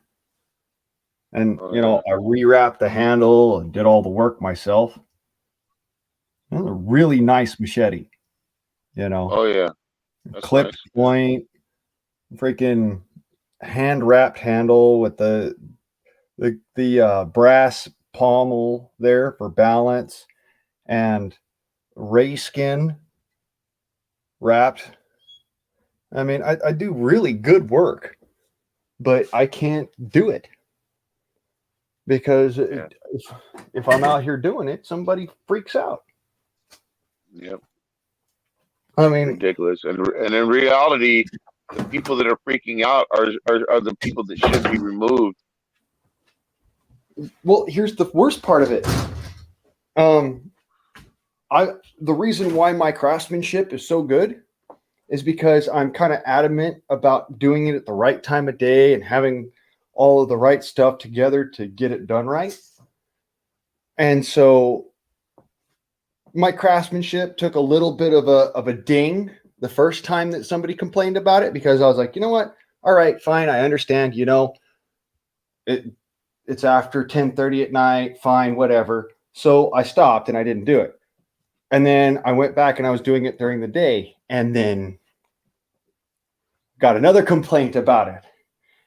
And this one came with a fine in the mail. And it was for noise infraction, because I was literally beating on metal in the middle of the day. Oh, wait, wrong one. This one. Okay. So it's not in there. That don't sound right. Oh, yeah. No, it's not right. But it did happen. This place that I live in is quite literally Snowflakeville. Yeah, These people are evil. I agree. There's an abortion center not 20 miles from my house, but in order to go to the freaking grocery store, I got to drive 28 miles. Yeah. You know, I actually have to drive past the abortion center to go to the grocery store. That kind of made me sick to my stomach. I was like, wait a minute, what? Yeah. Something wrong. They outlawed it here. They shut down all the Planned Parenthood centers here in Texas. Yeah, I'm sitting here like, why didn't I just fucking move to Texas? Everybody else is. That's why I didn't move to Texas. Because my truck says California on it, on the license plate. So Oh, you could kind of imagine the reception I would get if I would have moved to Texas. oh man, Texans are cool, dude. We're all real nice to people, for the most part. It just it just starts feeling like though, like myself, I hardly know anybody that's actually from Texas anymore. I mean, they're all from up north or out west, and it's like wow, or from Mexico, Guatemala, whatever. But Yeah, they ain't for the Texans. most part, I mean, a lot of times people get these stereotypes that Texans are sort of backwards or whatever, but really, we're actually very respectful and hospitable, and you know, The nicest people I've ever met in my life were Texans when I yeah, was in it's not Texas. But when I right, was man. out of Texas, I've never met somebody who was such an asshole as a Texan, too. So there is that. Dude, that is true. They can be assholes. Like I'll get mad every now and then. I'll tell them. I'll say, man, why don't you take your ass back where the fuck you came from if you don't like it? Because I get sick and tired of hearing about how we're supposedly this and we talk too slow and we're dumb and we don't work fast enough. And I'm like, why don't you explain that to me whenever you're working in 104-degree weather with 80% humidity, asshole? Yeah, Because I'm you know. I will never. You'll never hear that from me. I actually do. I love Texans, but I love Texans when I am in Texas, Right. because otherwise those guys hate my guts. And it's not like I'm trying to be evil or some shit or like, I'm like some super liberal or some shit. No. Couldn't be further from the truth. I'm actually kind of what would be considered to be very conservative, independent on a constitutional basis.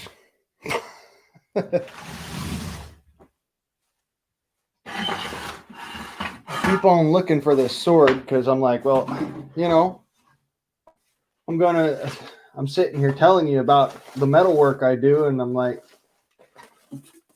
now I really want to just find the motherfucker. I hate it when I lose shit. I can't think about nothing else. I do really, really nice blade work. I mean, this is a buck knife that is one of the patterns that I do. That's super nice. Yeah. I mean, this isn't my handiwork. This is actually from Buck. This is a Buck 120. But this is one of the patterns that I use for doing my knife work. Right. And I make my own sheaths. This is for a tomahawk. I made that. It's got a little if I could get That's that it. there. It's like a little mural on the side, and it's literally an axe sheath for a tomahawk.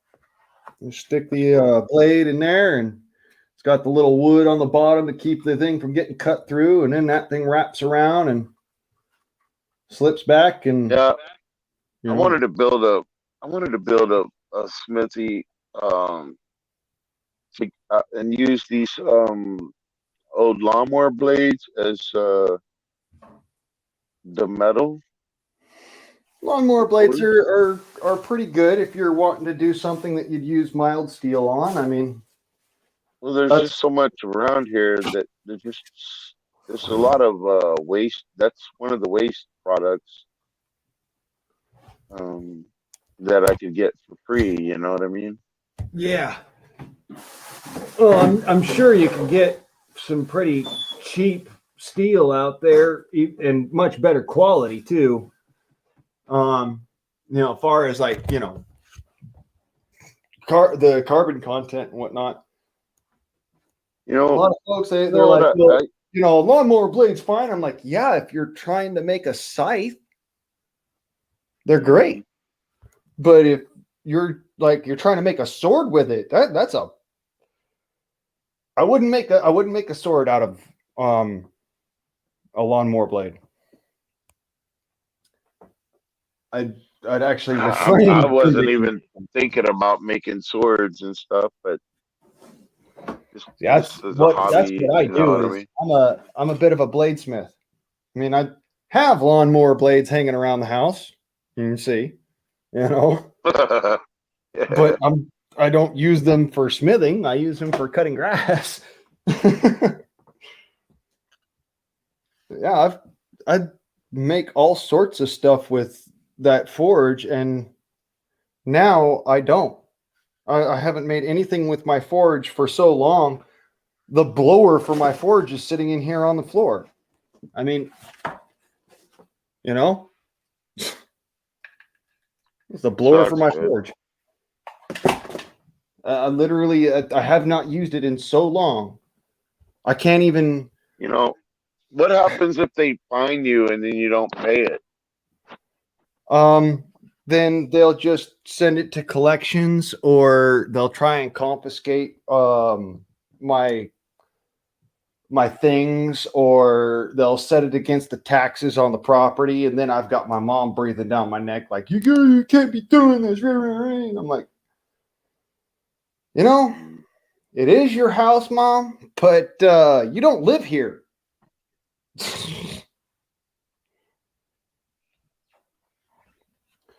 She doesn't I used live to be a induction bender. I used to run induction machines, which is it's kind of like a forge, but it uses they use electricity in order to heat up metal. Yeah. Actually, electromagnetosphere to heat up metal, but I digress. Right. Yeah, I used to bend. I've bent all kinds of stuff. I've bent. I guess the biggest I bent, the biggest pipes we bent was about 64 inches OD. And I guess probably 3 inches thick. The best work that I always point people to that I've did that you can actually look up on the internet. It's some pipes on a road in Houston called Post Oak Boulevard. You can actually Google it. You can Google, I guess, pipes that cross Post Oak Boulevard. And it'll come up. I bet these huge stainless steel pipes, 24-inch OD, that cross the road and the big arches from one end of the road to the other. So I used to bend all the railroad tracks or angle iron, all structural. I bent most of the curves and roller coaster tracks all across the world. Most gas and pipelines type stuff, all the bends and stuff. I worked for a company in Houston there. Man, we bent tungsten, we bent all kinds of shit, everything. We were the only ones that could induction bend aluminum because we found out that aluminum, when you heat up aluminum, if it goes 2 degrees higher, it'll turn to ash and it'll burn. If you go 2 degrees colder, it'll be too cold and it'll crack. So I think it was like 741 degrees was the perfect temperature. So because aluminum doesn't show red when it gets hot or white, it doesn't show color. White pine just happens to burn at the same temperature as aluminum. So you could take these white pine sticks and heat up the aluminum and rub it on the metal, and when it starts to make these swirly motions in it, it's perfect. And if it starts getting brown, it's too hot. So then so we would get paid a shitload of money because we were the only ones that could induction bend aluminum. I shouldn't be telling you that. No, it's all right. Secret. Like I'm never going to use it. It's not like I don't believe you. It's just a matter of it's not. That's not what I do for a business. So, even if I did have all of that ability to do the business and whatnot. I don't do that as a business. I'm a steel worker. I'm a blacksmith, a bladesmith, actually. So if I were to use aluminum, my blades would not be worth anything. See, this is what I use right here. This is, see if I can get that in the light. Yeah, that's at hot rolled 01 tool steel. Basic carbon, your basic level carbon. And I use a charcoal forge. And my blades come out hard. Really hard. And really strong, too. How'd you get into that? Well, like I said, my dad was a machinist. And he really got me into like beating on steel, getting it hot and beating on it, and knowing all the different temperatures and whatnot, and knowing how to make blades and whatnot. Because I was, at the time that I was learning it all, I was a Boy Scout, and I was also a little bit of a survivalist at the time, not like I am now. Did you ever try Back to? then, I was just learning. So, Did you ever try to do any glass work? glass? Yeah. No. was I know always that I know fascinated with- how to. I don't really want to. I was always fascinated with the how old glass work was, as far as culture goes back in time. I was always amazed. I was like, "Wow, man, how did they do that?" So, yeah, metal too. I love metal as well, but I think that my neighbor broke into my house, because the only other reason why I would not be able to find that sword in the places where I left it is if somebody else came and took it. no. I probably am wrong. I'm probably wrong on that, and I'm just making dumbass assumptions. And Yeah, but well, I it's do the like I same can't thing. put it past them. I really can't. Right. I know. I do the same shit, but ask yourself this: if they broke in, they wouldn't have took just that, would they? They would have took something else as well. I don't So have if you're, anything really of value in this house. I've got a bunch of air guns, yeah, but if somebody's gonna go risk versus reward a of taking guitar, the a chance to broken get, plasma screen TV. What are they going to take? There's nothing really of any kind of value in this house. that's what I mean. Why would anybody break in? And just take Well, one that's the thing. thing, though. It's like if you'd have ever seen this woman, the way that she Did you reacts look? Did you to did you did you anything I look under? do. Did you look under the couch? I looked everywhere, dude, like everywhere I would have put it, because I have it sit. I normally have those things sitting somewhere to where I can 'Cause just pick them up and work on them. I hide shit from myself all the time, and then I forget. I'm like, I do the same thing. I'm like, well, I wouldn't have put it there. I wouldn't have put it there. I gotta literally sit down, get drunk.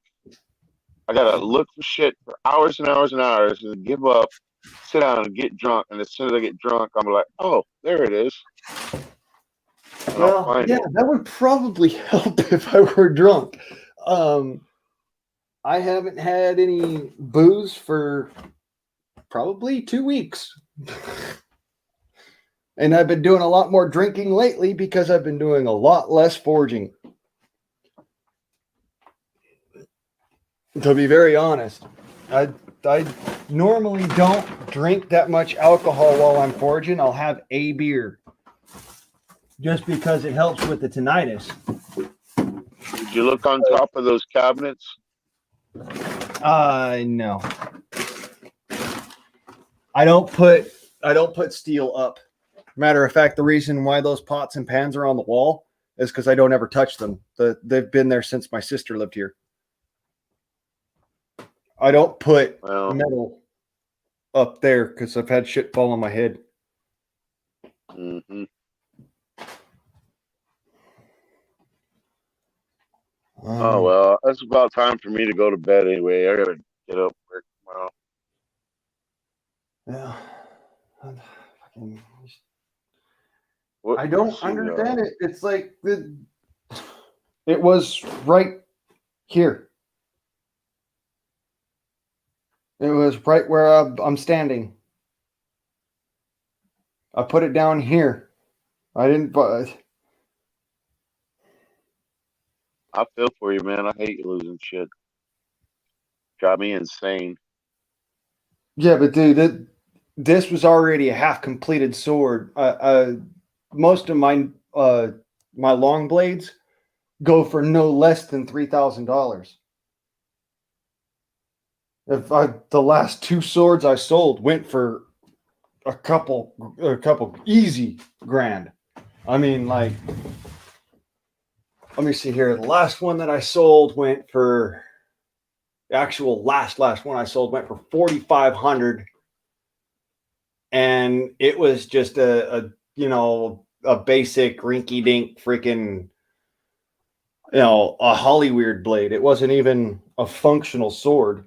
Well, shit, man. If you're selling shit for that much, doesn't it make sense to actually get a different piece of property where you can work and just a little lot, and build a shed, and go there? Well, it also takes me several months to make a knife, and like a couple of years to make a sword. So, Oh, I see.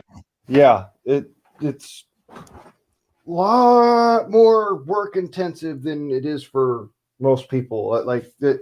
Most people, they'll sit there and be like, "Oh, well, I could whip that out in just a couple of days, week or something like that," and they make hundreds of them.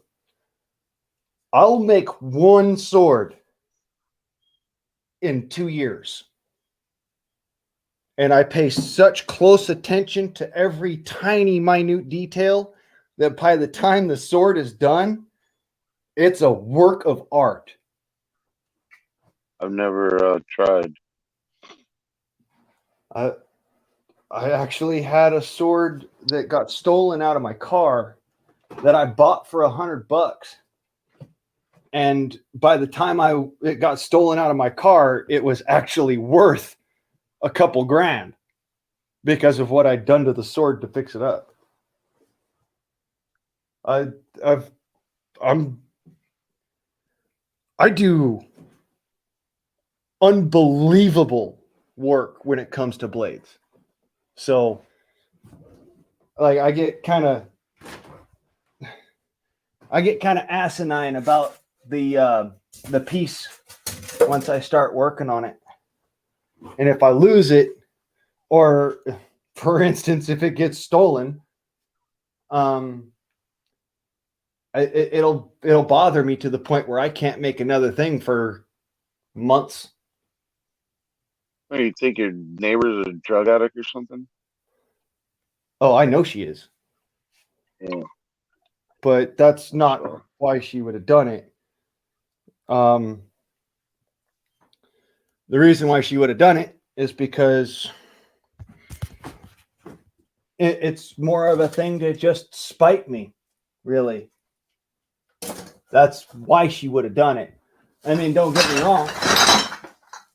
The fact that she is a drug addict gives her the balls to do it,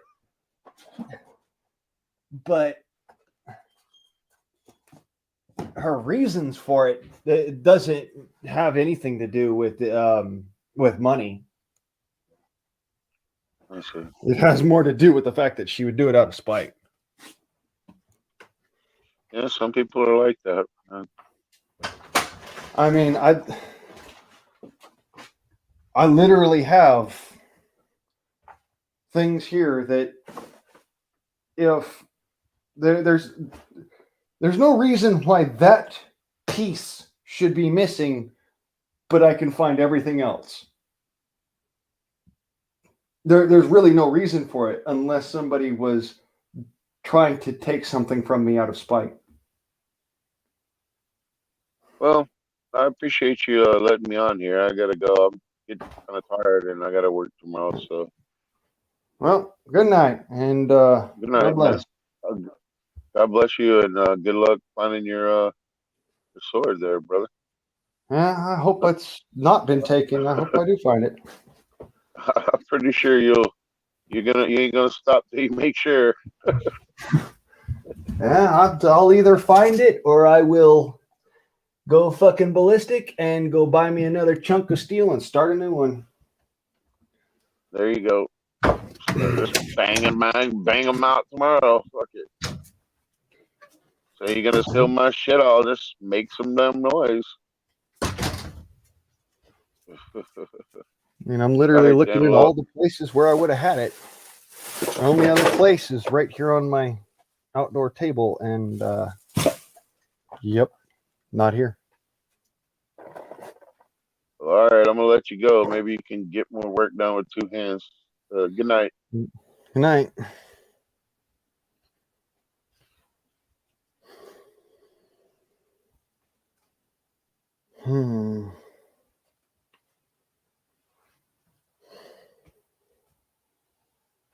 Yeah, that's gone. Don't know where the fuck it went, but it ain't here.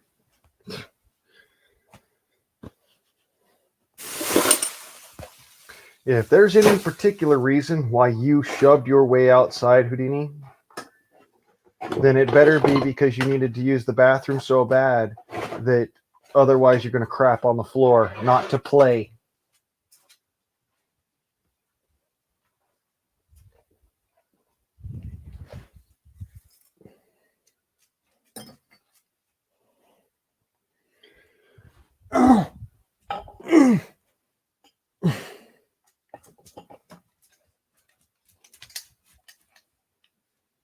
Yeah, get your ass inside. I'm not putting up with that. I already told you. You are not outside to play. Being underfoot is not something that I am going to allow, and you know it.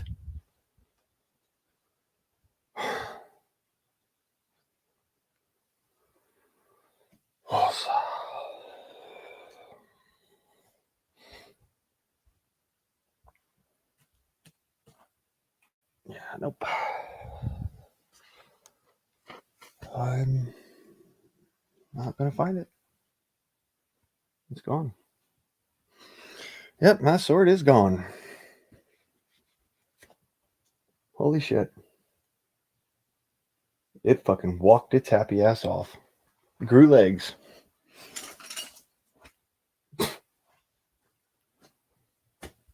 Fuck.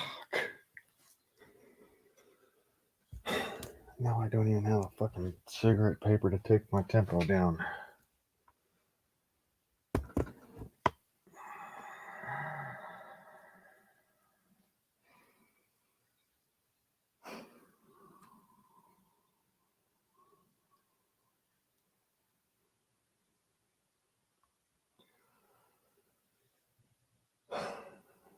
Calm.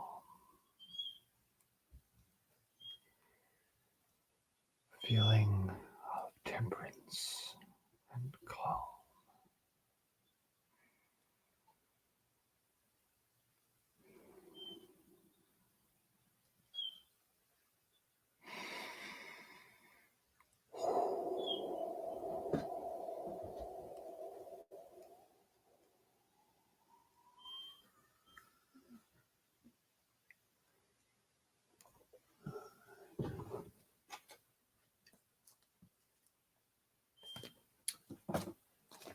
Papers. All. Got one. And it ain't even really paper. It's like a. It's a drowned tissue. Oh, come on. Don't break on me. Please, I need the fucking damn cigarette before I lose my fucking mind. People make me nuts.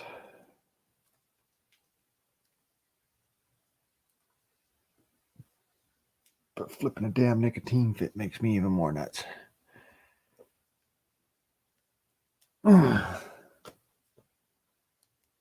Sorry.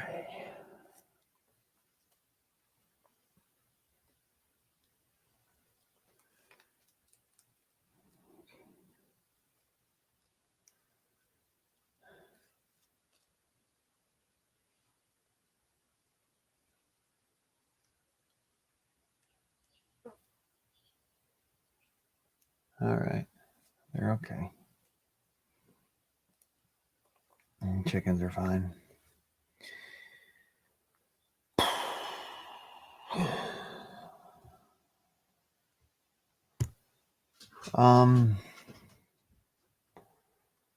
Well,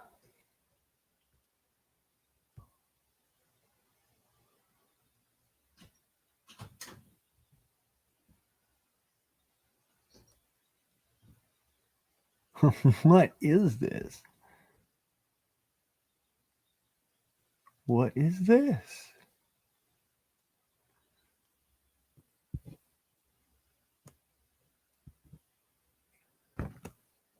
Huh. Yeah, Tinny's live. I ain't seen her up there for a while.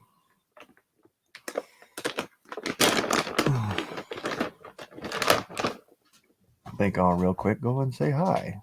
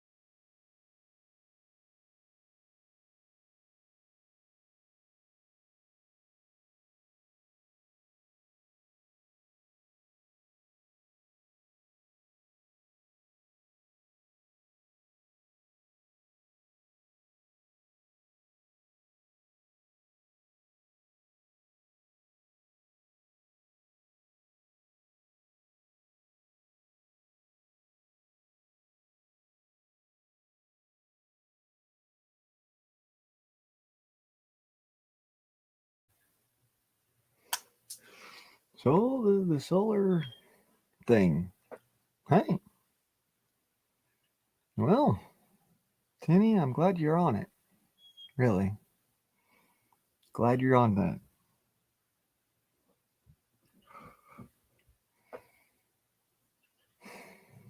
You know, at least somebody is.